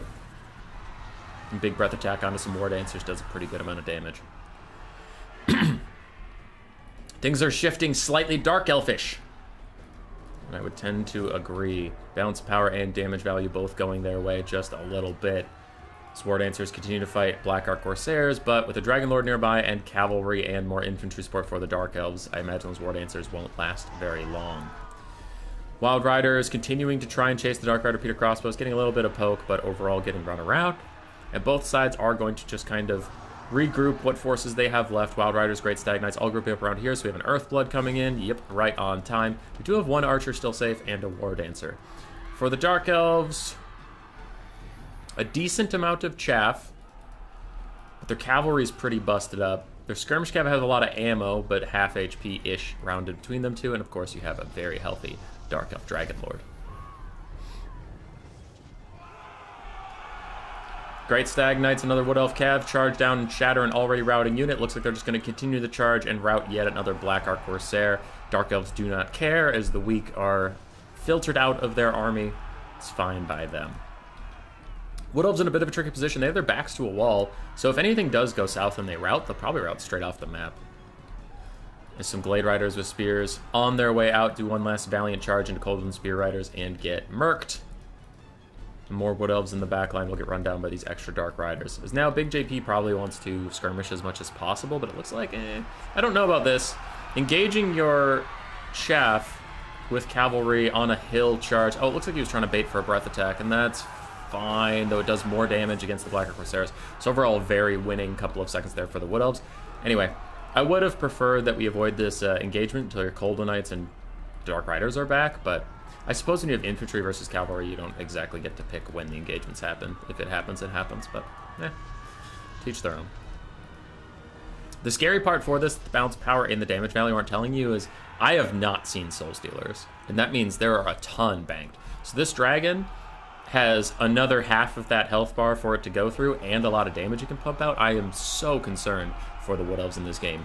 Meanwhile, Wild Riders and Great Stag Knights charge in with a Flesh to Stone. That's 66. That 60% physical resistance does offer them a lot, and it totals up to 80% because they're already have physical resistance just from being Great Stag Knights. They're murdering these Coldwind Knights, and the Eagle Lord is even going to land trying to get rid of some Dark Elf chaff. The Wood Elves are putting a brave face on, catching a little bit up on the balance of power, and even bringing the regular balance of power back towards them.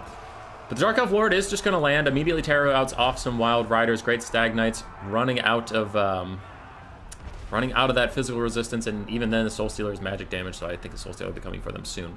In the backfield, the last of the Glade Guard are run down by Chaff and Dark Riders, so they'll be dead.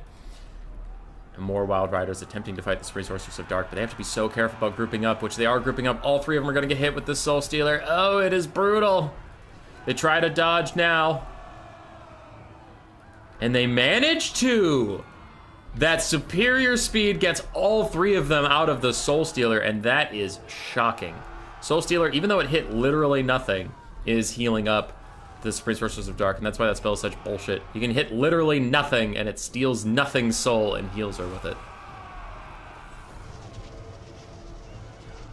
You ever watch Dragon Ball Z? Boo is literally fuming sometimes. Yes, I have watched Dragon Ball Z way in the past, but yes. Anyway, Wood Elves feeling all right now. Now, what they want to do is spread out, not spread out, but like, they want to keep casting Earthbloods on their cav as they come off cooldown and running down all of these random infantry pieces, because there's no incentive for them to take a dumbass fight somewhere, somehow. They just want to stall this out, heal up all their cav, do what they can. Dark Elf caster is also fine with this going long, and their skirmish cav is fine, so the Dark Elves aren't like, oh shit, it's going long, fuck, but it still generally favors the Wood Elves to clean up all these random elements before they can truly regroup with the force. It looks like Wood Elves are trying to catch Big JP napping a little bit, but he's on top of it, he's running away, though trees catch some of these Dark Riders in a bad place, and they do get killed. But downhill charge, finish off these Black Ark Corsairs. There's more Black Ark Corsairs to kill, and another Earthblood hits all of the cav pieces. Nope, just two, not the Great Stag Knights. Spellweaver of Life does not want to be fighting Supreme Sorceress Dark. She does need to get out of here. Dark Riders with their repeater crossbows firing down into the valley, getting some decent damage off there. Dark Riders might just rout. They only have one leadership. They'll come back. They're fine. Dark Elves are relying on their Dragon Lord. Pretty much exclusively. Because all this stuff on a really good charge from the Wood Elves, which we've seen Phoenix King do several times, so we know he has it in him. This is just going to be a mass rout, and it will come down to the Dragon Lord, which if she gets surrounded by Great Stag Knights, she can take a lot of damage. So it largely depends on how patient Phoenix King is with his charges, and if he can make sure that Soul Stealer only gets to hit one target. Because if he blobs everything up at one point, and the Soul Stealer hits like everything at the same time, that'll probably be GG for him. But this Dragon Lord is kicking his Spellweaver's ass, and there comes the Soul Stealer we were just talking about. How many of the Wood Elves can dodge? It looks like maybe just this Great Stag Knight. No, it hits every single unit. Oh, and our greatest fears have come to pass. Now the Wood Elves are trying to heal through it, and Soul Stealer doesn't do that much damage, but it still does do a lot, and a Tear Out even claims the first of our Wild Rider friends. Great Stag Knights continuing to sit in here and fight, but as long as they do that, they are going to get shot in the butt by those Dark Rider Peter crossbows. Looks like some Wild Riders are going to be committed to run after them, which is fine. The Dark Riders should get away from the Wild Riders, but at least you're stopping them from shooting at the blob fight. Spellweaver of Life is getting away. Dark Elves have pulled ahead on the balance of power, and they're very ahead on the damage value, as that Soul Stealer caster continues to be a menace. Wild Rider's trying to run down the skirmish elements. Spellweaver of Life is also heading over to there to do so. And it looks like the rest of the Cav is just trying to keep the Supreme Sorceress of Dark on the ground. For the Dark Elves, they have some random rallying elements, but those things are so low on HP that I don't think they're going to matter in the course of this game. Dark Rider's being chased by the Eagle Lord, who is faster, so she can kind of keep them honest, make sure they can't stop and shoot. But it looks like the Life Caster needs to get up in the sky so she can stay away from the Supreme Sorceress of Dark, who is being kept on the ground by the Great Stag Knights, getting poked down a little bit by them, but I think she's just buying time for another Soul Stealer that she definitely has, because again, at the start of the game, she didn't cast a lot, so she probably honestly has 4 or 5 more in her Winds of Magic-wise. Okay, that might be aggressive. Maybe like 3, but still. That's a lot. Another big Soul Stealer catches the Wild Riders and the Great Stag Knights and these Dryads. Going to heal her up, do damage to them. Dark Rider Pure Crossbow still being run around the map. The Wild Riders get distracted by normal Dark Riders for just a second. Now they're back in the fight. Great Stag Knights tanking through that Soul Stealer like bosses. They are so far chilling on leadership, but their frenzy wears off as their leadership goes a little bit too low. Instead, they charge some Dread Spears, get that frenzy back with a little bit of a leadership buff, and they'll have to turn around and fight the Dark Elf caster soon. Wild Riders continuing to be a nuisance with 25% more speed. Their speed is 106 compared to the 92 of the Dark Riders. They should be able to catch up. The Eagle Lord does fall away from some of those skirmish cav elements just because Cold Knights think about rejoining the fight, then decide there are greener pastures elsewhere for them. Wild Riders manage to rout the Dark Rider Peter crossbows. The Great Stag Knights are still after those other Peter crossbows. Wood Elves have some very inconsequential War Dancers rallying. That doesn't matter. Everything that matters are these 4 units right here. There's 2 super wounded cav of the Wood Elves, the wounded Wood Elf caster, and the healthy Dragon Lord. I would honestly say even this Dark Rider doesn't matter, because as soon as Loic's Blessing comes back up, that 25% speed is going to get the Great Stag Knights over here, and even then, this kind of awkward-ass charge, they are getting that charge bonus we know them for, and they might just route those Dark Elves here and then run them off the map like these Wild Riders did on the other side, so they don't matter. Like, it's all just a stalling thing.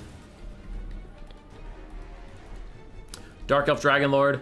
No breath attacks left. Soul Stealer's definitely left. Is trying to rear charge the Great Stag Knights for now. The Great Stag Knights, it looks like they're just going for the ignore her tactic because they really want to get these Dark Riders off the field. They finally caught them. They finally got them to rout, and they're not about to let that go. But this could get very dangerous because if you walk them all the way to the edge, then you're by the edge. If a fucking dragon lands on your head and terror routs you, because they have ITP right now, but they only have ITP because of Frenzy. So if your leadership lowers enough that you'll terror out, they'll terror out straight off the map, and the Wood Elves just lose this game. So this is whatever happens over here is going to be a pretty key moment. But it looks like the Dragon Lord is falling behind. Their superior speed on the ground is getting them plenty away. Dark Rider Pure Crossbows are gone, and the ultimate showdown is here. So the Dragon Lord is going to try and engage the Great Stag Knights. They're trying to get away from the edge of the map, but they're running sideways, not away. And they do turn and fight now. But this is such a risky place to be. Their leadership falters. They already lost that frenzy buff on their stats. Their stats are still pretty high. Another Soul Stealer is going to punish them, and a big dragon attack already lowers them enough. They are going to terror out 100%. And there they go. And I just don't see what the Wood Elves can do without those Great Stag Knights that can damage the Supreme Sorceress of Dark. She is healing up. I think she has 1 more Soul Stealer in the tank, judging by her health pool. So this shit is mega over, in my opinion. You can terror out units off the map. Yeah, if they hit the edge of the map while they're terror routing, they're gone. And I hate to call a game early, but I do think this one is over. Very well played to both players. That was an absolute banger, but the Dark Elf Dragon Lord is too fearsome to be stopped. Wild Rider's going to charge in. It looks like this is the last stand of the Wood Elves. Can they get a nice terror route? Not terror route. Can they get a nice natural route? Because her leadership is not great. This isn't Malekith. She does have worse stats. The Eagle Lord is struggling to land. There she lands. She gets a big shot off. Terror route for the Wild Riders. They are immediately gone. And can they come back in time to save the Spellweaver of Life? Nope. Army losses hits. The Dark Elves will take that one.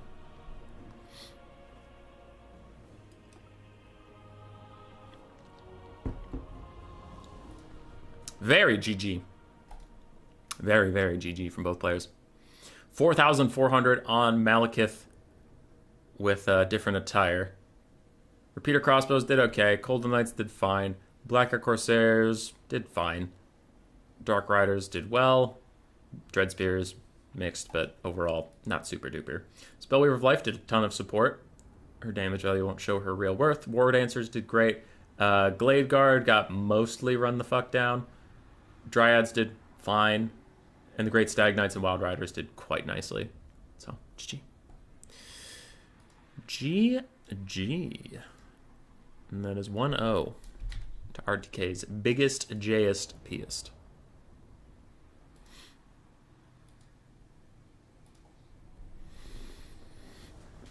Oh, stretch. Ooh. Oh, that is a good one.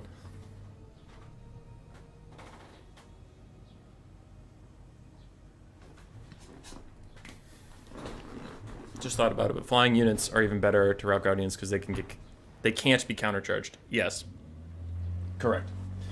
So ground units like the Wild Riders, when the dragon was trying to land on them, they couldn't get attack orders onto her, so they got automatically charged, which means the Dragon Lord gets a leadership buff. They don't, and the Dragon Lord also gets stat buffs from charging.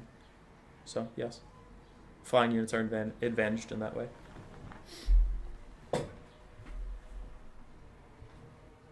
That was a good game one. I like that a lot.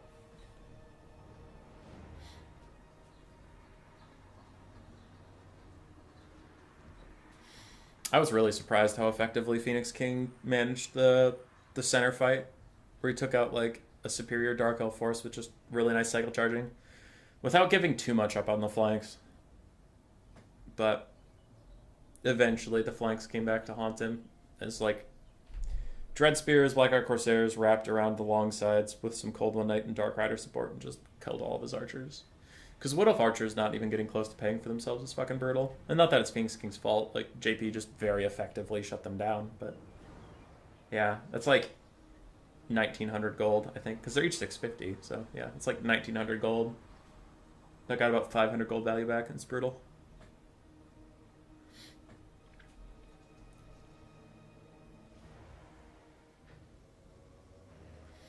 Soul Stealer's some shit. I hate that spell. People talk about stuff that's been meta forever. As long as there have been Dark Elves, Soul Stealer has been meta, and it's really stupid.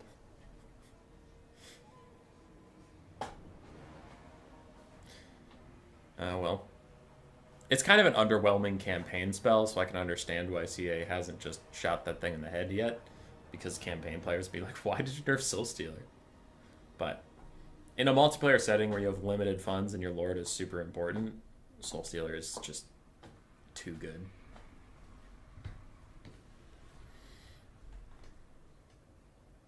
You know what's funny is globes used to be a meme. I don't know if anybody remembers this time, but Poisonman globes used to actually be a meme. Because they were reworked twice. They were reworked in Game 3 to have much more explosion damage, which is why now they're super bursty and OP. But in Game 2, they were super OP because of their damage over time. So if you got hit by even one... like, the globe volley itself wouldn't do that much damage, but if you got hit with even one globe, just a single one, you would take, like... I think it was like a third of a Spirit Leech's worth of damage. If even one globe fucking hit you. So people were annoyed at that, but before both of those iterations of the globes, if you remember... they were an anti-large armor-piercing missile unit with single target damage. And the reason I can remember that is because in multiplayer they were dog shit, but in campaign, I had the most fun of my life using original globes because I fought some Norskins, because the endgame crisis, those Norskins come down to Lustria, right? So I fought some Norskins and they had mammoths, and I shit you not, one Poisonman Globe team throwing at one mammoth, one volley, 2/3 of its HP. And then it rampaged. And then another volley, and it was fucking dead. It was great. Like, the thing that the Chaos Dwarves could do before the nerf, with, like, the killing a Dread Saurian with all the fire resist stacking and whatever, globes could do that to, like, mammoths and stuff. It was really funny in campaign. I legitimately enjoyed it a lot. Multiplayer, it was ass, because... it was just unreliable. It's like, yeah, if you bring a very tall, large target and do nothing to shut down my globes, yes, I can delete it. But you also had rattling guns that do that a little more safely. You had Jezzails do that a little more safely. You had Warp Lightning Cannons do that a little more safely. But in campaign, fuck yeah, globes were hilarious. Poison Wind Mortars in game 2? Yeah, exactly. Because Poison Wind Mortars right now are okay, but they used to be super OP because you didn't care if they only fire 9 globes. Because right now they fire 9 globes, but then the explosion damage isn't as big because you don't have as many globes, but you didn't care. You just wanted to hit them with 1. Because if you hit a unit with 1 globe, that damage over time started, and it was fucking toxic. And really good players, which I was not one of, but really good Skaven players like Hadries, and I think Chosen One did it, but I know Hadries did it, is he would stagger his volley. So in one volley, he would start shooting at a unit, and as soon as the mortar started firing, you would switch targets. So the last couple mortars would switch targets, and in one volley, you could hit 2 units, because all you wanted was the Spirit Leech effect. You didn't really want you didn't care about the impact damage. So yeah, I know Hadries was good at that. So it's like, if you're walking at him, one volley would hit 2 units, and then the next volley would hit 2 units, and soon your entire front line was at like 1/3 HP before the fight like started. So, yeah. Now you don't do that as much because you want the explosion damage. So you want a whole volley to hit 1 unit and shock it off.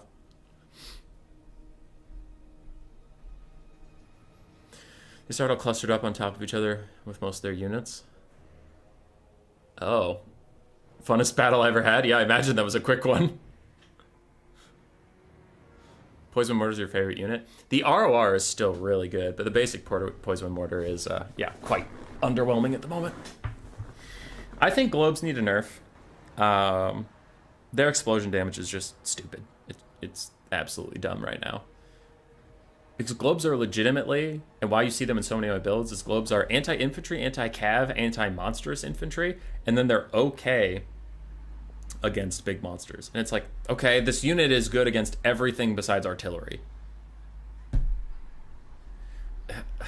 Fine, I'll take it, because like you have to. But I think they're dumb. Globes need pretty serious nerfs. I hope they stick with the explosion damage. I think the explosion damage is more fun, because I don't think anybody enjoyed the damage over time bullshit where like 1 globe hits you and you take the full damage. No one enjoyed that. So I do think the explosion that they're currently on is a healthier version. I just hope it gets toned way down in damage. Because my proposal to make globes not useless but fun is have the 650 globes have very little armor piercing, so they act like the vampire bombers. They can clear out lightly armored stuff like dogs, light cavalry, and light armored infantry. And then the purple globes have the armor piercing, so then you can pay more money for a target that can actually like delete heavy cav and delete armored infantry.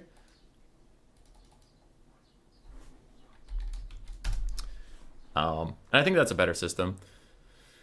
Because then, if Fate Abuna deletes a unit, and it deletes your purple globes, like, that's 1,000 gold per purple globe that's getting killed by the spell, rather than 650, which is, yeah, I think like a 33% cost increase would be pretty fine. And then it'd give you a reason to take the purple globes. For the Pixam bans for Game 2, by the way, Phoenix King went High Elves, Dark Elves, and Grand Cathay, ban Ogre Kingdoms. Big JP counterpicked with Lizardmen, ban Grand Cathay. And Phoenix King went with Dark Elves. Behind the blocker, Phoenix King is ready. Big JP is figuring out his funds.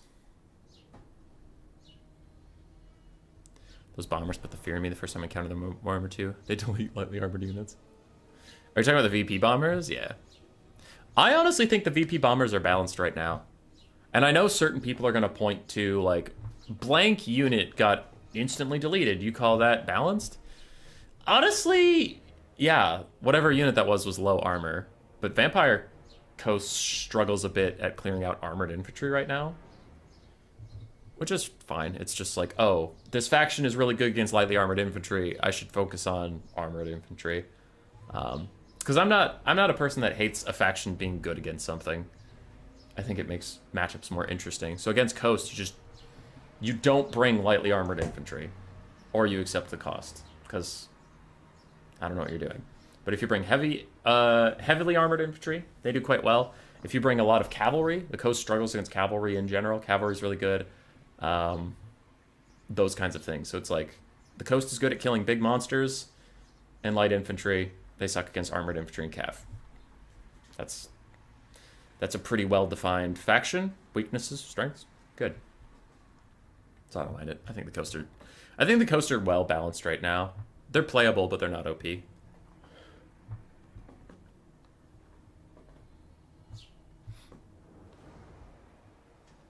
Lizardmen readied up. 11 gold left in the build versus the 0 gold spend of the Dark Elves.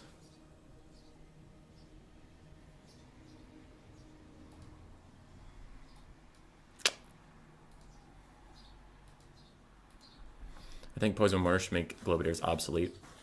Yeah, that's fine, because they cost twice as much. So if you had a 19 stack of mortars and a 19 stack of globes, I think the mortars should just be better. Because it's not like it translates over to multiplayer. You're paying almost 2 to 1. And globes are tankier than mortars. I'm fine with that. The basic mortars could use some buffs. The ROR mortars doesn't need buffs. It might need nerfs. This is where some of my Skaven bias might come in. I don't think it needs nerfs because it's so fragile. For 1,500 gold, if like a Fury Suicide dives it, it's gonna die. So I'm fine with the purple mortar as it is, but I know some people really fucking hate it. So. If it was nerfed by CA, I wouldn't be like, what? That's crazy. I'd be like, oh, I disagree, but I get it. Let's get into it. If you want this series to go to a game 3, you are rooting for the Lizardmen. If you want, If you want the series to go to game 3, you're rooting for the Dark Elves. If you want Big JP to be victorious and come fight me in the finals, you are rooting for the Lizardmen. Dark Elves are more set up, so we're going to start with them. We have a front line of Bleak Swords, a secondary line of Blackheart Corsairs, 2 Dark Rider Peter Crossbows, 2 Scourge Runner Chariots, 1 Supreme Sorceress of Dark up on her dragon with Soul Stealer as her only spell, 3 Cold One Knights as well for some armor-piercing anti-large mobility. Da, da, da.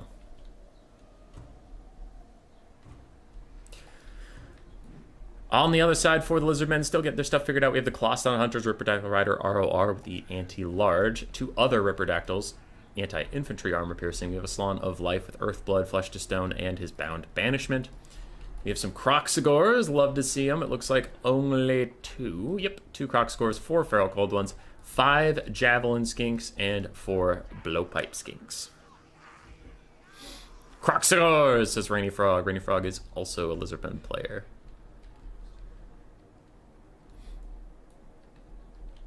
Pretty sure I've seen this game today. Did we have Dark Elves Lizardmen today? Actually, I don't know if we had Dark Elves Lizardmen this game today. Now that Dark Elf build looks very similar to every other Dark Elf build that exists. But yeah. Well, these Croxagors are pretty with this flag. Oh, I like it. Look at their purple streaks. They got their faces painted. They went to the carnival and they got their faces painted. They said, I want purple, please. And we are off. The Dark Elves will want to skirmish for a bit, though that is tough to do versus the Lizardmen, because you have to get through a line of 400 gold, cheap as hell skirmishers. That'll annoy you. And the real targets you want are going to be in the backfield, so we'll see if Big JP can keep his very expensive stuff behind the skink lines enough that the Scourge Runners can't just shoot over it while he advances. Dark Elves are also advancing. That's actually kind of surprising. I would have thought that they would be a little cheekier and just fuck around and try to shoot Scourge Runners for a bit.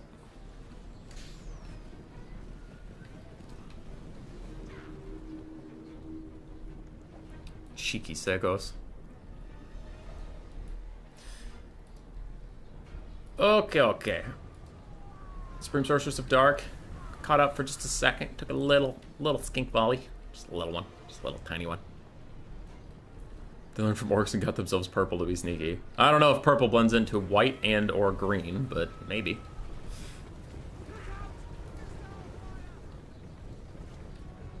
I don't have any fancy analysis. They're walking up to each other. This is all it is.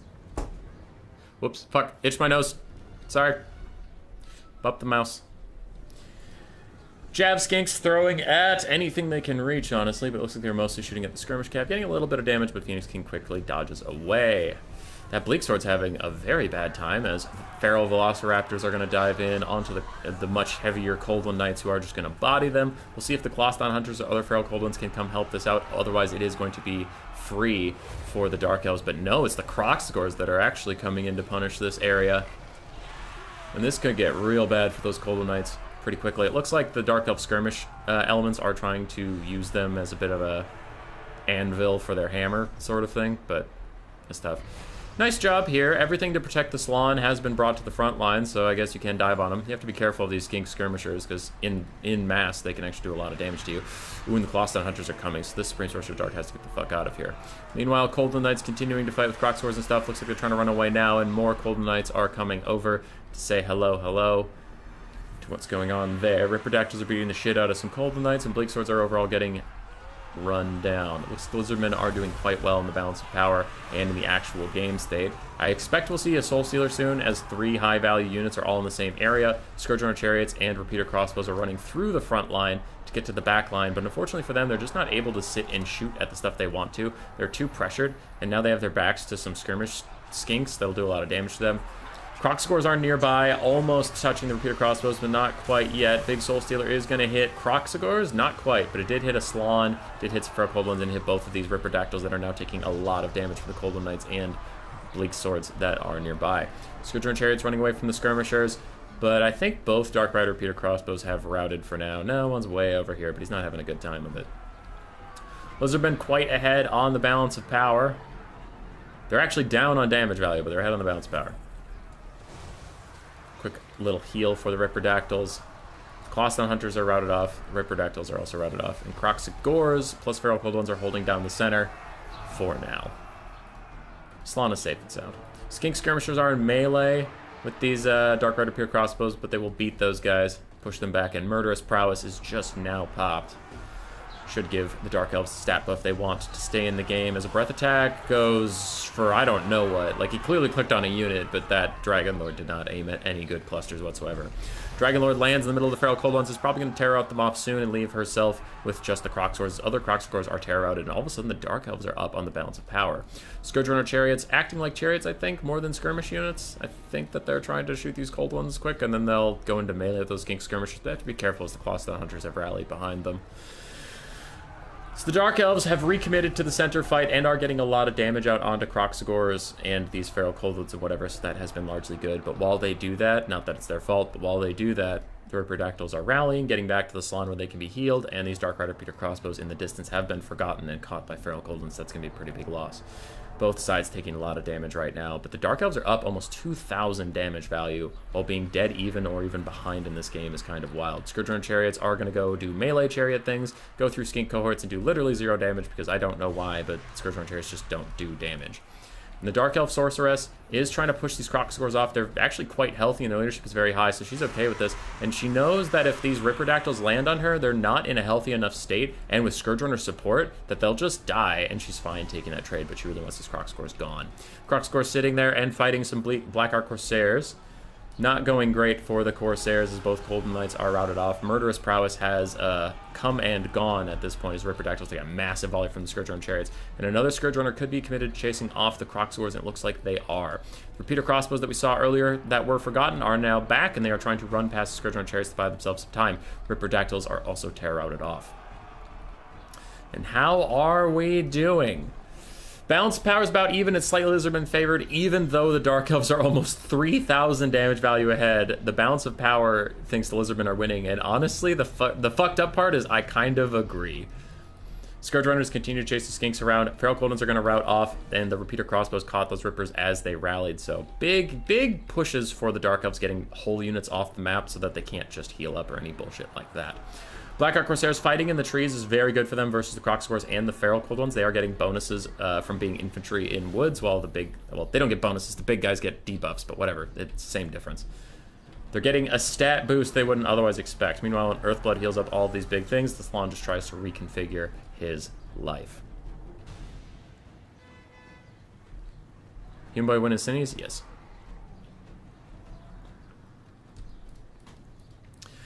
Repeater crossbows trying to rout those feral cold ones once more. Again, their position right at the edge of the map will take them off if anything happens. Skink skirmishers are being run down while the lizardmen recoalesce their power. And ooh, that's a tricky bit I didn't notice. There is a very healthy Ripperdactyl rider in the distance. That makes me think this is even more favored for the lizardmen right now. They just have so much healing. But more and more things are getting run off the map. Scourge Runner Chariot still have 7, 6, 5 volleys. Oh god, do you have Fire at Will on? You shouldn't. I think as they're trying to go into melee, they'll keep firing, though, which is fucked up. Yeah, they're wasting shots on skinks right now, which is fucking brutal. There's not much you can do about it, though. Skirmish stuff is a little janky like that. But those Scourge Runners, all of their ammo has to go into Ripperdactyls or Crocsgores. Meanwhile, the forest fight lasted for quite a while for the Dark Elves, but in the end, was not enough. These Crocsgores proved superior. More stuff is grouping up. The way it's grouping up makes me think that there is an Earthblood coming for them quite soon. Otherwise, I don't know why they'd be grouping up. Repeater crossbows do rout those feral cold ones, but they are so close to routing themselves. They take some friendly fire damage from the Scourge Runner Chariots. It's not enough to rout them. More and more Dark Elves are shattering. Dragon Lord rode some skink skirmishers off the field. She's now coming back for these ones, as Bleak Swords are also trying to do something about it. Scourge Runners continue burning ammo into skinks while they're chasing them down. That is fucking brutal. And the repeater crossbows just rout of their own volition for no reason.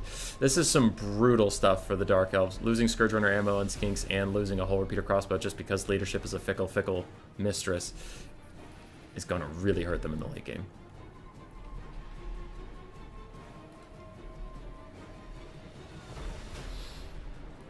Skink skirmishers, their leadership was in shatter territory for a bit, but it looks like it came back now. Scourge Runner Chariots have stopped wasting ammunition, so I don't think he has Fire at Will on. I do think it's that, like, fucked up. If you try to go in melee with a chariot that has a missile attack, it'll ignore if Fire at Will is off, and it's like, I got an attack order, so I need to use my ranged attacks. I believe. But I'm a shit player with skirmish stuff, so what do I know? 8 volleys left between the Scourge Runners. They are going back. They'll want to probably use them on the Crocsagores. Ripperdactyls are just much harder to hit. I don't know if the Dark Elves have it in them. More healing. They're up 3,000 damage value, and the balance power is going further in the favor of the Lizards. When we say nerf healing, please God, nerf healing. Please. Please. It's so fucked up, man. Not that the Dark Elves don't have healing, it's just on their Dragon Lord, but I meant in general. Like, the fact that we can be at a game with that big of a damage difference, and yet the game is feeling almost lost for the faction that's quote-unquote ahead is brutal. Kotzbreaker? That's honestly possible. That's probably what happened.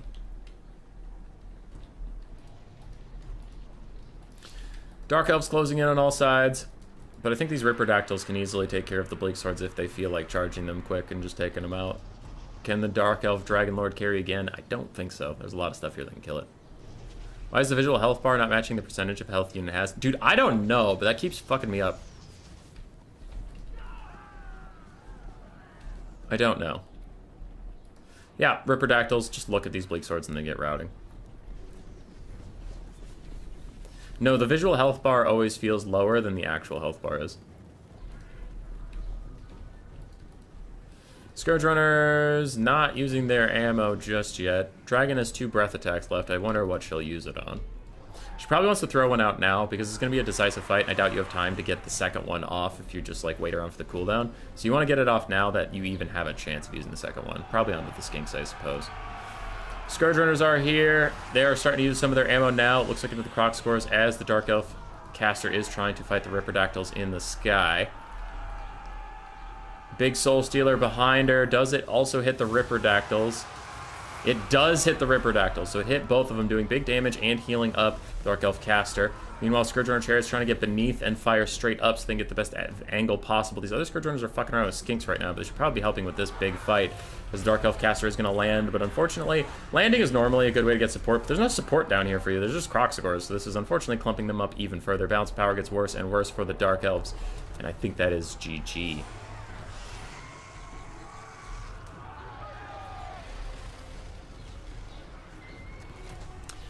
Dark Elf caster is trying to wiggle its way to freedom, but there's a Crocsagore in front of it. There's Ripperdactyls chasing it. There's more Earthbloods, more healing. And almost, Croxor's going to heal cap, Ripperdactyl ROR is going to heal cap, and the other Ripperdactyl is getting close to heal capping. Salon has healed itself up from about half HP to that. And healing might be the strong. GG. Quick breath attack goes kind of wild all over the place because aiming at a flying unit. Some dickhead's driving a really, really loud truck past me. And there's a Soul Stealer, but it's too late as army losses takes hold. GG. 2-0 to Big JP.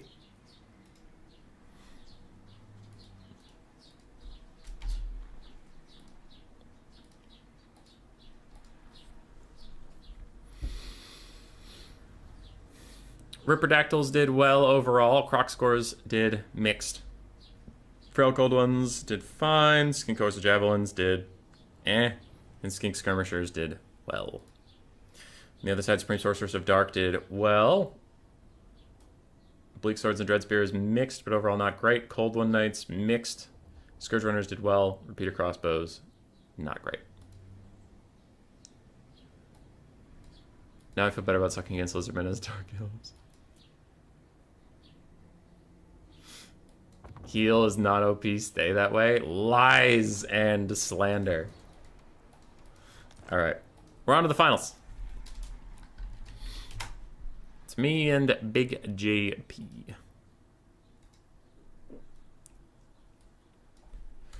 Human boy, yes, yes. 0. Alright. On the other side, RTK. Big JP.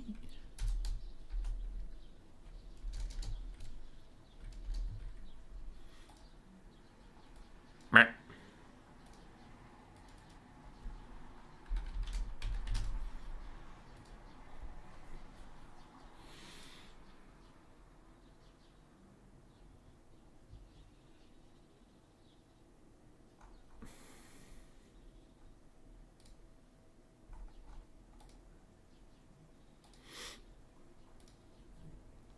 What's the map? We are on Prague, Sword of Torgold, and the Flats of Kislev. I accept. I allow this to be the final maps.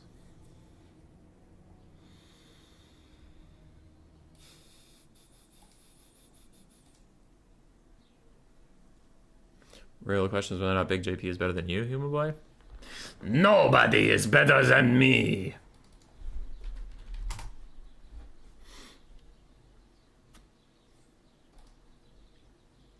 And human boy, how we doing? We're good. We're good. We are the biggest, chillinest there ever did was.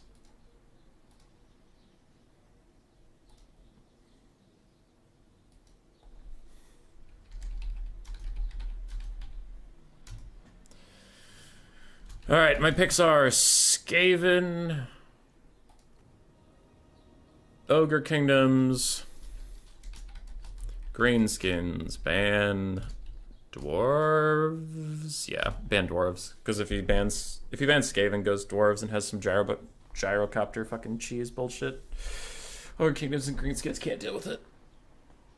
They just can't.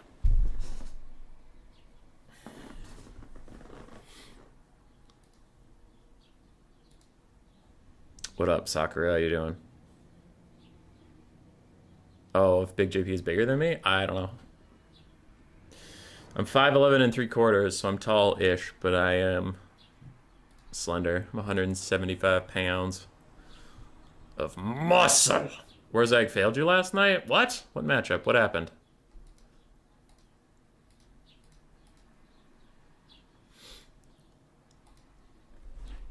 Oh. Huh.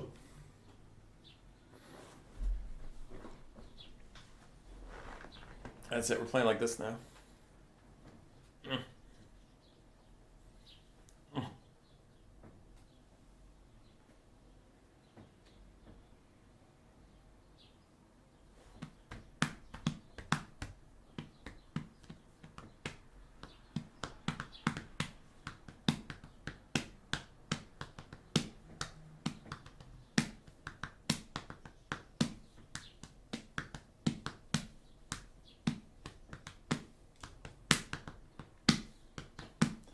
My opponent's thinking about his picks and bans. He said he wanted to take a breather after that last game, so he is chilling. Playing versus Black Knight came down to Wurzag fighting Harry. Wurzag literally couldn't turn to hit Harry. Oh god. The height should be inadequate at any point. It's easier to just put a fourth Skaven in the trench coat. Easy. Bigger gut wins? Then I lose. I do not have a big belly. I am the Slender Man.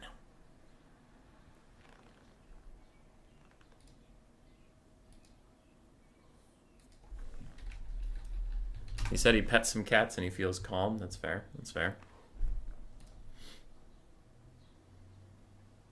Quick Sunday nap after all his emotions. Yeah. Skaven, Ogre Kingdoms, Greenskins, ban Dwarves is what I gave him as options. Harry is a killing machine. Yeah. Greenskins do struggle to kill infantry-sized characters, which is why versus Warriors of Chaos started bringing Grimgors. Like, I just need someone to kill Sigvald or Festus. If they exist. Them bitches.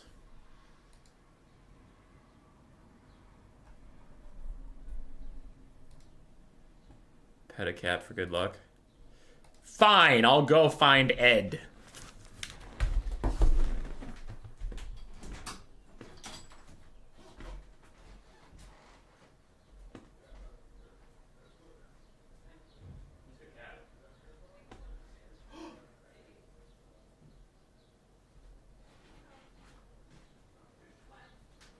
Stream told me to pet the cat.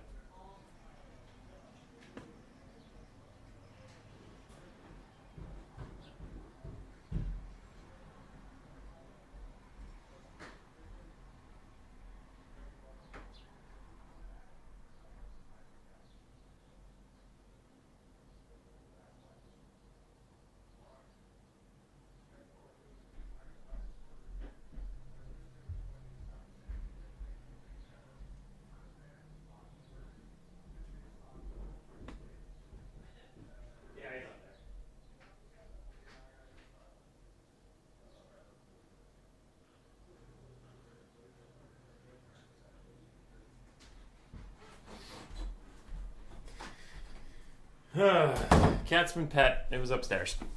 So it took a bit to find him.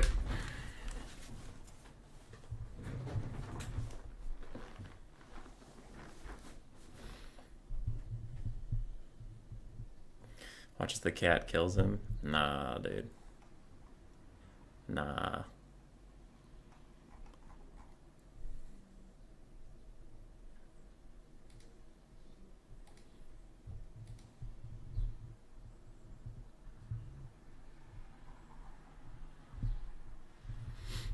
He's still thinking about his picks.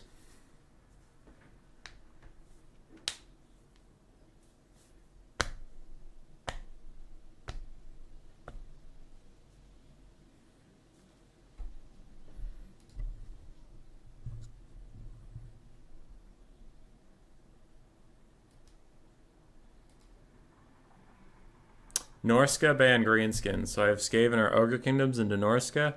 Okay.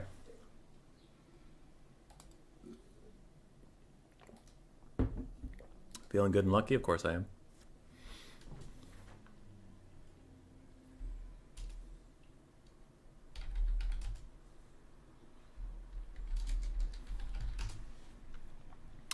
We'll play some Skaven into Norska, sure.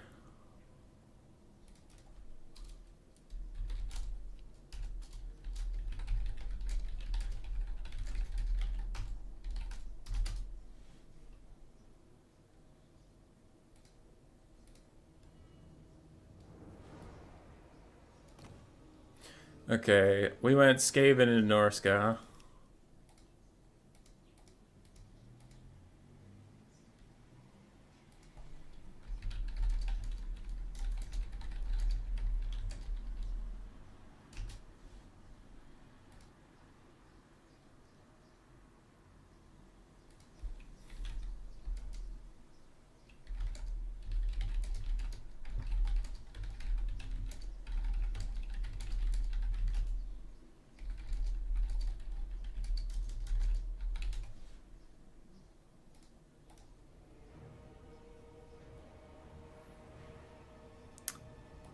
All right.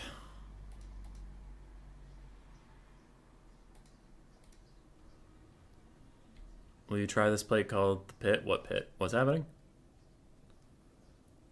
What's going on right now? All right, I have Skaven versus Norska. Scabrinos versus Norska.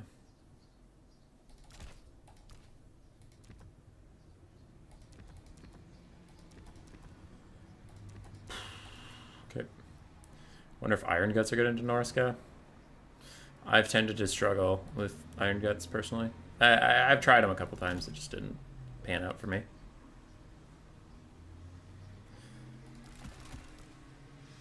Maybe he's born with it. Maybe it didn't pan out for me.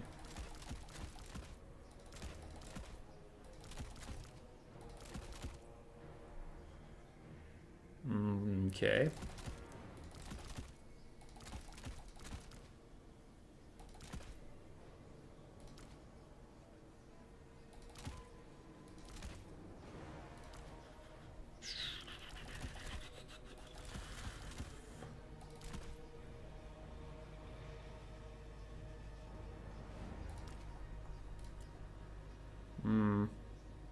Sure.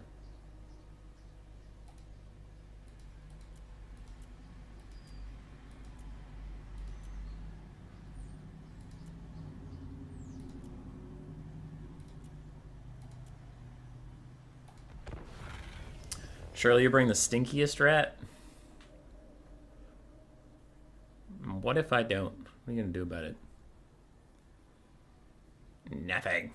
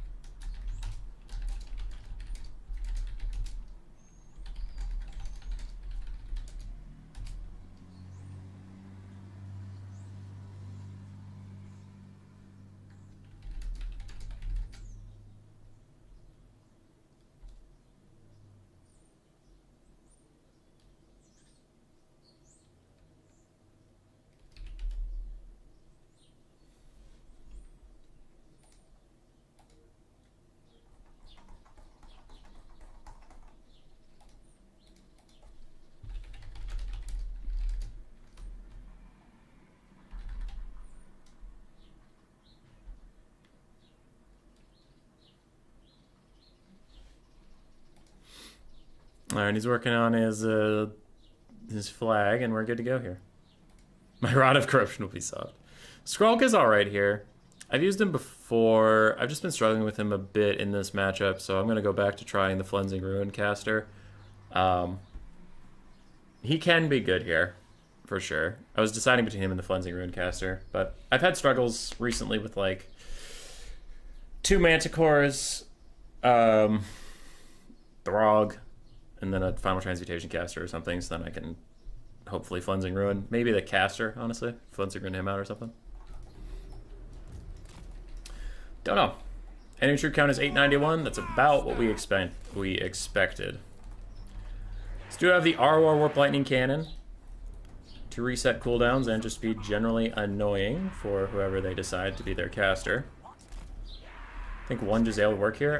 Fate of Buna unfortunately exists, so that you can't have one expensive weapons team, because Fate of Buna is just going to delete it. So if you go with weapons teams in any matchup that has a Deathcaster, you're going to need a lot of weapons teams so that their Fate of Buna can't get them all. Especially not one that's obviously expensive, which is why my expensive thing here is a Warp Lightning Cannon that Fate of Buna doesn't do very much damage to. Alright. So our front line is some Clan Rats and Skaven Slaves. One Skaven Slave left for the back line. We also have some Plague Monks to do a bit of stabbing. The Horned One watches over you. Good. Good. Giselles are so good, but micro to keep them safe makes my head hurt. Yeah, Giselles can be good, just not versus Fabe, you know? Unfortunately. Okay. So yeah, Warp Lightning Cannon to pressure them. Globes to clear out some stuff. Giselles and Rat Ogres. Ashen Triads and Rat Ogres to deal with any spooky thing that lands on me. Dogs to attempt to deal with the back line a bit. And Plague Monks is a good, nice infantry beast. Ready, good luck, have fun. Love this game voice acting, it is really good.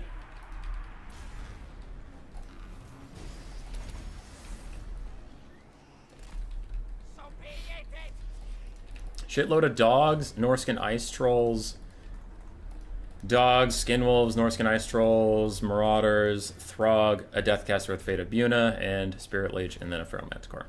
Alright, so we're not shocked. Warp Lightning Cannon starting to fire at something, just so I don't have to move forward any further.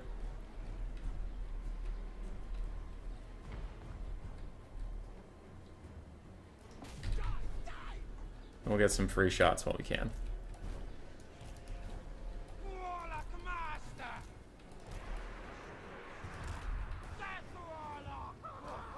So this is the nice part about artillery is I don't have to keep moving forward. So as he's trying to surround me, that's fine. But like, the longer he takes, the more shots I get off.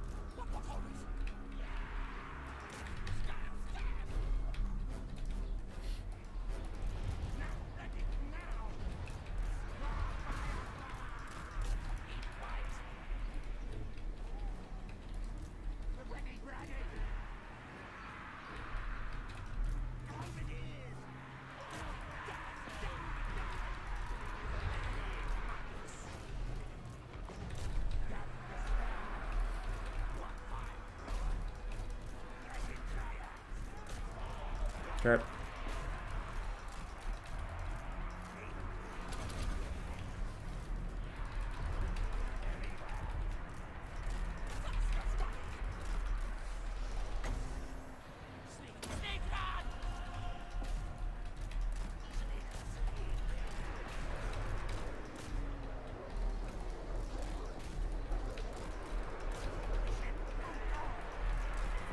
Sword Fire Throwers are clearing out the front line for me.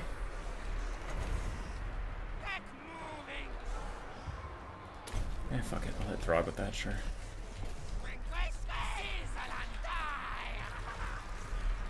Globes are busy trying to get away.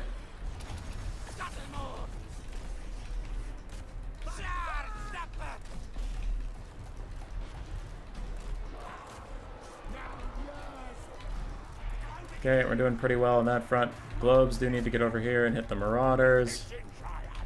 So the rest of you push off more dogs. Triads can come down here. Rat Ogres can stay here. Throg caught up to my caster.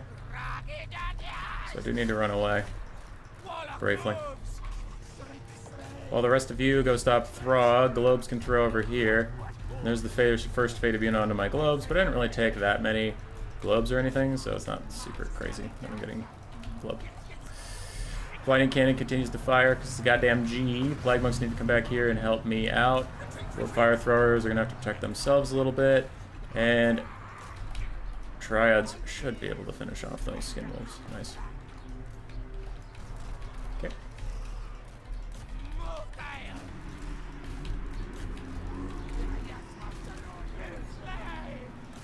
Triads continue to do good damage.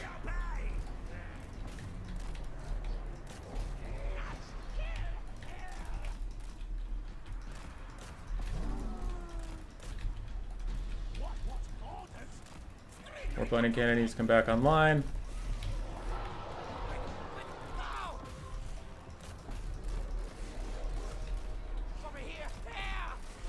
Okay.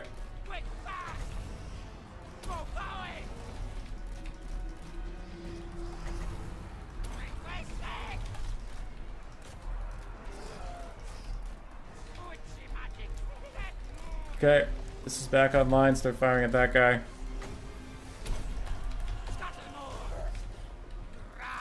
Rat ogres, try and peel for me. I don't know how triads lost their attack orders, but they did.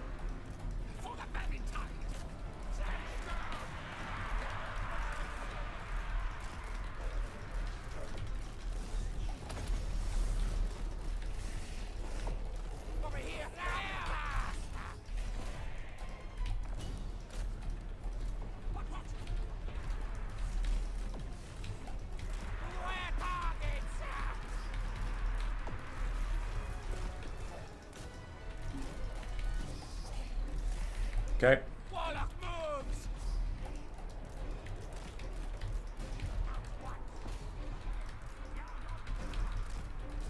Rat ogres and triads should be able to bail out my caster. Dogs are running off other dogs. And triads plus other spears are annoying Throg to death. Okay, globes, they need to get down there. Zap Zap is annoying the enemy caster quite a bit. And this guy is sleepy.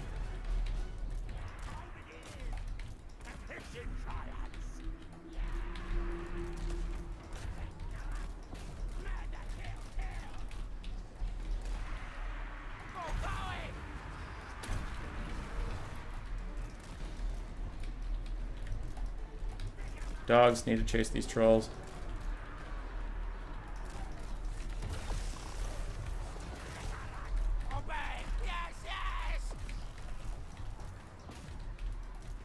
Please continue to fuck up Throg. Manticore's landing on the Warp Lightning Cannon. She's now routed that guy.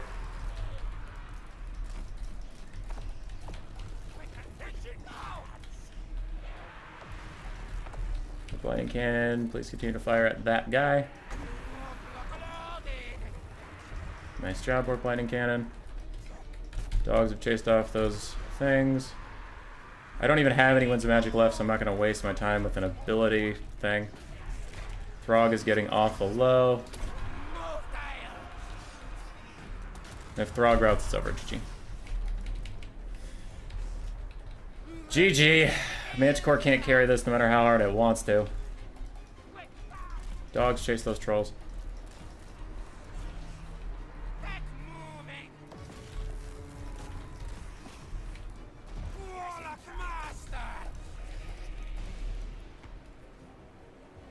Got him. Yeah, that guy ain't coming back.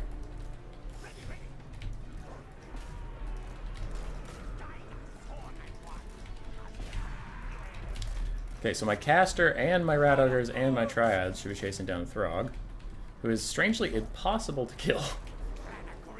My god. Okay, while they're walking him off, I'm going to throw a Flensing Ruin onto the Manticore, because he's not coming back as long as we rout him. And that Manticore is a big problem. Because the one Flensing Ruin undercast isn't going to do any meaningful damage to Throg at this point. So I should just do meaningful damage to the only thing I can do meaningful damage to. Alright, and the Rampage even stops it from going to save Throg, which is really nice for me. Because I was worried he was just going to fly over there and route my rat ogres and stuff. GG.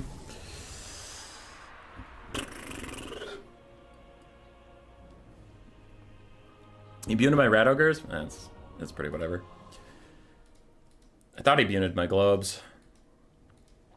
So someone was asking earlier, what's the point of warp fire throwers? Like a matchup like that, where there's a bunch of lightly armored, low leadership stuff, and they're just like another frontline unit. They're not really a carry. Dogs did really well. Rat ogres did fine. Triads did great. It could zap zap. Didn't even pay for itself, but it was just annoying. And it forced my opponent into me rather than me wandering out to get them. Warlock Master did well. Honestly, Flensing Ruin, I overcast 2 and I undercast 1, and he didn't pay for himself. I think I might have wanted Skrulk there. I thought the Flensing Ruins would do more damage, but they just didn't. Skin Wolves were good. Trolls were annoying. Yeah, I think his build was solid. Ice Wolves, Dogs, Marauders. Yeah, it was pretty good. GG, well played. That was spooky. Throg did not want to die. He was just sitting in triads for most of the game. Good God, Throg. He didn't give a fuck. Who won? Had to leave for a bit? I just barely did. It was a very spooky game, but I did technically do the win.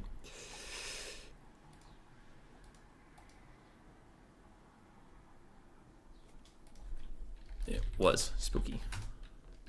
I got spooked. Alright, at least we didn't get swept, so now we can lose the next 2 games and feel fine. Sword of Torgald and the Flats of Kislev.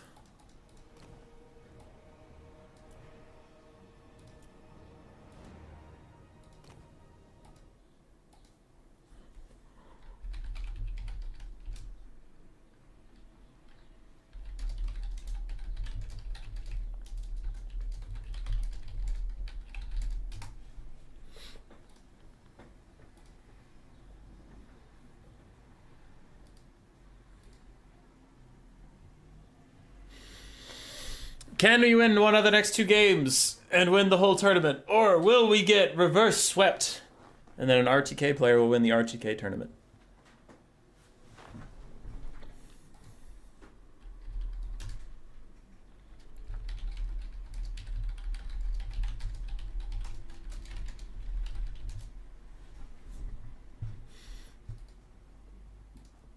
I feel like Cleansing Ruin doesn't do as much damage as it used to, but it wasn't mentioned in the patch notes.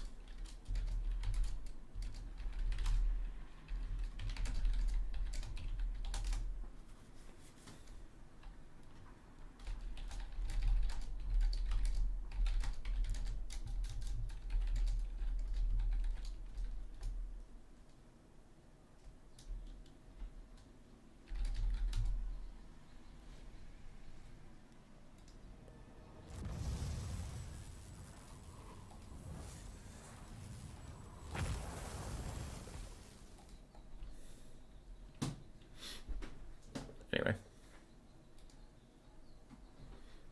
I digress.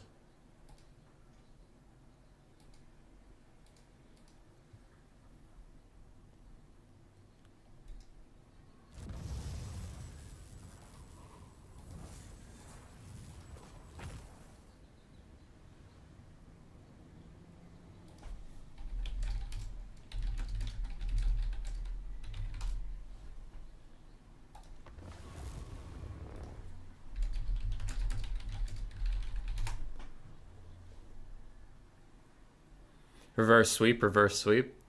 You can do it. That first game was fucking close. So we're loading into game because I thought I just noticed a bug and I want to see if I'm just on drugs or if it is a bug.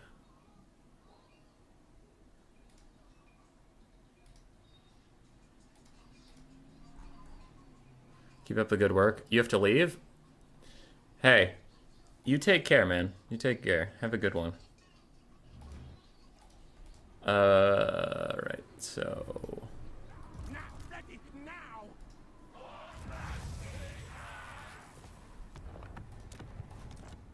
No, okay. That's not a bug.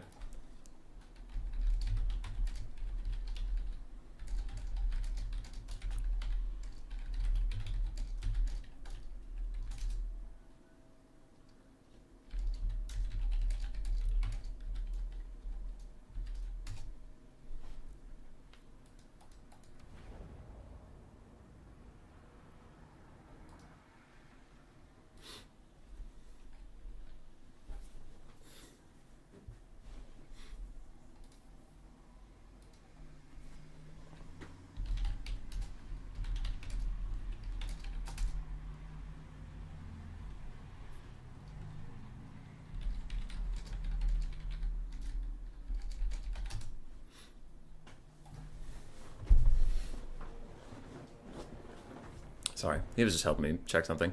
Because Flensing Ruin only is 14 wins magic. I honestly thought it was 20 undercast. I thought it was like 28 overcast. And then when in the lobby it said 14 undercast, 20 overcast, I was like, there's no way that's true.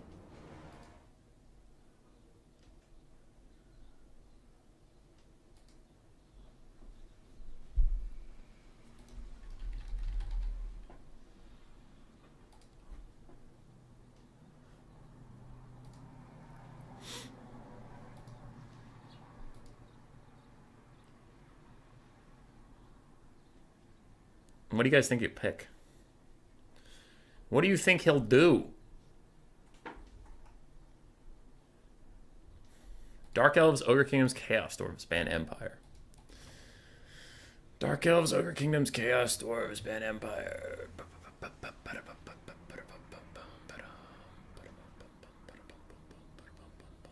Dark Elves, Chaos Dwarves, Ogre Kingdoms, ban Empire.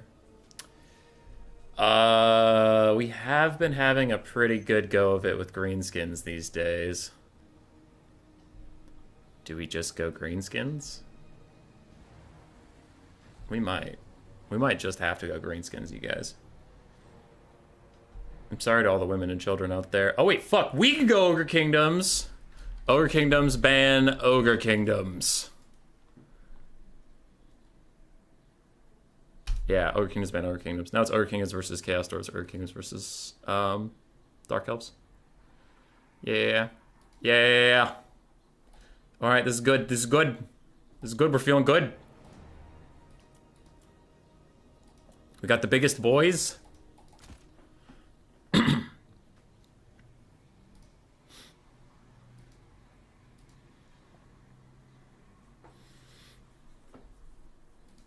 Greenskins haven't failed you so far. It's so true. All right, he's going Dark Elves. He's going for the Dark Elves, ladies and gentlemen.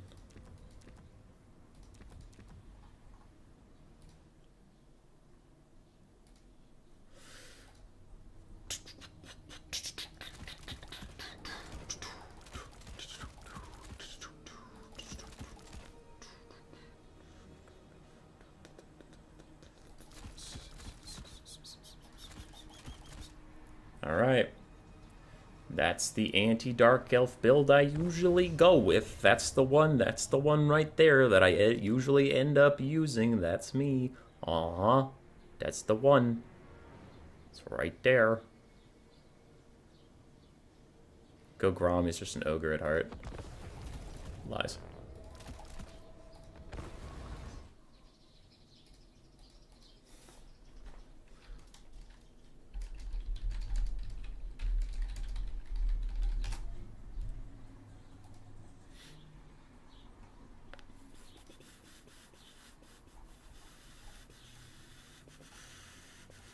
For the great maw. Time for missiles to underperform? Hell yeah, brother. Hell yeah, brother.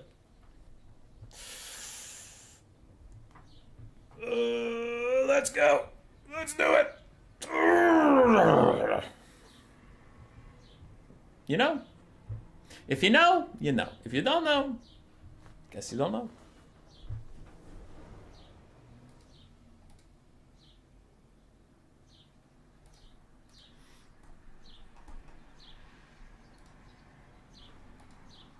The Broger Kingdoms. Ever think of joining a clan, Sumo? I used to be a part of RTK. I did. I used to be a part of RTK. I left. I left. For various reasons. One of the reasons was, and this is true of all clans, this is true of every single clan, is when you're a streamer in a clan, I was not actually very high up the totem pole. I was towards the bottom, which, like, it was just, like, I had joined a lot later than a lot of people, right? So, it was normal that my rank was quite low. But I was a streamer, so if anybody with the RTK tag did something somebody didn't like, they talked to me about it as if I could fucking do anything. And they're like, can you do something about blank player? They're a problem. Can you do something about blank player? They're an asshole. Can you do something about blank player? I'm like, I can't.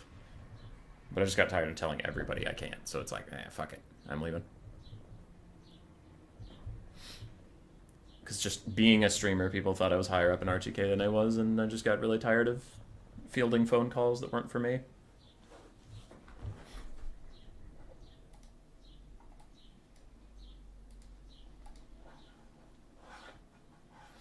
Also, I just got annoyed with, like, you can be in a clan and literally not know somebody. Like, There could be RTK fuck all. I've never met him, never talked to him my entire life. If he goes into a quick battle and does something somebody doesn't like, they come to me and they're like, oh, you're part of that scum clan with RTK fuck all. I'm like, I've literally never talked to that guy. I don't know. So, I don't know. I just kind of soured on being in a clan after a while. Clans are fine. Like, it's a group of friends to play games with, a group of people to go to for advice, a team to root for when you're on a stream. Like, there's good aspects. I just got tired of the negative aspects. And most of them are centered around me being a streamer, so people just bothering me about shit that wasn't actually my problem.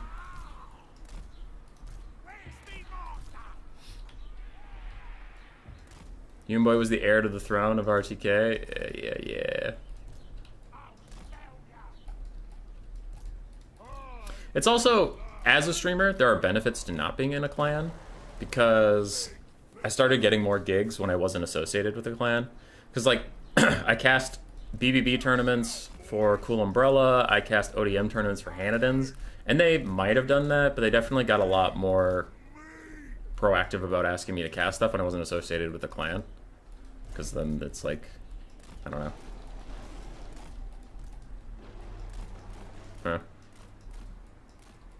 I don't know, shit happens.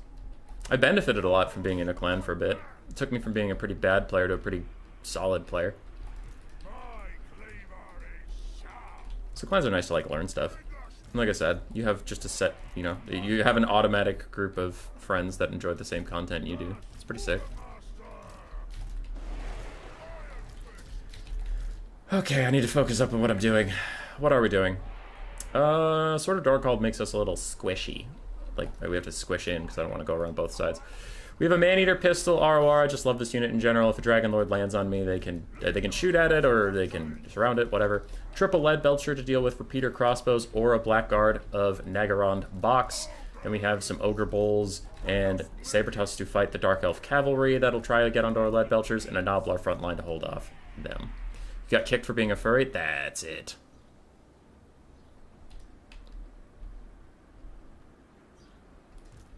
You're supposed to bring balance to the clans. Yeah.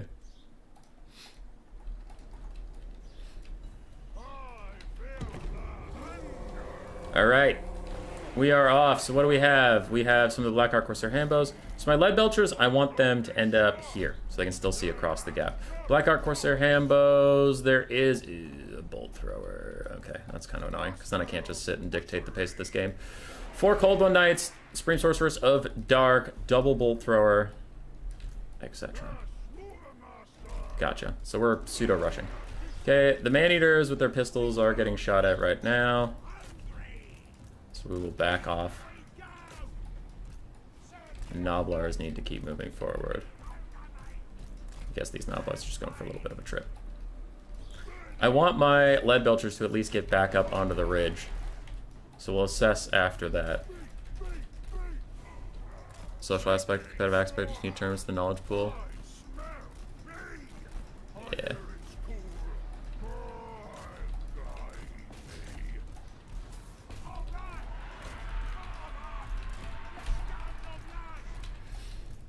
I know a lot of clans are recruiting right now.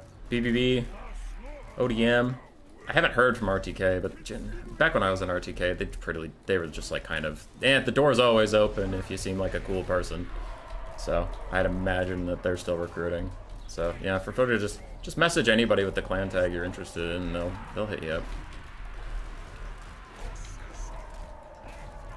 Okay, Noblars are doing a ton of damage. Where are those Man-Eaters? They're gonna be shooting a little bit.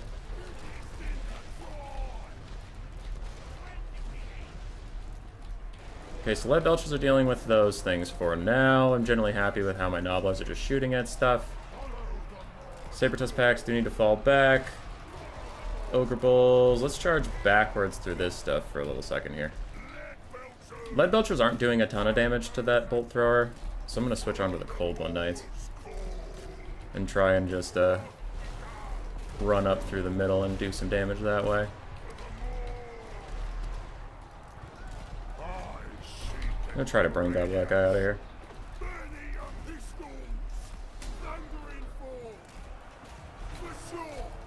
Okay. We're pretty slow on this flank right now. I do need to get way faster here. Kind of fucking this up. One of you push through and go get that thing while the bolt throwers continue to shoot my other guys. You're all shooting at stuff, so that's pretty cool. You're poking down that lady, that's pretty cool. Let's throw troll guts onto that saber tusk pack just for some health.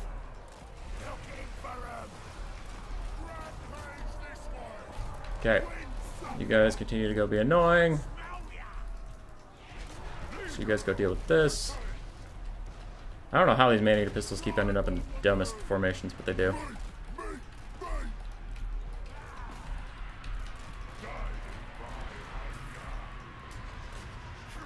Okay.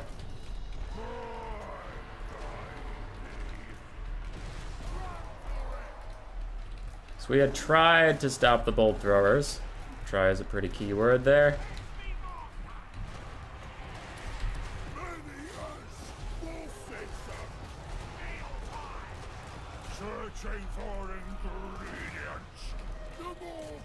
Okay, just trying to escape the man-eater ROR. It's not going great for her.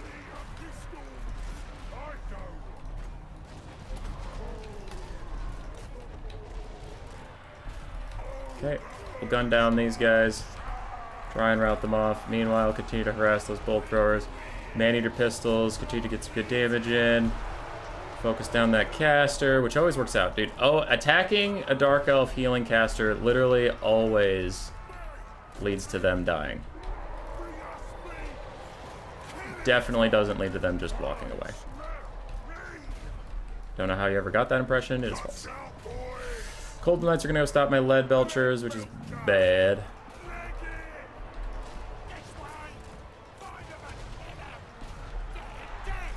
Saber-tusk packs need to come in here and do this. Man-eater pistol's doing good. And wow, you're really going for it. Okay, you just fight her.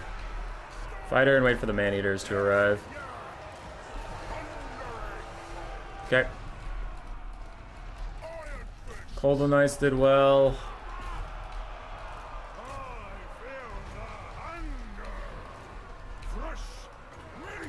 Okay.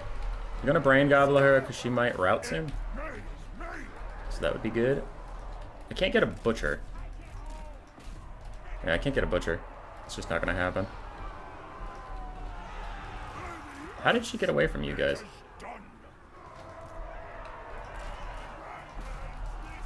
Weird.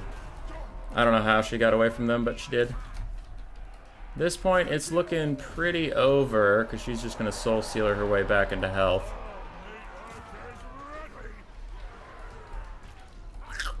And being unable to shut down these bolt throwers was a huge pain in the ass.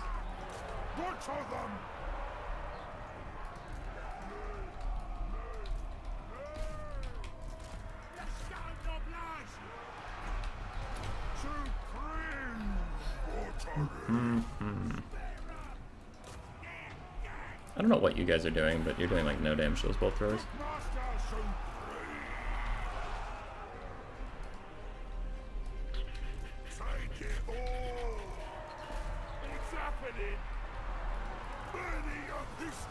Man-eater's going hog wild back here.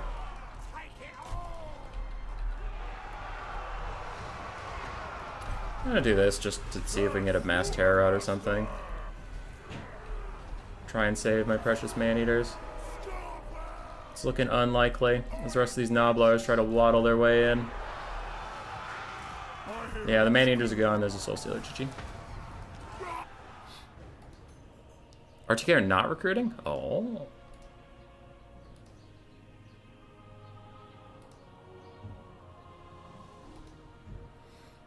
Gotcha, gotcha.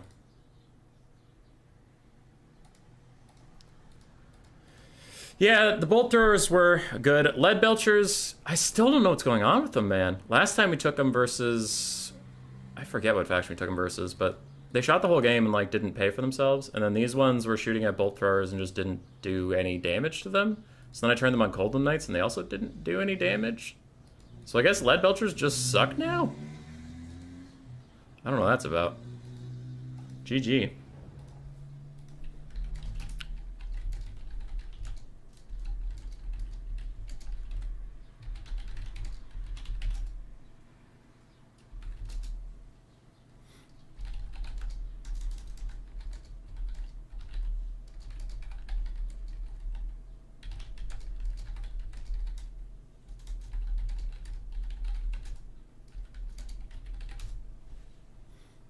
Yeah, damn.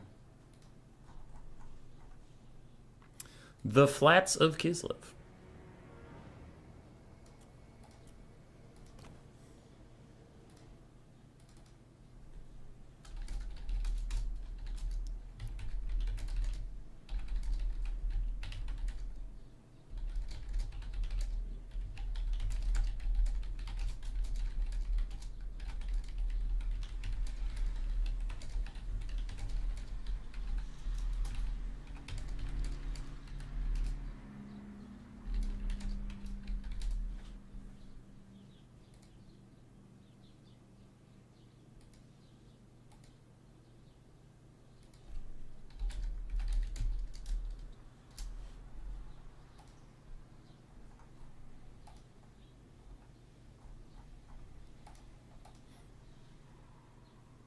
Blood Belchers are like shooting into mass infantry and cav. I don't think accurate infantry and artillery. Yeah, but I switched off of artillery pretty quickly after realizing they were doing just no damage. I targeted them each at a different cold one night, and they still did no damage. Blood Belchers are weird. And they have... It's more than just that game, though. They disappointed me last time I played them on stream. They disappointed me the last time I played them off stream. Might have to switch it up. It was versus Empire. That's who I took Lead Belchers versus last time. And they shot all game. Like, they were all three still there at the end of the game. They almost ran out of ammo, and they got, like, less than 500 value, mostly, shooting at Empire Knights and halberds and shit. I don't know, man. They just don't have the deeps. They don't have the deeps.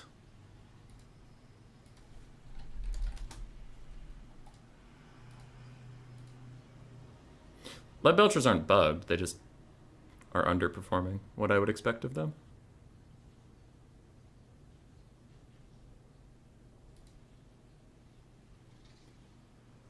Could check if bugged against comp and quick battle. I don't think they're bugged. I think they just missed a bunch.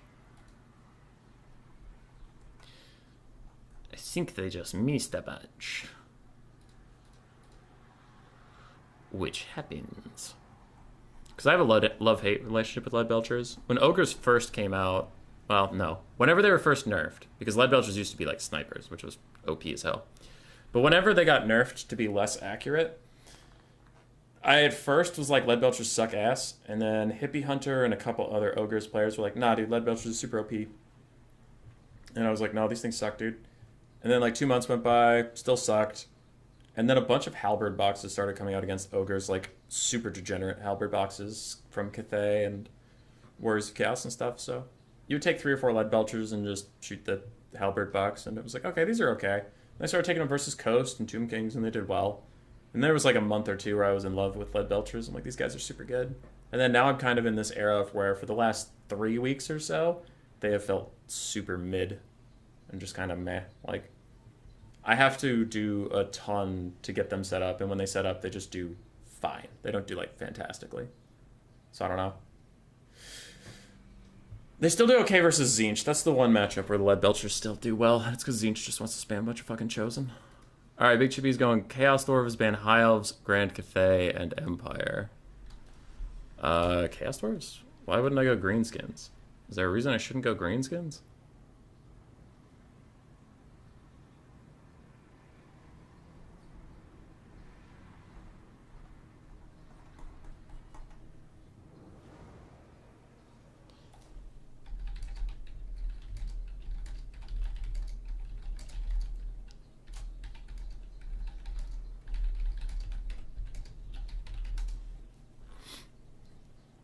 Greenskins or Beastmen are probably good options here.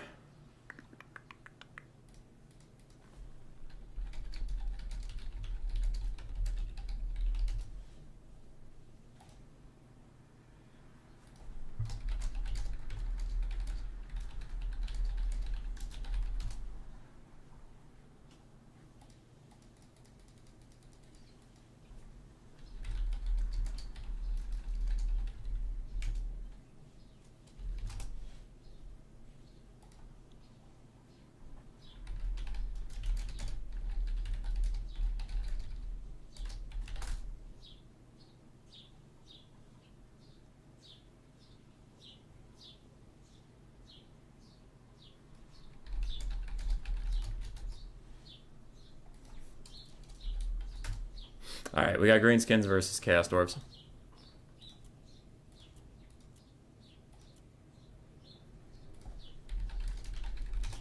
Greenskins versus the Dwarfs. Are Pump playing against Band and Land Battles as well? No, they're limited to.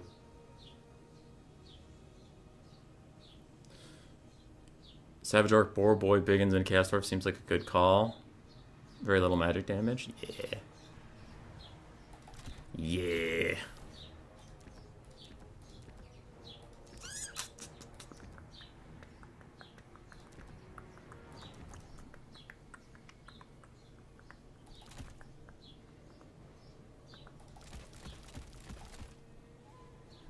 Sorry, just thinking about my build. I updated the score, right? Yep, I did. Yep, I did.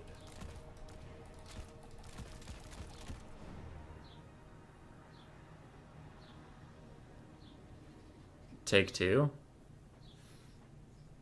Pump wagons aren't bad for 2.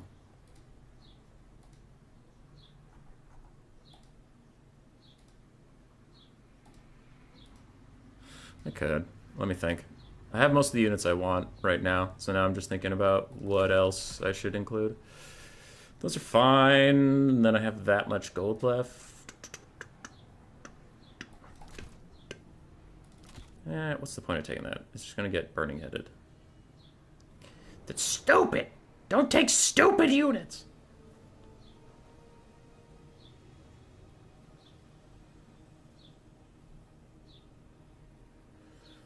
Oh, I'm 5 gold away from being able to take a unit.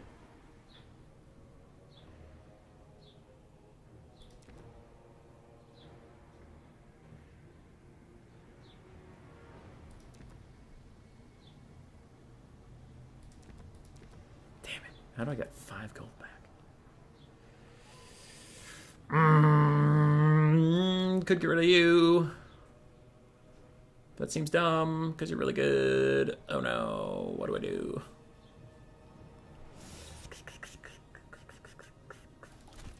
Could get rid of one of you. But then what's the point? Is that even smart?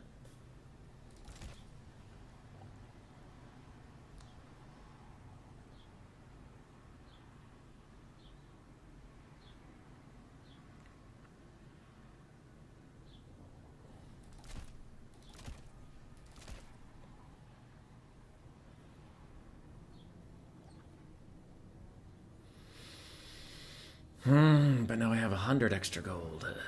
Damn it.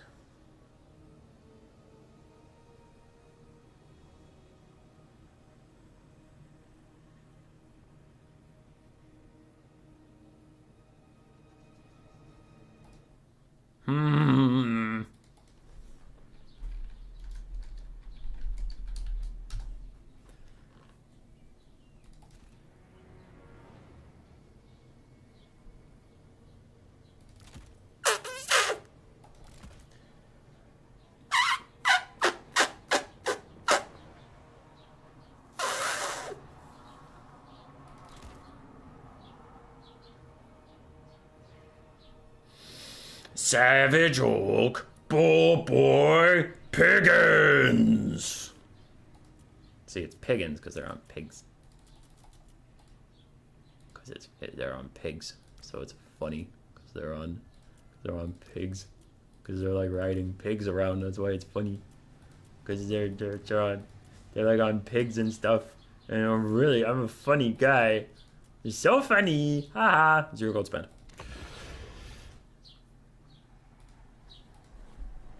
Alrighty, let us see what the Chaos Dwarves can do against the mat of the green skeet.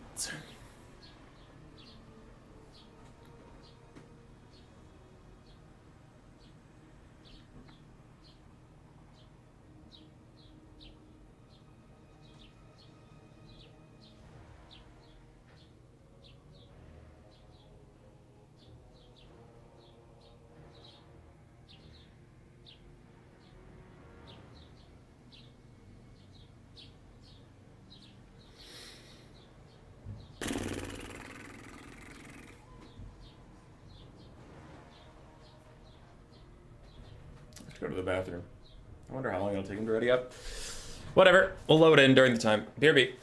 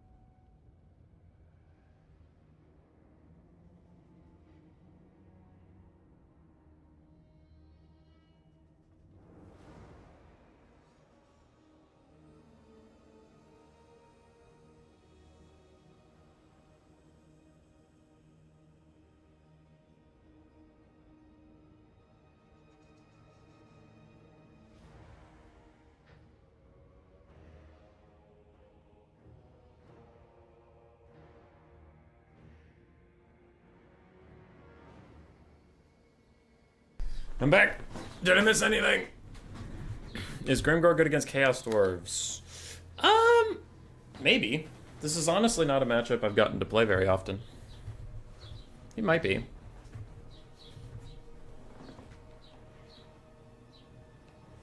He just gets Spear Leech by a flying caster? Possibly. But he has a decent health pool. He's like 7,500 health. So Spear Leeches are still good, but it takes a while to kill him.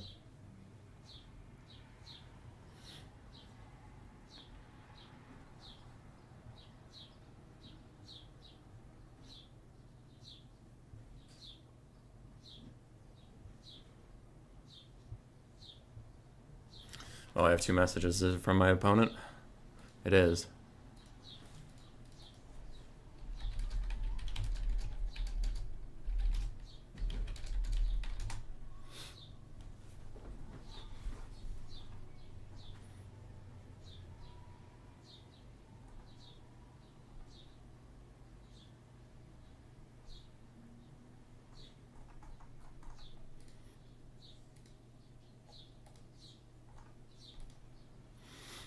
Grimgor and a giant hog would be cool. Yeah. I like your paperboy hat. Hey, Boo Delicious. Kiss my grits.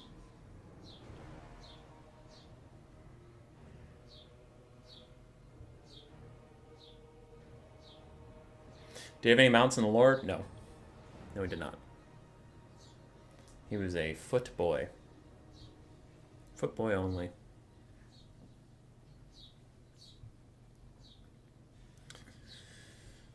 Do you think we'll see a Cathay Destroyer? That would be kind of funny.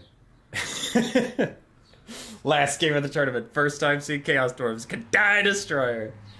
Because then someone in chat, I don't know if they're still here. Obviously people come and go. But there's someone who was asking about Chaos Dwarves. You're getting them in the final game of the finals.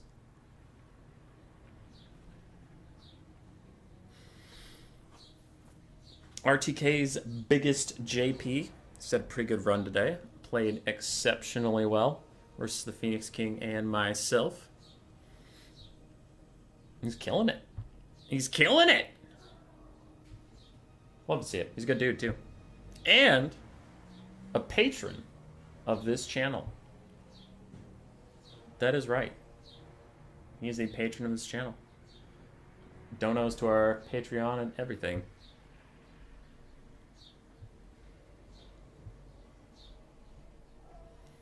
Cathay Destroyer is sadly bad. It's better than it was, but it is still bad. Would Vargulfs benefit more from a buff or a cost reduction? Buff. Their weapon strength needs to be higher, because right now they're just kind of limp. What is RTK? The Round Table Knights. They are a Warhammer clan that dates back before Total War Warhammer existed. Before time itself. They were here. When the universe was created, they were in a Discord voice chat talking about lizardmen. There's a bad habit of launching entities with its attacks and following them even if the main body was using this in combat. Oh, you're talking about the Vargulf? Yeah. Oh, no, you're talking about the Cathay Destroyer. Shiggy Diggy was talking about the Vargulf. My bad. And ODM, are there any other relevant clans? I see only those two. ODM, BBB, RTK are all quite large. VM wasn't quite large in our scene, but when they played, they were very good. I haven't seen VM in a long time. I don't know if they're on hiatus or if they're all just playing domination. I don't see a ton of RTK these days. At the start of Warhammer 3, they were an almost exclusively domination clan, and that's just not... I don't play a ton of domination or watch it, so I haven't seen a lot of them. But recent months, some of their player base has been drifting back and forth between the two. So we're seeing a bit of RTK come back. BBB is a Spanish clan. MTK is a Spanish clan that all of a sudden showed up. I think they played in the BBB Season 1 stuff because they knew some people in the Spanish community, and then that like kind of linked the English and Spanish communities, so now MTK knows we exist, so they're around. XMT fell apart. I haven't seen a real XMT clan representation in a while. Like the Phoenix King who we saw earlier is in XMT, but he's pretty much the only active XMT member I've seen in like a lot of tournaments. DBD technically still exists. Stormrunner and Lenorm are both admins of mine. They're in DBD. Pop Palpatine's in DBD, but that clan is super quiet right now. LS, Smurfalurf's clan, pretty much disintegrated. VOD is a rising clan. They're an older clan that kind of woke back up, and then Bjorn's been doing a shit ton of recruiting. So I'd say the biggest three right now are like RTK, BBB, and ODM. And then some up-and-comers that I know of are VOD, MTK. Yeah. GGX also ceased to exist. Like, some of their people still have clan tags, but no one in that clan plays Warhammer anymore.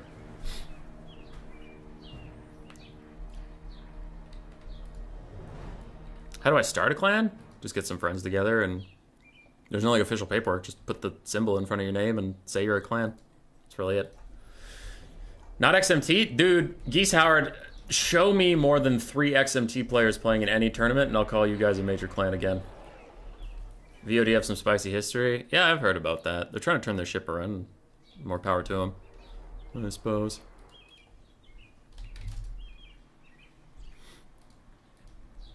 AMA is also gone? True.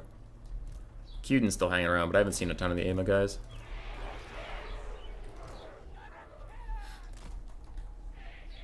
Enemy troop count is 890. Pretty small, so probably not a lot of goblin and orc laborers. I haven't heard of AMA in years. Shogunik keeps popping up. I like Shogunik, he's a good guy, but like he keeps popping up for like a second, he's like, I'm back, baby, and then he leaves for like another 3 months without a word. And then he pops back up, I'm back, baby, and then he leaves without a word.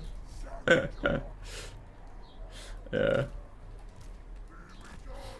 General Eisenbart's also chilling around from AMA. He occasionally shows up. But no. If you're looking for like the big 3, I'd say it's BBB, ODM, RTK.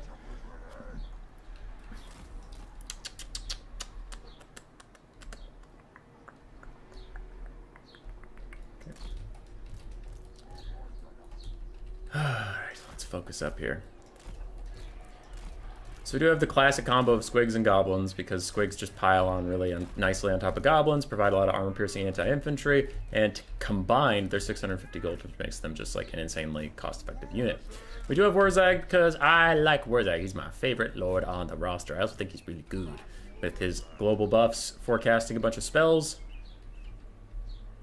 We're going to be good to go. I'm taking Gaze of Mork instead of Brain Burster because I misclicked, apparently. Whoops. Whoops.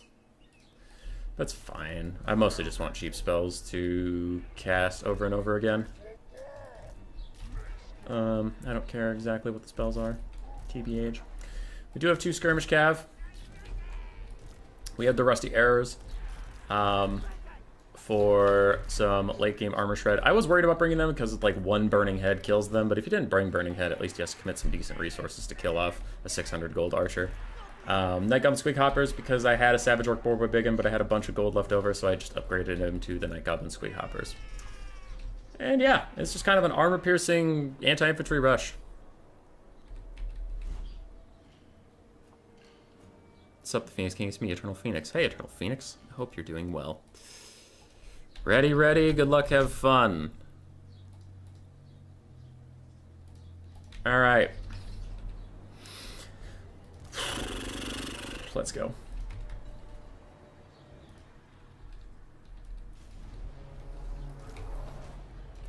Bull Centaur renders, Iron Sworn, and a Skullcracker. Okay, this is actually the first time I've fought in one of those Chaos Dwarf chariots that are broken.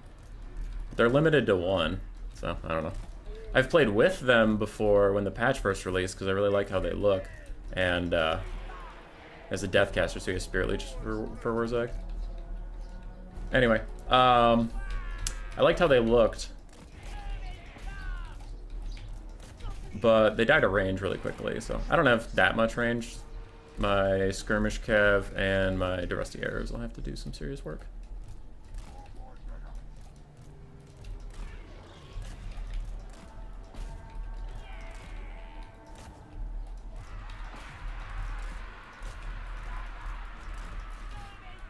So moving up on our flanks, we have some Boar Boy Biggins that are excited to go say hello to Bull Centaur Renders.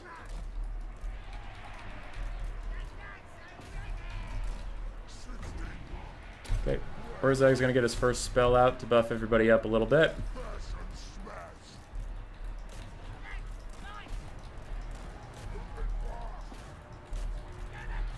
Okay, Squigs are moving in. Y'all are moving in. Spider Rider's providing some poison.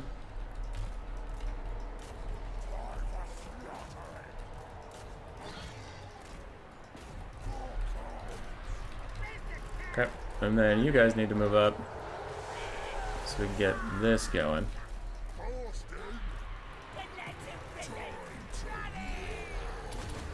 Wah, net him in place. Get the Squigs going here. I'll Gaze of Morkim for the additional buff, but we should be murking through these guys pretty quickly. The Skullcracker's in here, but we can maybe surround it and just fucking kill it. We will see. I'm gonna have these Squigs divert a little bit, go over here, and we do have a Spinning Loon to throw through those Infernal Iron Sworn. Meanwhile, our net plus a bunch of archers combo took about half HP off the big boy, so fuck that guy. Skullcracker is continuing to fight its way to freedom.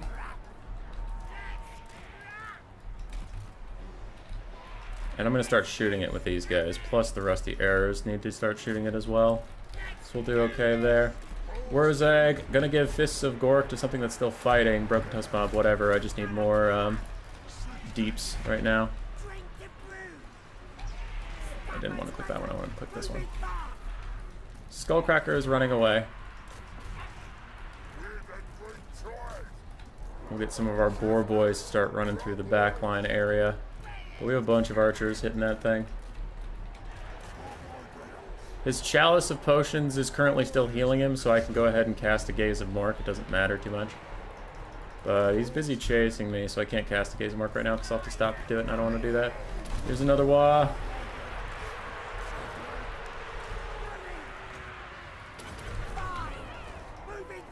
There's a little bit of a friendly fire loon, but it'll hit some Infernal Iron Sworn, so that'll be worth it.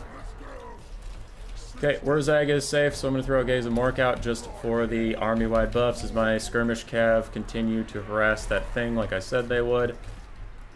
Boar Boys chase this down while the rest of you go get back involved over here. Squigs can chase those down while the rest of you get involved over here. I'm getting Spirit Leech, but I don't care.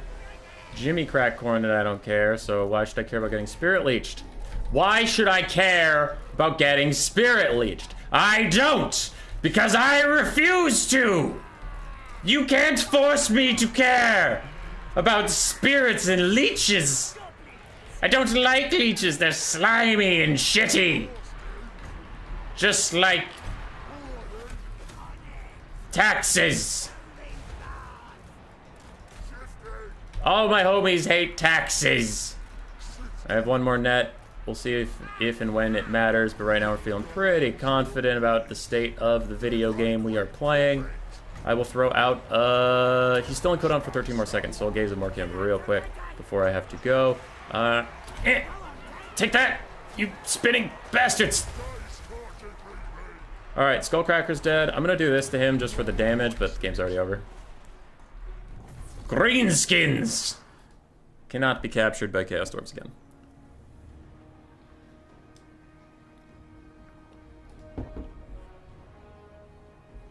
If only chat was a thing. Yeah. That's a lot of armor piercing for Chorfs to deal with. Savage Orcs did fine. My archer units I brought did well against the Skullcracker. And, like, Skullcrackers are strong, but their weakness to ranged is, like, pretty brutal for them. Bull Centaur Renders did well. Infernal Ironsworn did fine. And Source Prophet to Death, I just ignored him. Today was a Greenskin stream. It is Versok. This was a tryhard tournament, and Greenskins are my second best faction.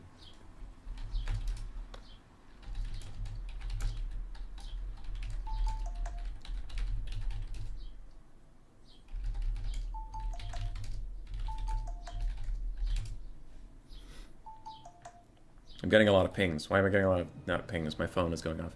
Anyway, yeah, you're gonna see a lot of greenskins when I'm super tryharding because my factions in order of skill go Skaven, Greenskins, Empire, Britannia. I feel like I'm missing one.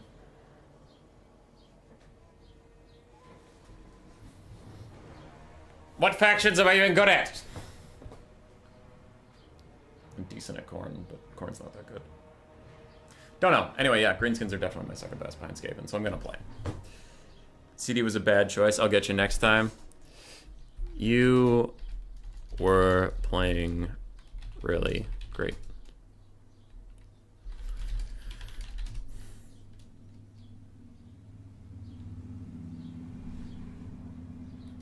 So Warzeg's basically shouting freedom during the battle. I guess. Ogres, yeah, I have been playing a lot of ogres. You're right. You're right. I honestly forgot the ogres existed. Okay. So, stream's done. How long was that? 5-hour stream? It was a 5-hour stream. I am sleepy. I am the sleepiest. Left screen, come with me. Did you report the scores or do I have to? Okay. Stressful. No, stressful. I know my Skaven won, and I know my Greenskins won, but what else did we do?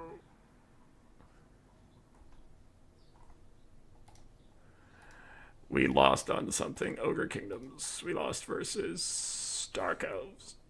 He beat my ass. My Skaven beat who? Norska. And my Greenskins lost. Wait, my Greenskins beat Chaos Dwarfs. GG. So that was RTK tournament number 4. Number 4, hosted by the late great Platypus. He has his own YouTube channel. He plays a ton of domination mode, some land battles. He gets quite far in tournaments. In fact, I think if we go to the main page, Platypus is first on turns leaderboard, isn't he? Yeah, he is. He's right there.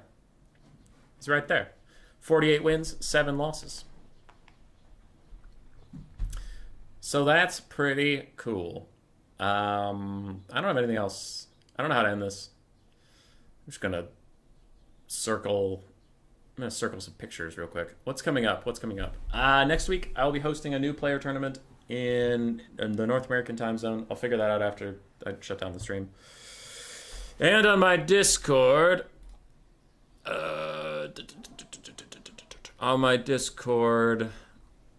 in the gutter runner role, it looks like the Extra Funds tournament is winning the vote right now. Gladiator is actually in second, but we'll do a tournament in the EU time depending on how that vote goes. The NA time will be a new player tournament. Okay? Next weekend, I'll probably be casting ODM RTK tournaments as they show up, and then the week after that, I am gone to Ohio to try and sell board games. So, yeah. That's what I have. Goodbye, everybody. Goodbye. Congratulations to Big JP for getting to finals and pushing it to all 3 games. Phoenix King, you tried hard. What was the other guy's name? Damn it, it's going to bother me. I don't want to look. I want to remember. Because he had different names in Discord and I think it was Rusto. Rusto was my opponent in semifinals. Let's see if I was right. He played really well too. Yeah, Rusto. Good shit. All right. Goodbye, everybody. Where are you on the leaderboard? I literally don't exist on the leaderboard. I haven't played. I played in 2 domination tournaments ever, and I lost both of them first round immediately. And the leaderboard doesn't count land battles.